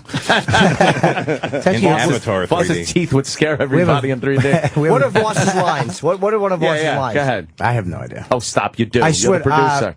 It's He plays basically an annoying doorman. Yeah, he says, "I'll get that for you." There's very minimal lines. I'll get that for you. What, you think I couldn't do that? I'll for that No. No. If you're going to be in a movie, you're going to be in a movie. I have one line in every... I'm a one and done guy. Yeah. It's in my contract. I can do nothing that will get me recognition or further my career. One line in Spider-Man, one line in Zack and Miri, and 3 or 4 or 5, maybe 5 lines in in Cop Out. I thought you co-starred in Spider-Man. No. I actually was the Why didn't linchpin. you want Jim in the movie? Yeah, what happened? Yeah, what is your beef with Jim? Now it's on you again. Listen. There you go. Wait, said. listen to his fucking creepy evil laugh. Did you put Dane in the movie? He put you in a movie? Yeah, and then he cut me right out of it.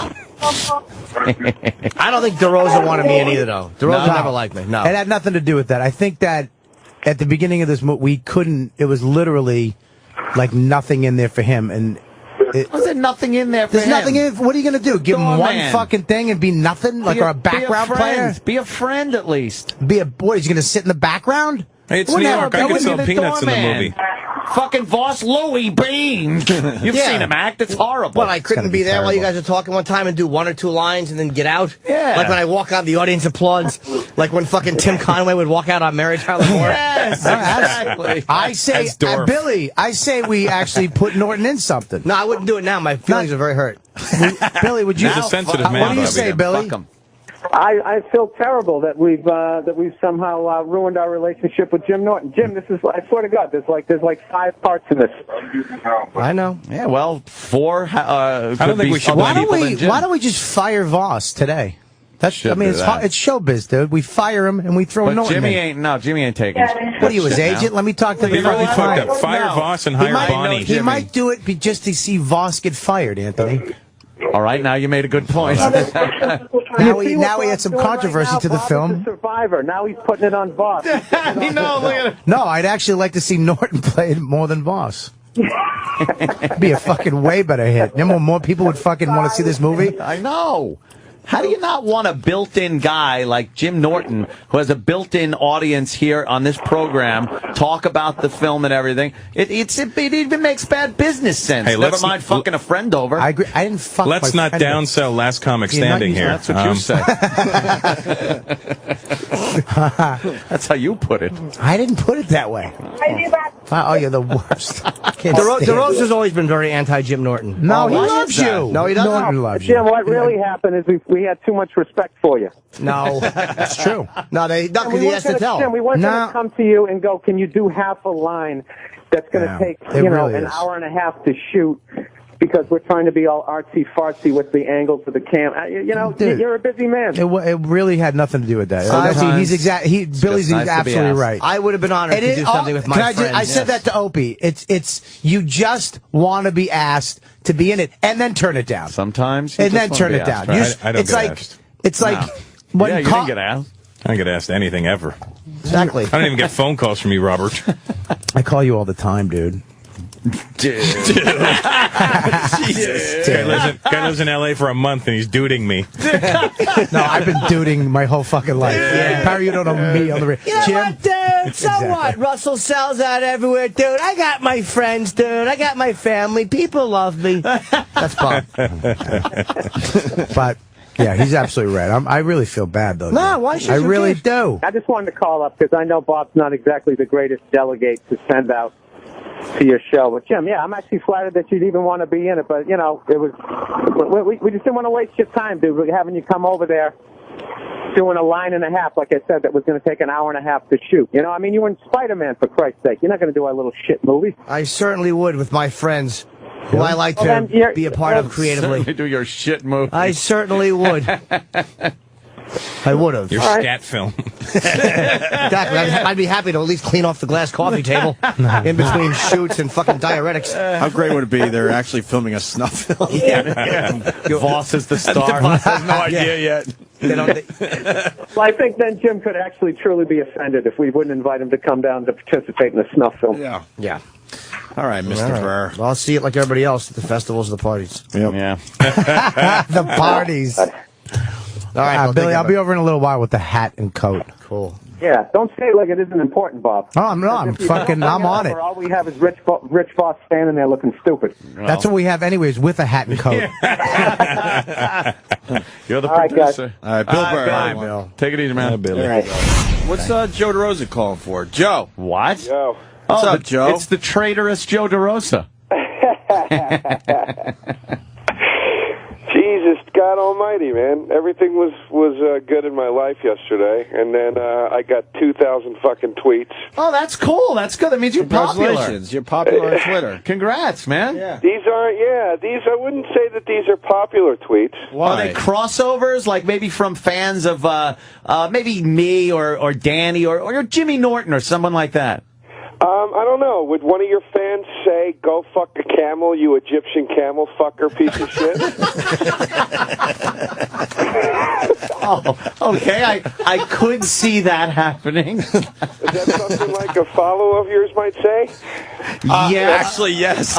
Yes. That means they love you. You just don't know the translation yet. I thought I could read you guys some of the best tweets that I got. Oh, cool. Yeah, well, let's catch people up here, get people up to speed. You are doing a film. Are you doing this without a talent coach, Anthony? This is amazing. Yes, I learned this fucking from Opie. amazing. You have to reboot the audience. And it's going to be doing what's called a about. reset. Right. This is something Nick Cannon will eventually learn with his talent coach. Yes. Oh, Joe Deroza is making a film, and Bill Burr, the lovely and talented Bill Burr, is in it. Rich Voss and Bonnie will be appearing. Joe DeRosa will be in it. Robert Kelly will be in it. And something happened where Jim Norton wasn't even asked to be in it, which insulted Jim Norton, insulted me. And to the point, Jim just walked out of the studio. Jim just doesn't even want out. to talk to you. He looked, he said, he mouthed DeRosa. I nodded my head yes. He got up and walked out of the fucking studio. So you're not going to hear Jim Norton. Are you kidding? Jim walked out? He walked out. He is not sitting. Listen to the here replay. He anymore. was on the show the entire day, and he will not be talking to you, Joe DeRosa. He mouthed DeRosa and then took his headphones off, threw his eyes up, and left. I was going to... Let me just say this. Okay. We spoke with the lovely Bill Burr. We spoke with Robert Kelly, who was trashing the movie, by the way. Yeah, and you. We could send you the tape if you like. Yeah. And he put the blame on you. Bill Burr kind of said, "Hey, I'm out here in L.A. I don't know what the fuck is going on." And you pretty much have the blame now for saying, "Well, we're not even going to ask Jimmy." Okay, all right. Well, I mean, it's so unlike Bobby to throw another guy under the bus completely. Well, that's true. To save his own ass. So it's just recently that Bobby can fit under a bus, so give him some credit. That is true. Yes. That is true. Bobby could not fit under a fucking bus. Yeah. I could still do older Bobby was fat jokes, which I like. He's not exactly thin right now. He's entering into, I believe, his 6th fatness. Yeah, he says he's got 7 fats. He's got 7 fats in him, he said. This is his 6th one. He's going to get back in shape, and then he says he has like 1, maybe 2 more fats left, and that's it for his life. I would. I describe him right now. Right now, he's Dom DeLuise on the Dean Martin show. He was Dom DeLuise on Cannonball Run. So he goes through phases of Dom DeLuise. He's down to the skinniest Dom DeLuise, which is still kind of fat. Yeah, the skinny incarnation. Now, what happened? Why isn't Jimmy in your film? I'll tell you why. Because we didn't have a part, and then Bobby said we had this doorman. Don't talk like I don't know everything about this situation. Rich Voss is playing the stupid doorman, and I think just because Bonnie is in the movie doesn't mean you got to trail that guy around and put him in the movie. Well, from the lips of Bobby Kelly to my ears 6 months ago, dude. Norton, we shouldn't ask Norton to be in it, dude, because it's really not a huge part. So, I don't want to, fucking waste his time because he's doing a lot of big shit. And, it's not really a huge part. Like, if there was something bigger, we would ask Jim, but it's not that big, so we shouldn't ask. Passing the buck back to Bob Kelly, who's going to be in tomorrow. The ball now in Kelly's court. That's exactly what he said you said. He is so full of shit. He had the idea initially to ask Jimmy to be in it. He said first, we can get Norton if we want. And I said, okay. And then when I said, dude, Like, what's up? Like, do you think Norton might want to do this part, or do you think it's too small? Like, what do you think? That was what he said to me. You know, dude, it's kind of small, and it's not really a big part, and that was his exact fucking words. But don't you think though, like just because he's a friend and hangs out and like just to even be asked would have been nice for little Jimmy. And that's why Jimmy's not talking to you right now. He's outside the studio, and we can't get him back in. I've been waving him back in, and he flips us the bird. Nothing. Can you tell him, please? I feel terrible. I can't. I got to be honest with you guys, and this speaks to my low self-esteem. I'm shocked that Jim even cared. No. To be honest with you, He's not talking, and he just gave. We all seen the face. He just gave the nah face. Nah. But it's just like being asked would have been like he just wanted to be asked. But also, too, you guys... He's nodding his head and giving a thumbs up to that, by the way. And I would think for you guys, like, obviously, all right, we're not, the next best thing since sliced bread. But, I mean, to have Jimmy in there, it would have been promoted a lot more and stuff. I don't know. It seems like you really went to on an effort to not put him in this movie. Jimmy just pulled his pants down, pushed his fucking ass against the glass, and opened up his asshole for you. He left a sweaty pucker mark on the window. No, it was fucking Jimmy. You guys, did Bobby also explain fully that this is not my movie? Now he's disavowing any knowledge of the movie. I think Bill Burr, who was actually brave enough to call yesterday when all this was going down, said that this was your movie idea. Yep. No. That you had the initial idea. Yeah, it was like your movie. No. Bob, Bill, and me were equal partners in this. We created this, the three of us. So if any heat's coming down, it should fall on the three of us equally. Bobby said he's a producer. You are the director of this movie. You're the one that really grabbed the ball. He said you were in charge of casting. Oh, well, let me ask you gentlemen something. Yes. Who's usually in charge of casting? Not a director, a casting director, which falls under the producer umbrella. So where was Mr. Kelly producing? The producer's the guy that comes along and goes, here's what we need this part to look like. We need a guy like this here. That's a producer job. Did Bobby do any of that? No. He did show up with water yesterday. That was a nice producer duty he fulfilled.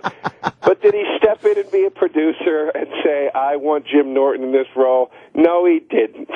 No, he fucking didn't. What do you do for a living, character? Character? Did the suit make it? Did the doorman's suit make it on time? Because I know it did make it on time, only because Bill Burr had to yell at him about it on the air. You know what? Because that was part of Bobby's responsibility, too, I believe. And, Joe, you got other problems, too, man. Because Ant and I are ready to do movies. And this would have been a nice place to start, a little 15-minute independent film. I got some acting chops, and let me tell you something. I'd have been willing to maybe contribute into the production cost myself for a small part. That's right. We're not asking for much. I want to just walk through a scene. That's it. Mr. Deroza, I will not do that picture. It's out of the question. Out of the question. Opie, not to correct you on your own show, but it's not a 15-minute film. According to some of these Twitter feeds, it's a 15-minute piece of shit fuck film, and I should get AIDS for it. All right. All right. Well, that leads into, let's hear some of the tweets from our fine fans to you. I believe they were tagging it "fuck Joe DeRosa," by the way. Just want to remind you that was going down, Joe. Let's read off some of your favorites there, Joe. Nice pick, you faggot. Your mouth looks like it's all blown out from taking uncut meat sticks. Why didn't you put little Jimmy in your movie? Hey, cancer arms.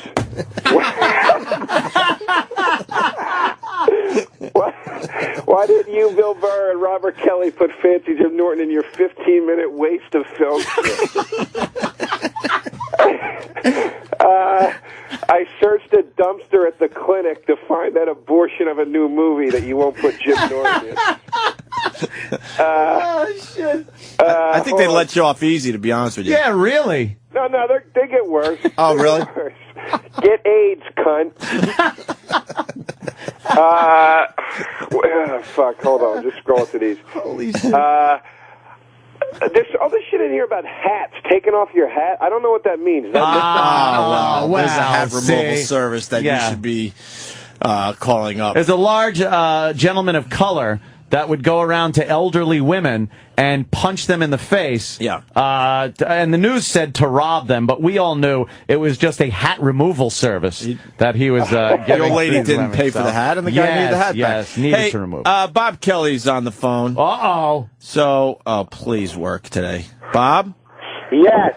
All right, you were just completely thrown under the bus by Joe Deroza, who is on the phone also, and he said that you're the one that said, let's not ask Jimmy Norton because he won't do the part, or whatever the reason is, but you're responsible. Yeah, you're responsible for Jimmy not being in the movie. And, Bob, just so you know, Jimmy walked off our show. He doesn't want to talk to Joe. Well, this is the thing, is I can't believe on a little independent film, you guys have fucking got into it and ruined it. We'll never work together again. Wait, what, Bob? You've caused controversy on our little fucking happy project.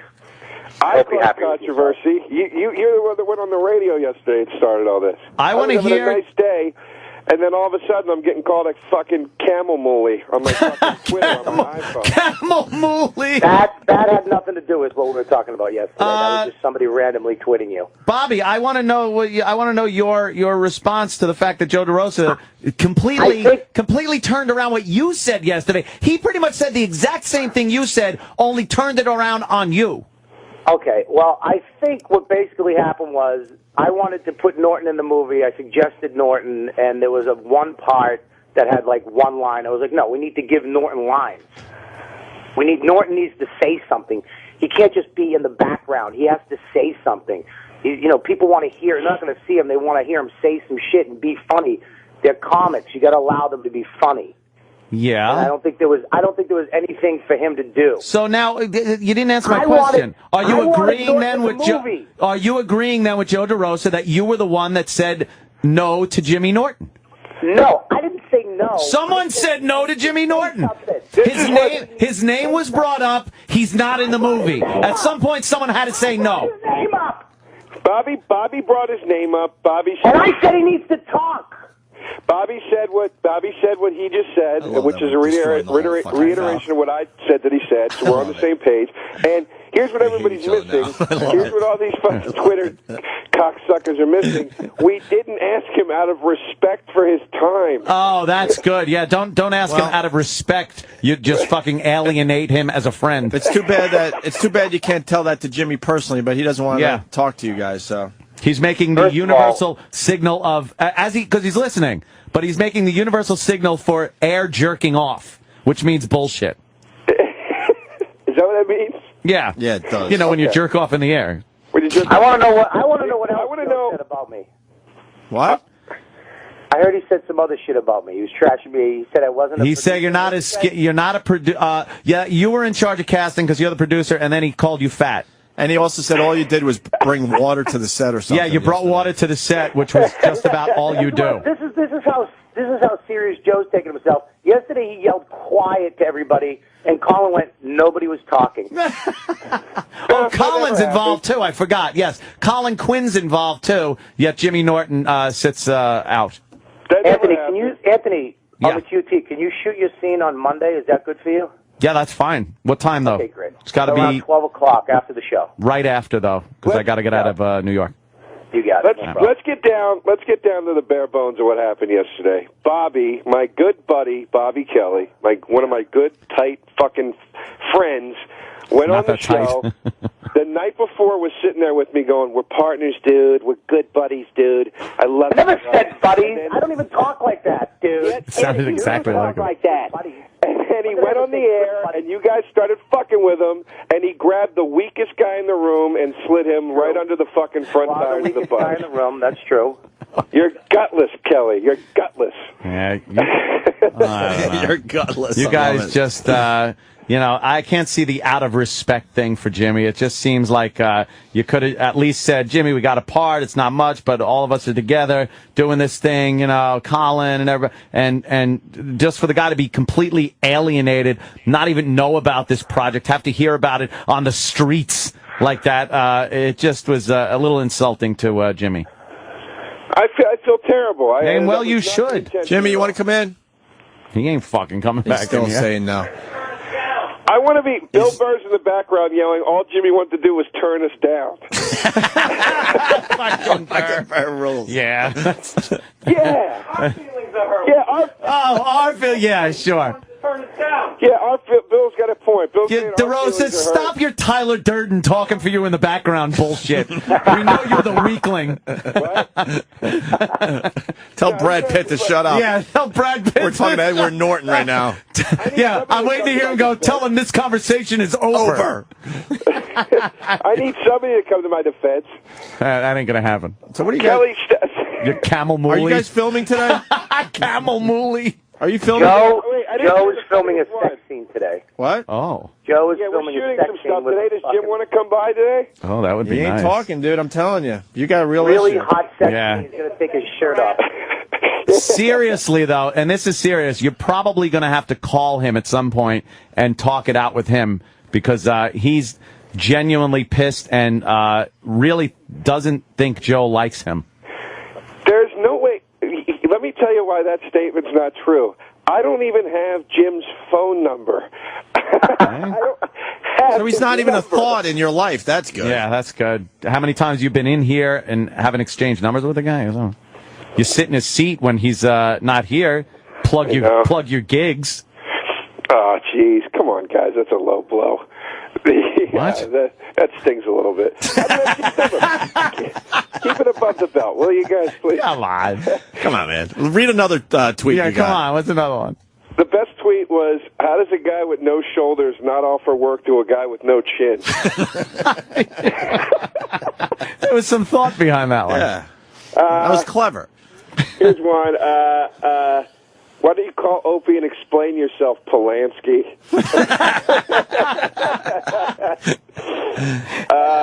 You sucked the balls of a 6-year-old boy. Oh, that was nice. Well, that's just pleasantry. Facts shouldn't make their way into this argument. Oh, wait, here's what Voss fucking Voss over Jimmy. Use your king tut-sized head.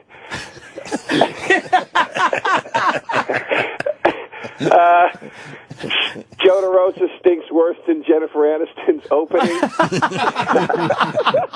Yeah, we kind of got into that the other day. That's one of our themes. Yeah. Wow, those are good. You know what, though? I think that's pretty much done with then. I don't see anybody twittering you anymore. Yeah. No, it stopped. Yeah, I'm sure it stopped. Joe DeRosa comedy will not be getting any more tweets about Jimmy not being in the movie. Now that he explained himself on the show. Yeah, he explained it. I mean, no one could come up with stuff more creative than that. So I'm sure Joe DeRosa comedy. Yeah, there you go. Twitter. There you go. No, really, listeners understand when enough is enough. Yeah, when to stop. Our listeners know when enough is enough. There you when go. to stop. When not to drive a bit into the ground. Yep, they learn They're from like us. Yeah. They learn from us. We don't drive bits into the ground, and they certainly don't. Exactly. No, it'll be fun. It'll be fun. When I get ass raped and beaten to death by some guy from fucking New Jersey, I want it to be on your head. And you'll finally be happy. Oh, damn. All right. Rolling. How much fun is it just stirring the shit with those guys? We're fucking up their whole film. Oh, it's fantastic. Because secretly we're pissed we weren't in the movie. I know. It's like, what the fuck? Could you ask us for a walk through? Look, we know our place. We know that Kevin Smith's not going to ask us anytime soon to be in a movie. We understand that. But a little dinky film, we're ready finally. Yeah, come for on. a little something in a 15-minute film. Mr. DeRosa. I'm ready for my close-up, Mr. DeRosa. We know our place. So we're secretly pissed. And guess what? Now they're all yelling and screaming at each other. Stay tuned. Still to come, more of the best of Opie and Anthony. 2010. 4 teams remain in the NBA Conference Finals, and SiriusXM is the only place on radio where you can hear every team's hometown call. In the East, the Heat battle the Pacers. Right-hand jam, LeBron James. In the West, the Thunder take on the Spurs. Durant on the left-handed off the bounce speed. Oh, a laser by Westbrook. Catch every home and away broadcast of the NBA Conference Finals on your Sirius and XM radios and on the SiriusXM app. Log on to SiriusXM.com/live sports for game times and channel listings. Are you putting your money into an IRA, pension, or 401k? Then I hope you're prepared to lose 30, 40, 50% or more of your retirement savings, because it's not a question of if the market crashes again. It's a question of when. It's going to happen. Did you know there is a way you can protect and grow your wealth safely and predictably every single year? The people using this approach didn't lose a penny when the market crashed in 2000 or 2008, and they won't lose a penny in the next crash. In fact, their money will continue to grow safely year in and year out, even when stocks, real estate, and other investments tumble. A free report detailing this savings program is now available. This free report shows how you can get guaranteed growth, safety, and wealth-building power without risking your retirement in the Wall Street casino. This is the best way to have a 100% secure retirement. It far outperforms any IRA or 401k. To get this free report, visit bankonyourself.com. That's bankonyourself.com. Bankonyourself.com. One Little Joint Supplement. You know this powerful little pill is great for your joints. It even has powerful benefits to help increase your mobility and flexibility. But the joint supplements of today are sadly incomplete because they don't give you the joint relief you're looking for. Until now. Introducing the complimentary 2-week sample of Instaflex, our most powerful joint formula ever. It's the #1 selling joint supplement at GNC. The only thing our complimentary sample of Instaflex is missing is the price. Because right now, we're offering adults a complimentary 2-week sample as part of a nationwide giveaway. Call and claim your sample today. 1-800-943-5897. Instaflex provides powerful, effective joint relief for your knees, hands, even your hips. Prove it to yourself by calling now for your complimentary sample. Instaflex is available at GNC, Walgreens, and CVS, but you can only get your complimentary 2-week sample by calling 1-800-943-5897. Call now for your 2-week Instaflex sample. 1-800-943-5897. These statements have not been evaluated by the FDA. This product is not intended to diagnose, treat, cure, or prevent any disease. Diabetes, high blood pressure, anxiety meds, everyone's on them. If you're a 50-year-old male, maybe a bit porky, and you may even have type 2 diabetes, $1 million of term insurance may only cost you about $200 a month. Call Term Provider. Speak with Big Lou at 800-239-1749. Big Lou will find a term life policy for you even if you have type 2 diabetes, are overweight, or have high blood pressure. Term Provider has helped thousands of people like you who think they can't afford term life insurance. To buy $1 million of affordable term life for you, all you need to do is call Big Lou at 800-239-1749. Lou is one of you and will make sure the scales are tipped in your favor. Call 800-239-1749. Big Lou will answer your call and work to fit you into a term life policy that you can afford. Call Term Provider, speak with Big Lou, and save on term life. Call 800-239-1749. 800-239-1749. I love coming to Mathnasium. At Mathnasium Learning Centers, we make math make sense to kids. Your child will leap ahead, whether starting out way behind or already ahead. It's how we've grown to more than 500 franchise locations. Now enrolling for summer and year-round. Call now for a free parent pack. 844-234-1600. 844-234-1600. Learn what Mathnasium can do for your child. 844-234-1600. We're back with the best of Opie and Anthony. 2010. There's this book called Packing for Mars by Mary Roach that talks about what it's like to be an astronaut, which I didn't know that being an astronaut is breathing shit and vomit with every breath. That shit and vomit floats through the air, and that psychologically, guys who are trained, professionally trained to deal with each other after 6 months end up punching each other in the face in zero G. And they're talking about sending people to Mars, which is 500 days round trip, never opening a window, breathing your and other people's shit and vomit and piss constantly. They get E. coli fecal infections in their fucking noses. Kill yourself. Just kill yourself. And their bones deteriorate. They fall to pieces. And there are people right now in the United States who are not crazy. There's no evidence they're crazy, who have said they will take a one-way trip to Mars. One way. Deliver me to Mars, and I'll live there and try to send me rockets with air and food. And if you fail, I'll die there. Whatever, I'll just and I'm reading this book, and all of a sudden, my house, which is over 10,000 square feet, is too claustrophobic for me. Because it's like those first, the Gemini guys and stuff, and the Apollo guys, they were sitting in, a small Volkswagen. Yeah, the Mercury capsule. Your guy was alone and pissing into their own suit for like 4 or 5 days, and the helmet on, just filling with their own funk. And there's guys that test it. This is a job for you. There are guys that get the job testing who aren't astronauts, but get the job of lying in bed for 100 days without sitting up to see their bones deteriorate, and drinking through straws, and all they do is measure their own shit and what they eat. And he doesn't even get the glory of being the guy. No glory. But they love helping the space program. And there are people that have been locked in rooms, 5-person teams, in a smaller room than this, for 500 days. Can I imagine this? All these windows just up, and we are in here for 500 days. How soon before we kill each other? Let me jump in here for a second. So you're saying when they stepped on the moon for the first time, their spacesuits were filled with shit? Yes. Didn't they have any kind of way to fucking to clean that out? They sort of have things they could do now, but they have never going back to 1969. They have never found a zero-G toilet that works. That glorious moment they were filled with shit. It turns out that when you are evacuating your bowels, a big part of what gets it to vac from your bowels is gravity. And without gravity, it just kind of hangs there, and they have to scoop it out of each other's asses. And then they have to put it in a bag, and they have to put pills in the bag, and then squeeze it up.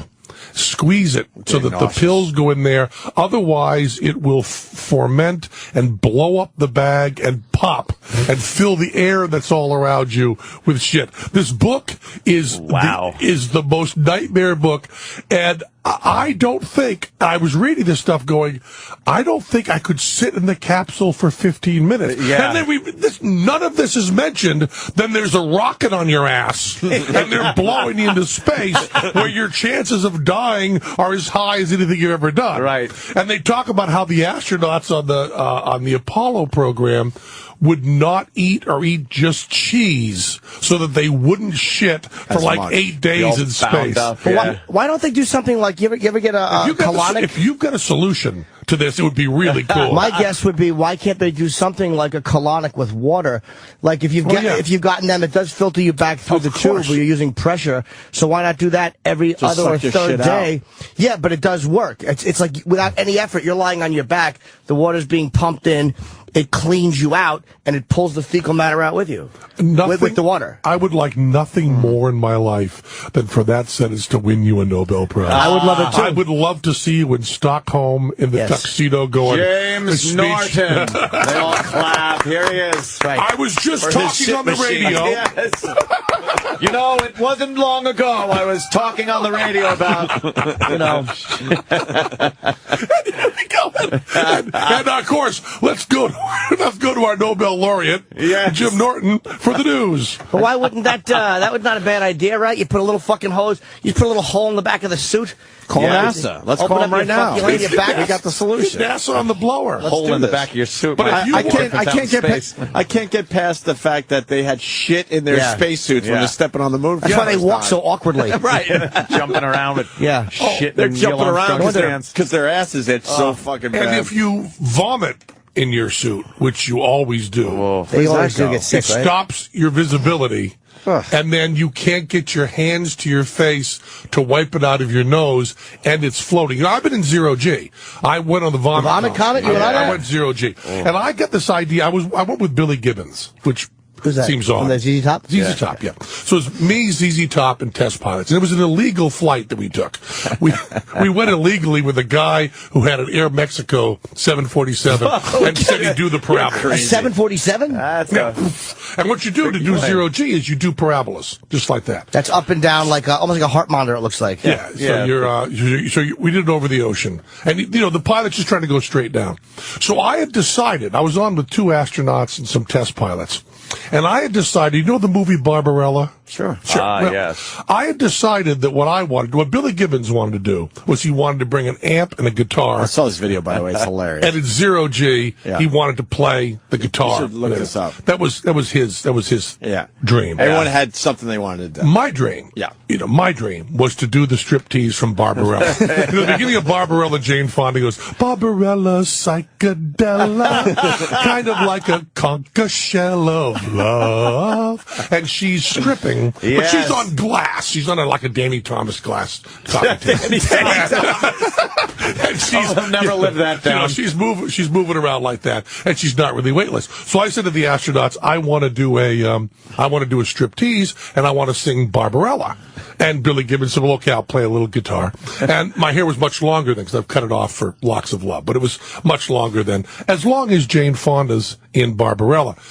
Now, the similarities between me and Jane Fonda and Barbarella may end at hair length.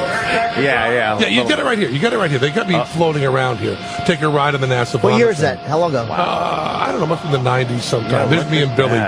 And so I'm doing that. And when I start stripping, right, the astronauts don't really understand that when I say I'm going to strip down fully naked. So what you do is you've got 35 seconds of 0G, then you got 35 seconds of 2G. And 0G is exhilarating. You weigh nothing. This 300-pound fat fuck weighs zero. It's terrific.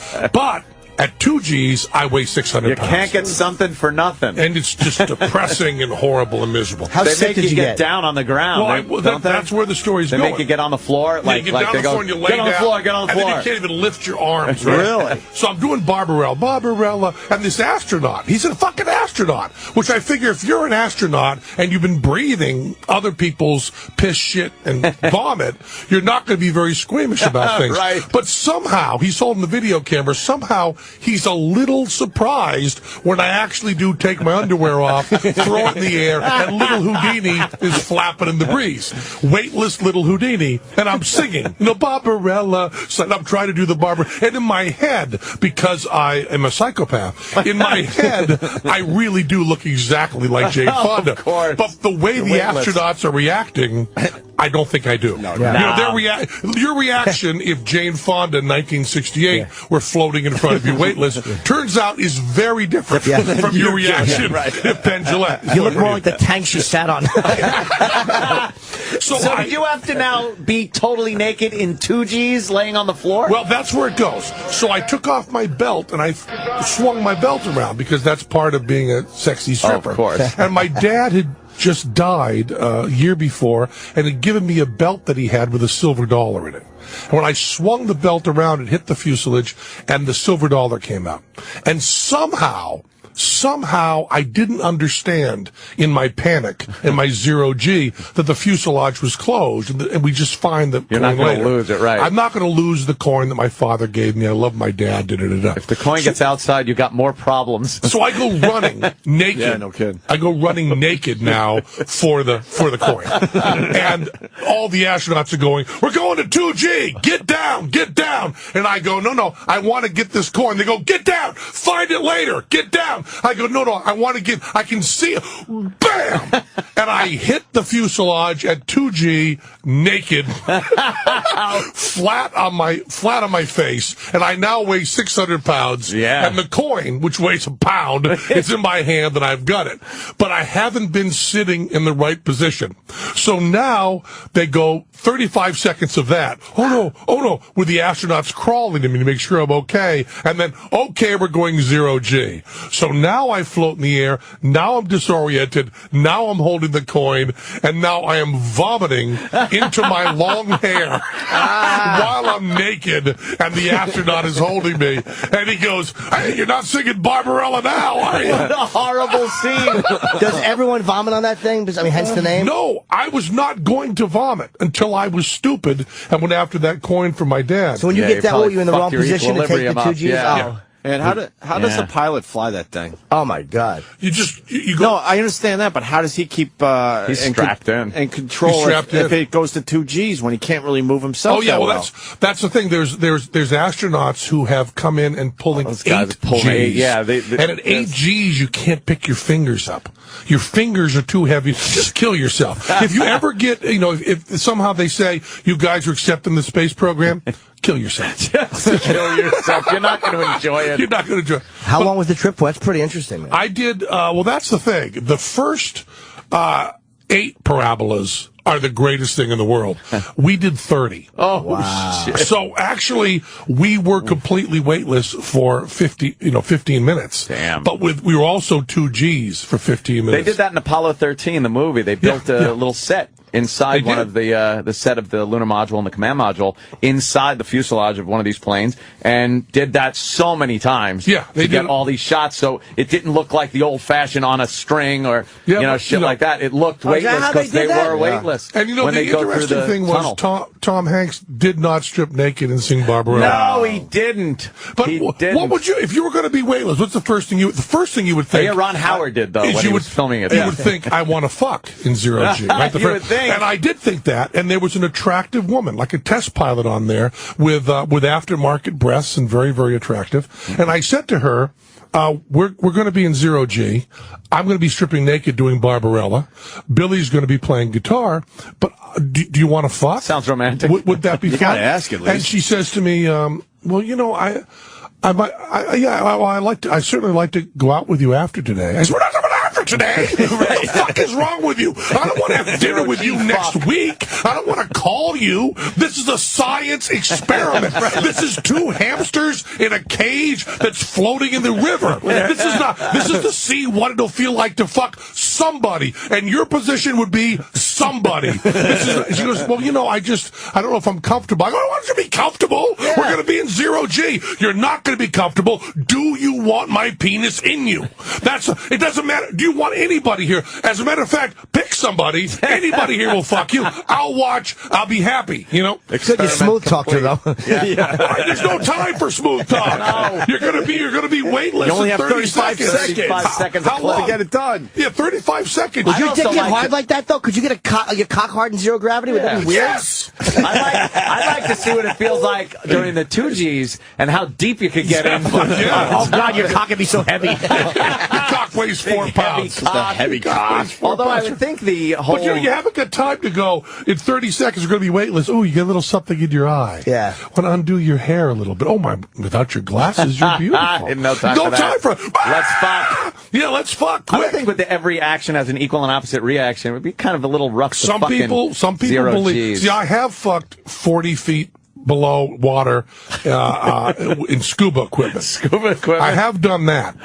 And it's very hard to keep your neutral buoyancy. It's very hard to be safe. And I also almost froze her to death because, I have much more body mass and she was a skinny model. So there were some parts of her body that looked kind of blue. But I've done that. So, I knew you could do the pushing and stuff. And I also knew Billy Gibbons would help. He's a rock and roller. How could you get a rod under those circumstances? I could never do that. You could too. No, I couldn't. I'm very specific. Very distracted. Very Well, we could bring in the horse porno. You could watch that while you're... Yes, good old Kenny Pinion, yes. Naughty Boeing engineer he was. What makes you scared, man? Because you do everything. Does anything scare you? Where you're like, get the fuck out of here, I'm not doing that. I don't tend to get... I know you don't. Get that, I've learned that over the years with you. I also found out that Mary Roach, who wrote the book about Mars, Packing for Mars, I wrote to her a fan letter. I write fan letters like crazy. But they're not just fan letters like, go on O&A. I like what you're doing. Old school fan letters. Old school, I do that. And she had been 0 G. And she does this whole chapter, which is about fucking in space, where she says the desire to do it is so overwhelming, someone must have done it. but the danger of being caught and how reprimanded you would be, nobody could have done it. So it's completely powerful. And she said when she got on her zero-G flight, she said to a guy there, let's just fuck. Let's just do. She was doing the same thing that I was doing. Should have been on the same flight. Absolutely. If we were on the same flight, we could have negotiated that deal. Zero-G fucking going on. By the second parabola, every astronaut would be breathing piss, shit, vomit, and my cum. And some common vaginal secretions and whatever else comes out of there. It's the first thing you think about, right? And I'll tell you, just so you know, if you and I are ever in zero-G, I'm fucking you. I'd jerk you off at least out of respect. Of course you would. Yeah. I mean, if you're talking about the purpose of life, in a godless universe, is to get good stories. Yeah. And I don't think you can beat I jerked off Jim Norton in zero-G. It's not gay if you're in zero-G. No, if there's no gravity, all bets are off. But I mean, that would be a great story. Doing it for the story. Yeah, you jerk each other off, you laugh about it later. We're all in agreement. And he's got, how many questions have you got? What was it like when you came? How did that feel? I would never be able to come. You know how awful it would be to fucking collapse and have his hand still on my cock at 2 G's? I can't get your hand off my dick. I can't lift my hand. I can't lift my hand. Then you look at each other and go, wow, this is really gay. My hand is good one. Stuck. And then we start vomiting. Yeah. And then we land and they have to pry us apart. That just sounds like a great story, man. What a good date. You're right, that's good. But you mean, you guys, they're starting to do, it's no longer illegal and sneaking around. They'll now do it for like rich guys, do the parabolas in zero-G. I don't know if I have the balls to do it. I would get very, very sick. I would like to think I do. Yeah, well, you get sick, sure, but it's worth it. You're zero-G. You ever skydive? I haven't skydived. Is that something you're scared of? I'm not scared of it. No, I just haven't done it. Now you do it on someone's back. Right. They do that to save you from having to learn anything. You know what I mean? Did you ever see the video of the guy who jumps out without a parachute, and then the guy has to jump after him with the parachute? Yeah. He's like a stunt guy. Yeah. And he jumps out, and he just fucking takes a sip of an energy drink and jumps out of the fucking plane. And then his guy jumps out after him, puts the parachute on him as they're falling. That's some crazy Yeah, they do. They do that. There's also something I've heard about, but I haven't seen it, of a guy that jumps out with a camera and forgets his parachute and films the whole. Oh shit! But that description is so horrible. You got that too? How do you forget? Can you turn a little more, Sim? Oh, is this the guy? Yeah. Look at that. Oh yeah, there. It takes some energy drink. There it goes. He's falling with no his shorts and sunglasses on. This guy's rules. Does he have an erection? Because there's a guy you jerk off. And he's free falling. This isn't like just jump out and give me the chute. So now they grab him to put the parachute on. Imagine if his friends really hated him and they're like, fuck him. Let's just let him go. Screw you. How much time do you think they got to do this? Oh, so they're tandem strapping him. Yeah. I guess they're not. I think they're raping him. It really does look like they're. Can you move that mouse, Sam? How much do you want that parachute? Because that's your time to negotiate. Yeah. Imagine they go right up to him, they whisper in his ear, "We never liked you. Fuck you." How much? And then don't do what they were supposed to do. That is your negotiation. That's your time for negotiation. Yeah. Holy shit. That ground's getting a lot closer. I'm going to give you my parachute. There's a few things I'd like to have from you first. Yeah. That sure is a pretty mouth. That's fucked up. I would be so fucking scared. The thought of jumping out of a plane without a parachute on your back That's trust like right there, huh? Is amazing. With a parachute stinks. With a parachute would be scary. You ever watch the footage of Captain, what's his name, Joe, the guy who jumped from 102,000? From the hot air balloon. Yeah, hot air balloon. Listen to me. What is it, fucking Wizard of Oz? His hot air balloon. Joe His Kittinger. infernal device. Hot air balloon. Yeah, Joe Kittinger fucking jumped. That's the chilling footage. And he said he didn't feel like he was falling. He's like, I thought I wasn't falling until I looked back and saw the balloon had gained distance because it was so low gravity. He's just got nothing to base it on. And when you watch the helmet cam he had on, it's like, you see the Earth and the space going by. It's great. God, yeah, when you they told me once you've been zero-G, your brain knows what it's like to feel zero-G. And so when I was flying home, and like on a Southwest flight, it was great because we hit a bump. We had turbulence and we hit a bump, and I was sleeping, and I just undid my seatbelt and just pushed. We'll be right back with more of the best of Opie and Anthony. 2010. 4 teams teams remain in the NBA Conference Finals, and SiriusXM is the only place on radio where you can hear every team's hometown call. In the East, the Heat battle the Pacers. Right-hand jam, LeBron James. In the West, the Thunder take on the Spurs. Durant on the left-handed off the bounce feed. Oh, a laser by Westbrook. Catch every home and away broadcast of the NBA Conference Finals on your Sirius and XM radios and on the SiriusXM app. Log on to SiriusXM.com/live sports for game times and channel listings.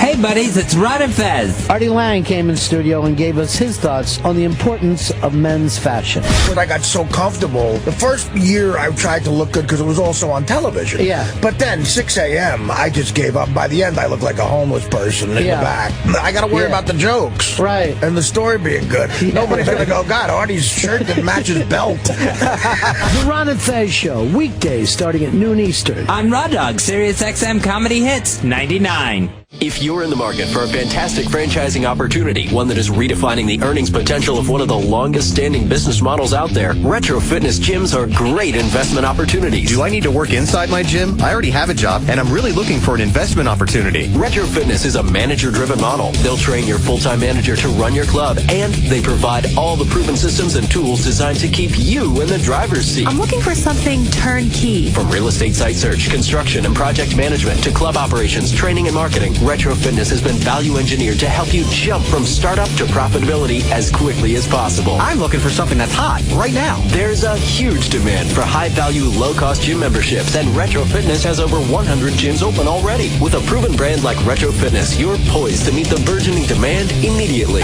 Let's go Retro!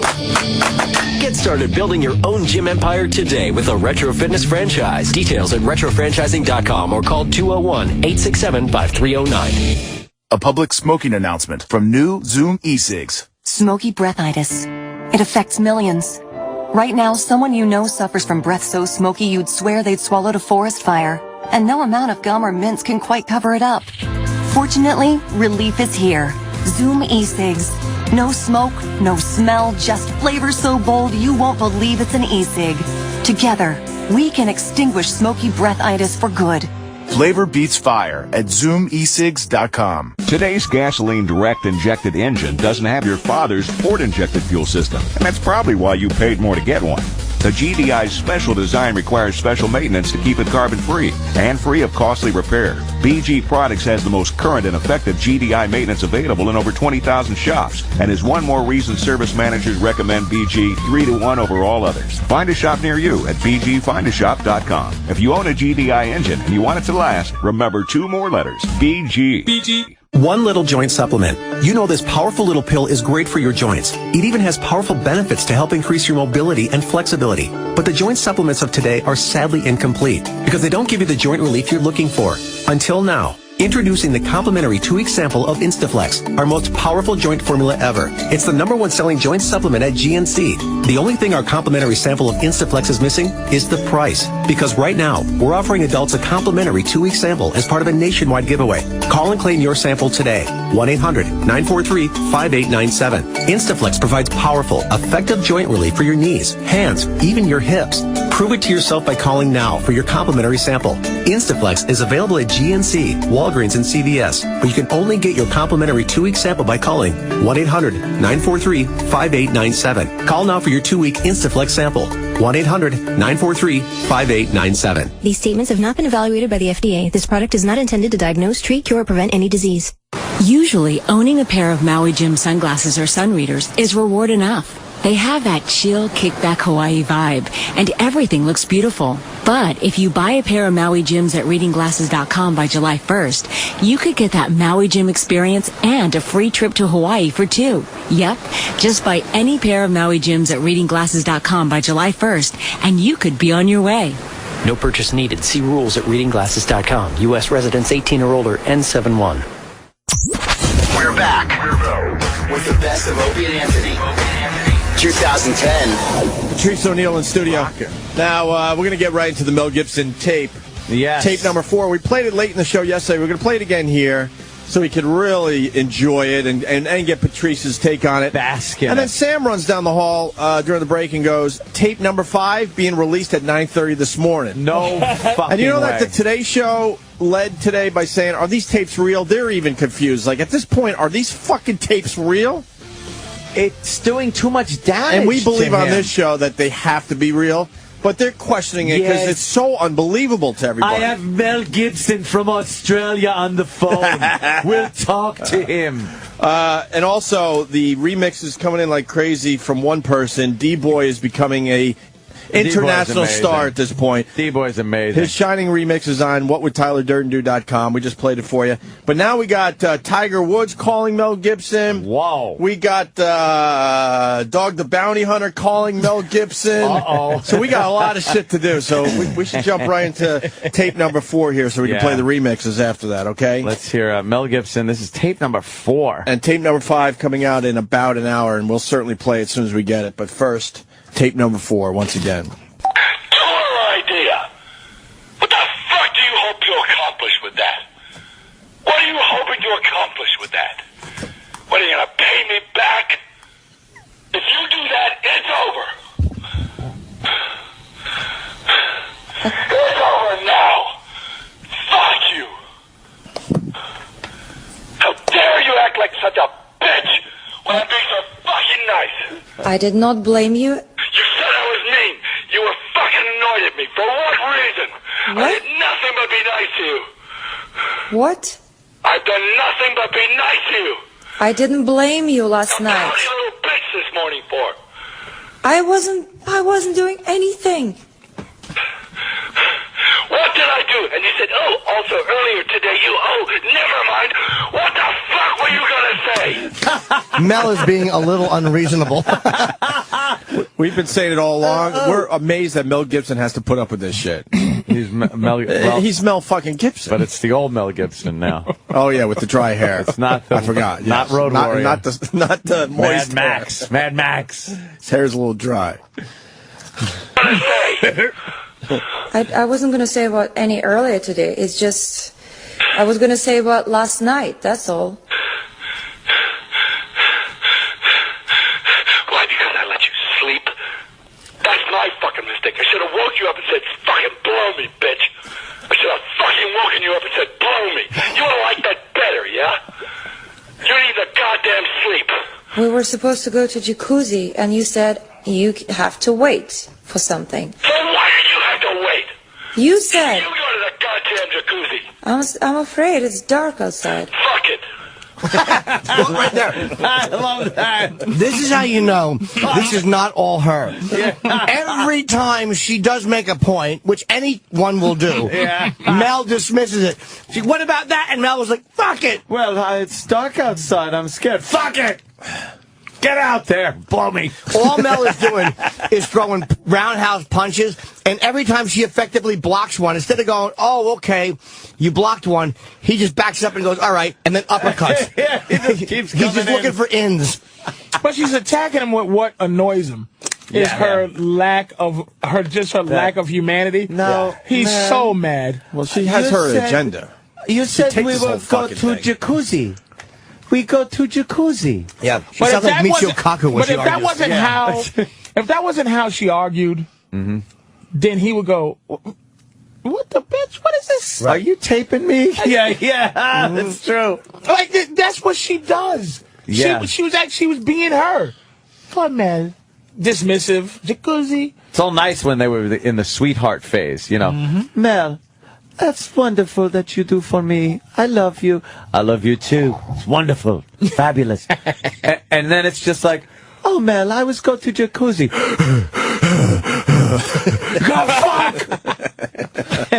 Why would that be a problem? I don't know. He's mad, though. He's mad about the jacuzzi. Fucking mad. She started getting rights. Somewhere in that relationship, she slowly got her rights, and he lost it, but he didn't catch that she was getting her rights when just one day he woke up and she had rights. Oh my God, she's got rights. Yeah. I just waited for you. I waited and waited till I fell asleep, and then Waited like 2.5 fucking minutes. You're fucking snoring. Don't you dare wait. You're blaming me right now. Now I'm blaming you. You went to sleep. I don't blame you. I deserve to be blown first before the fucking jacuzzi. The greatest thing ever said by a man, right there. I deserve to be blown first before the jacuzzi. I challenge you. That is the greatest thing ever said by a man. When you think of the problems in the world, like there literally are kids who have flies crawling on their mouths, and then, like, if aliens came here and they just looked at all human problems, and they went from someone with a fly on their mouth and then just fucking panned over to Mel, I deserve to be blown before the jacuzzi. Before the jacuzzi. Is this greater than one step for... Oh my God, one small step for man, one giant leap for mankind. Of course. Right. That line is right up there. Right up there? Yeah. Ich bin ein How can this be Berliner. fake? If this is a fake thing, it has to be put up for some kind of Oscar. Because no one says that. No one says that in improv. This has to be put in a time capsule. He would be for other generations. If this was fake, he would be sequestered somewhere right now, going, I can't believe they're still fucking believing this when I said, blow me before the jacuzzi. Like that line, if I had said that as a joke and people believed it, I'd be amazed. Amazed that people would believe that a human would say something that silly. Didn't he say, too, you could hear she talks over it because she is very rude, interrupting this amazing tirade. Yes. Good boy, Jimmy. Doesn't he say, like, that one part, can we hear that again? Oh, I think we went backwards. Didn't she go, like, you blew me, she goes, you blew me, you fell asleep without blowing me. He says it again before he says you deserve. Yeah. The first time he says it. Let me go way back then. It's like a second before it. Oh, it is? All right, let's pick it up here. For what is she... The part... That's the thing. She said you... The thing where she goes... Oh, my God. Fuck it. Play it. Because there's something she says, and I still don't get... Because I don't get it. Part of it is this. I think she fell asleep before they fucked around. Yes, that's what. Mel is one of these guys who he's really feeling like he feels sexually rejected, and it's like I used to do that in relationships where if I didn't get what I wanted sexually, I would brood, and I would brood, and then the next day everything she'd go, "How you doing? Fine." And I would wait for her to know that she didn't do what I wanted her to do sexually. I was really hurt and selfish, but I was angry. And it was like she would do something else, like, not get me the right kind of sandwich. I'd be like, what the fuck? That's not what I asked for. Right. All coming from this night before. And that's where that rage about... What was the 2-minute thing? That you were asleep in 2 minutes. Yeah, okay, or whatever. Okay. He apparently had to do something. So he left the room. He was excited to go into the bedroom and get a little action. He said but she was asleep in 2 minutes. In 2 minutes, he came back. She goes, well, you left for a while. And he goes, a while? It was 2.5 minutes. He comes back, and she's snoring. He said something like snoring. We are slowly uncovering this thing. Yes. Again, I think she changed the contract. She fucking in that she starting to treat him like an old man with dry hair. Keep going with the dry hair. And that's her job was not to treat him like that. Her job was to fucking make him feel like, and there's one of the tapes where he goes, I want a woman to make me feel like a man. Man. And he has no soulmate, but because he's a fucking billionaire sociopath who now Dick doesn't get raging hard. He doesn't get road warrior hard no more. Road warrior. And he needs a girl that accepts that his dick is a little bendy. Dick needs that brace like a road warrior on his leg. He needs love. He needs somebody that loves his dry hair. But he's also here's where he fucked up and changed the contract. She is expecting Mel Gibson to be Mel Gibson and go, it's time for some fucking stupid. Instead, every time she rejects him, he's like, oh, come on. Yep. She wasn't ready for, oh, come on. She's like, oh, no. Yeah. He's like every guy I've fucked. He's like, she owns him. He should own her, but he doesn't. She owns him sexually, and he resents it. Women want you to talk. Women want you to talk the relationship from suicide. They're willing to take, but they want that. I'm telling you, man, my girl finds this to be, she wants to get me to that point because it seems like it means something. But it's like, they do that. They fucking do that. Anytime, like, my girl, now she talks, right? She talks a lot. And she repeats things 50 times because she's like, I'm talking. And there's nothing anybody can do about it. And I go, I gotta go, bitch, listen, man, you gotta shut up. And then she goes, see? And I go, look, the only thing I can do is leave.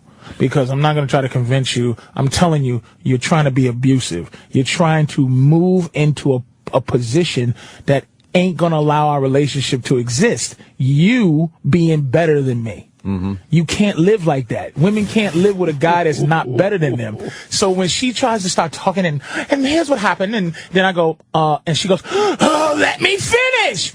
I go, okay, so I see where you're going, cunt. You're spreading your wings, huh? You think you're fucking, Prince of Zamunda, ho? Like, you think now you explore with me? Explore by yourself, you fucking creep, and explore this new world without me. You're not gonna explore on me. That's what she did to Mel. She explored, and he flinched.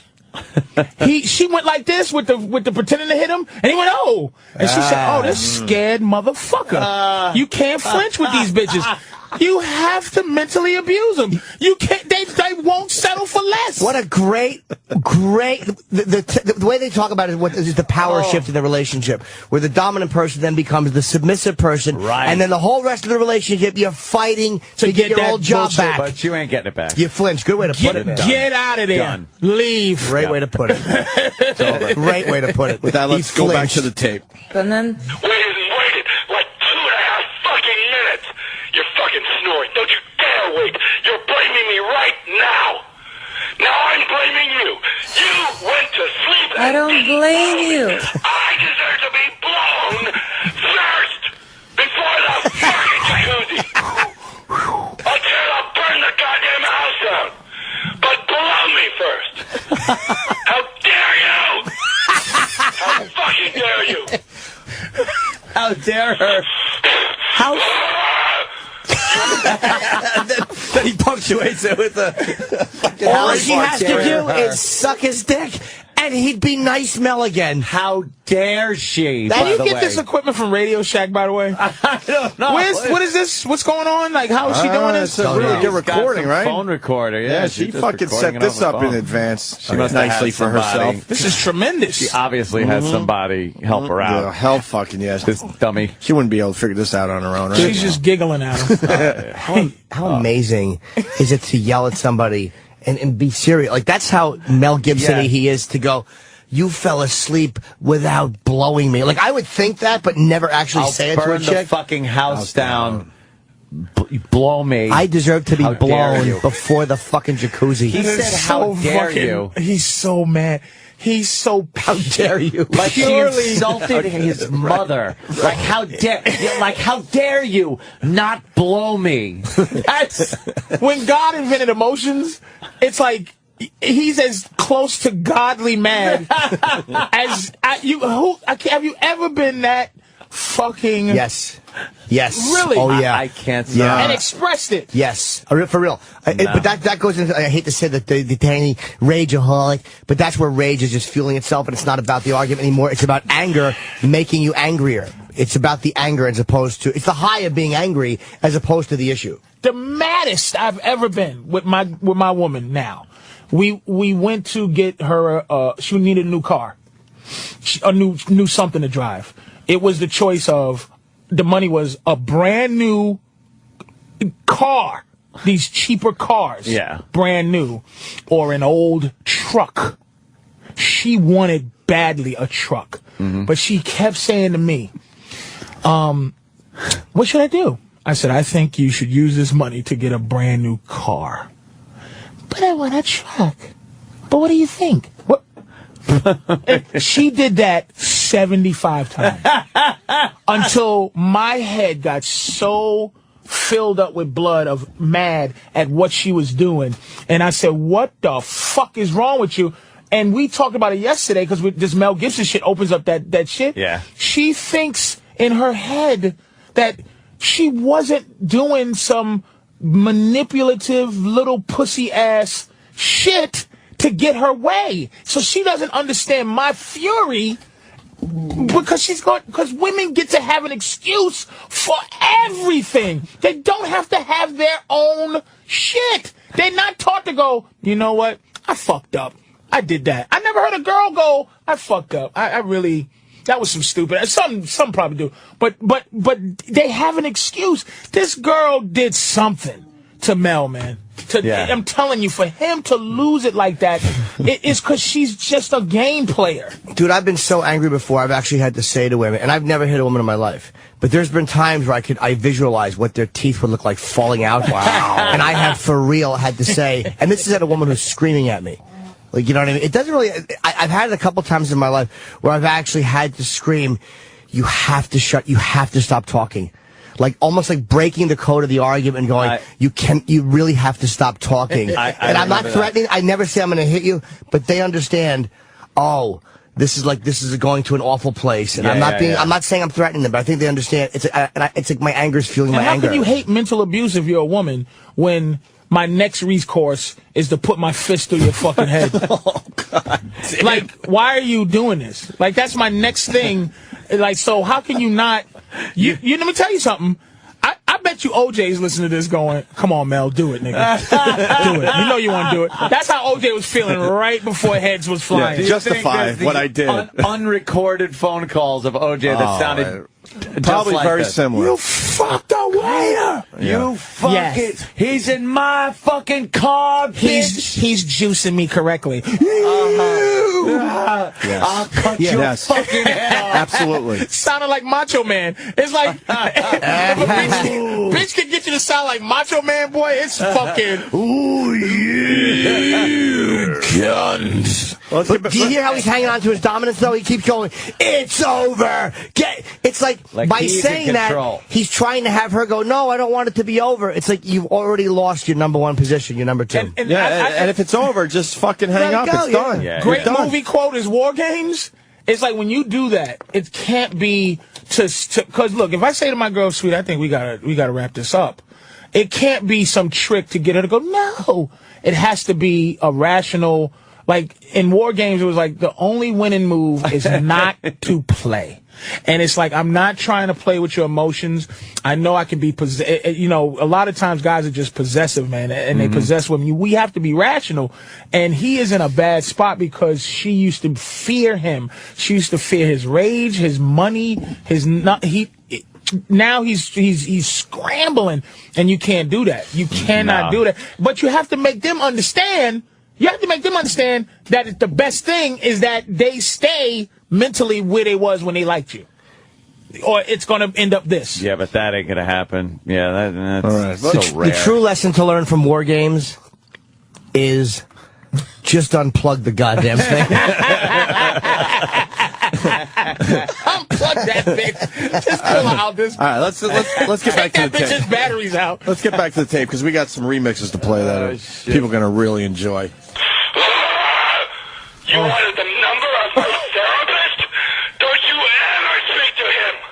Find your own goddamn therapist. Because you got problems more than me. You need medication. You gotta fucking push my buttons. And it is not going to work with us. It's not. I can't get like this anymore. And you know you're doing it. And you're a liar. And you're dishonest. And you're fucked up. So you stay the fuck away from me. Take care of your fucking son. And I better have my daughter. I just want my daughter and a maid. It's a lot less fucking trouble. He's like Steve Martin at the end of The Jerk. I want my daughter and a maid and this paperclip. Daughter and a maid. It's a lot less fucking trouble. They clean up after themselves. They make your goddamn bed, which you did not. You don't have to worry about emotional blackmail or any other bullshit that you put me through. I just need a nice woman to look after my beautiful daughter. I don't have to fuck her or anything. You're a pain in the ass. You're a pain in my ass.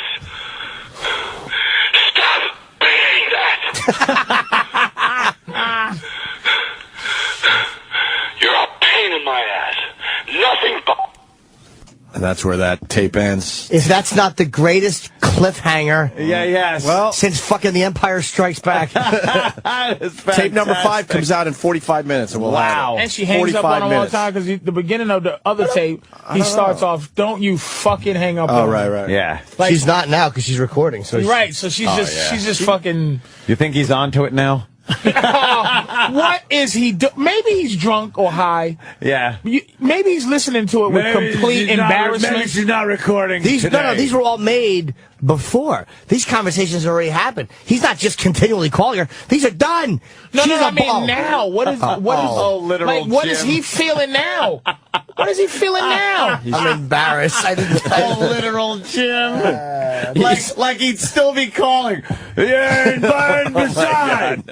All the tapes are out, and he's still calling. I'm embarrassed. Shut up.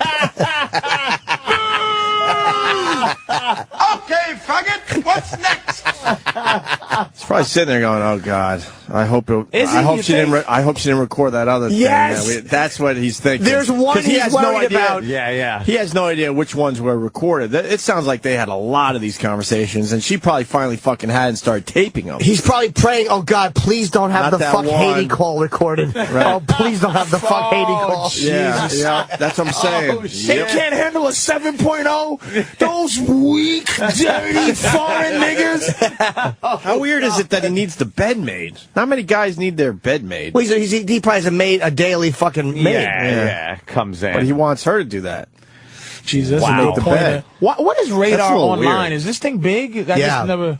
It's the guy from MASH. He's waiting for something. Oh, Chip.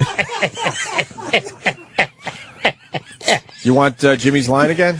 I want Jimmy's line again. Oh, yeah. Can we hear it, Travis?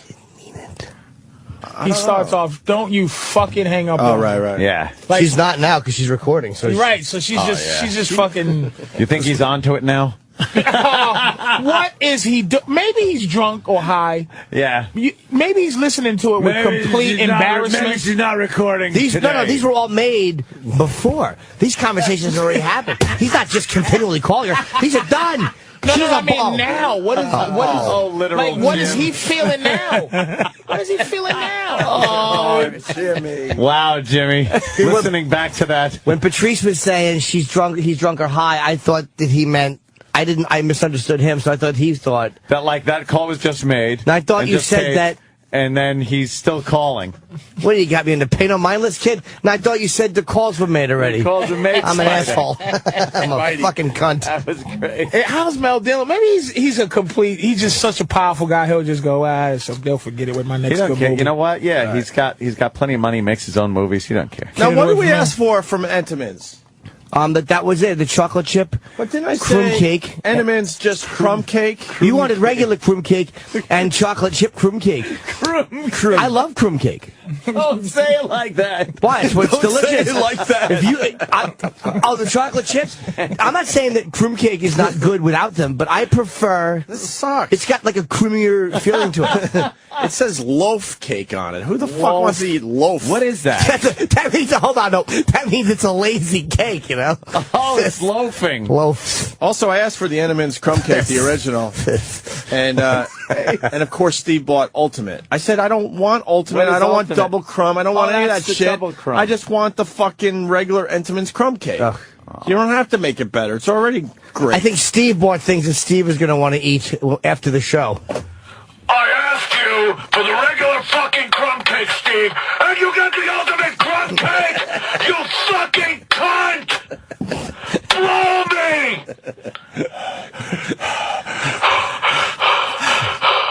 I've been nice to you, and you give me the wrong fucking crumb cake! You cunt! I just want somebody to get me the right crumb cake. See, I'm ready to pass out just doing that. I deserve to be blown before you put a watermark on it. Yes. Yes. Yes. I want to be blown, and then I'm going to take your website down. Yes. Yes. Mel, calm down. Stop hollering at me. When are we going to fucking find out what she did? That's what we're waiting Mel for. will have a way of leaking. He has to. He has to at this point. Unless it really is nonsense like this, that's just a power struggle in a relationship. Maybe, like she said, he needs medication or something. Really, you think? Off the deep end. You need a bat up the side. I deserve to be blown before the jacuzzi. When that's the zenith of your argument, you have to go with the medication. You know something, though? I do believe I heard that Sunday at the party. So I might not be just crazy. That's fucking hilarious. Yeah, you said it to Danny. I know. You didn't need to be told. Danny said, "Why are you so happy?" And you said, "I deserve to be blown before the jacuzzi." Thanks, pal. We'll be right back with more of the best of Opie and Anthony. 2010. Hi, I'm Jessica Shaw, host of EW Morning Live on Sirius XM's Entertainment Weekly Radio. Hey, I'm Dalton Ross. Get ready, people. EW Morning Live on location from Survivor. We are going to get the lowdown from Jeff Probst and all the people behind the scenes. We totally need to formalize and formalize now. We are so going to own this island. The first ever broadcast from the set of Survivor. Every morning next week on EW Morning Live. Exclusively on Sirius XM's Entertainment Weekly Radio, Channel 105. Or listen on the Sirius XM app.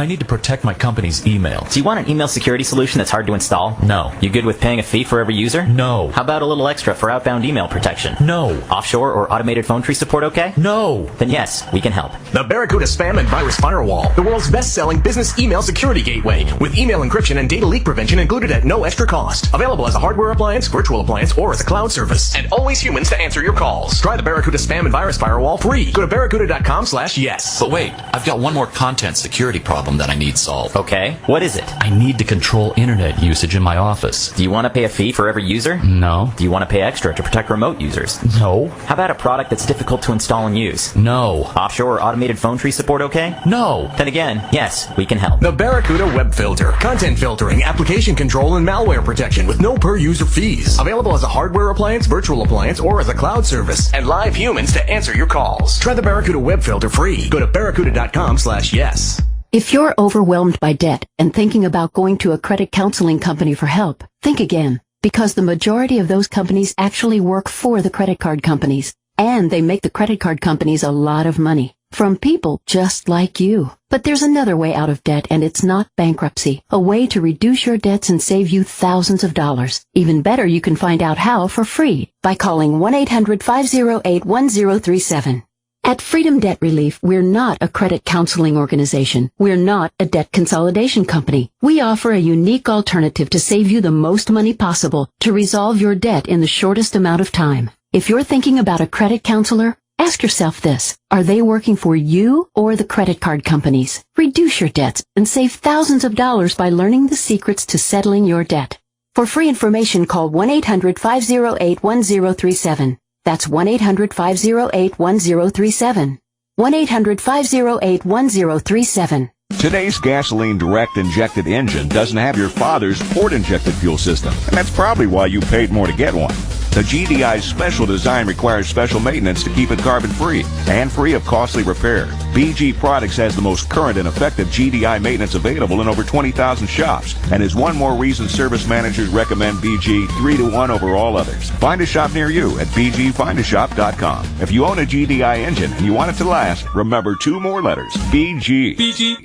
Owner-operators, are you concerned about the rising cost of fuel? Do you feel you're carrying most of the financial burden of the added expense? Landstar wants you to know they pass 100% of all collective fuel surcharge onto their owner-operators. That, along with fuel discounts, are just a couple of ways Landstar helps their owner-operators stay profitable. At Landstar, you can operate your business your way and know that help is there when you need it. Get started with Landstar today by visiting lease2landstar.com or call 877-472-0099. Late payments are among the top causes of a lower credit score. So if you have late payments or other negative items hurting your credit score, call creditrepair.com. For over 15 years, every day we help thousands repair their credit. We help improve your credit score by working with both your creditors and the credit bureaus to remove negative items from your credit report. So call creditrepair.com. 800-584-1232. 800-584-1232. 800-584-1232. Welcome back to the best of the Opie and Anthony Show. 2010. Why is it that the rest of the world have ancient civilizations that they go way the fuck back, and where we live in the United States, we can't go back that far? Why wouldn't there be life on the entire Earth, and then something catastrophic had to pop up somewhere? Catastrophic had to happen. It should be popping up everywhere. Well, no, because like you have the ideal situation and circumstance in one place, and that's what happened. You think that's what it is? Apparently, it was in Africa. Mm-hmm. The cradle of civilization, Mesopotamia. Mm-hmm. And then things kind of spread out from there. You think it's as simple as that? Yeah, I kind of do. Yeah. And then I think that's why we don't really Why do we only go back to Indians? And they obviously were really stupid. Yeah. Because they gave away everything.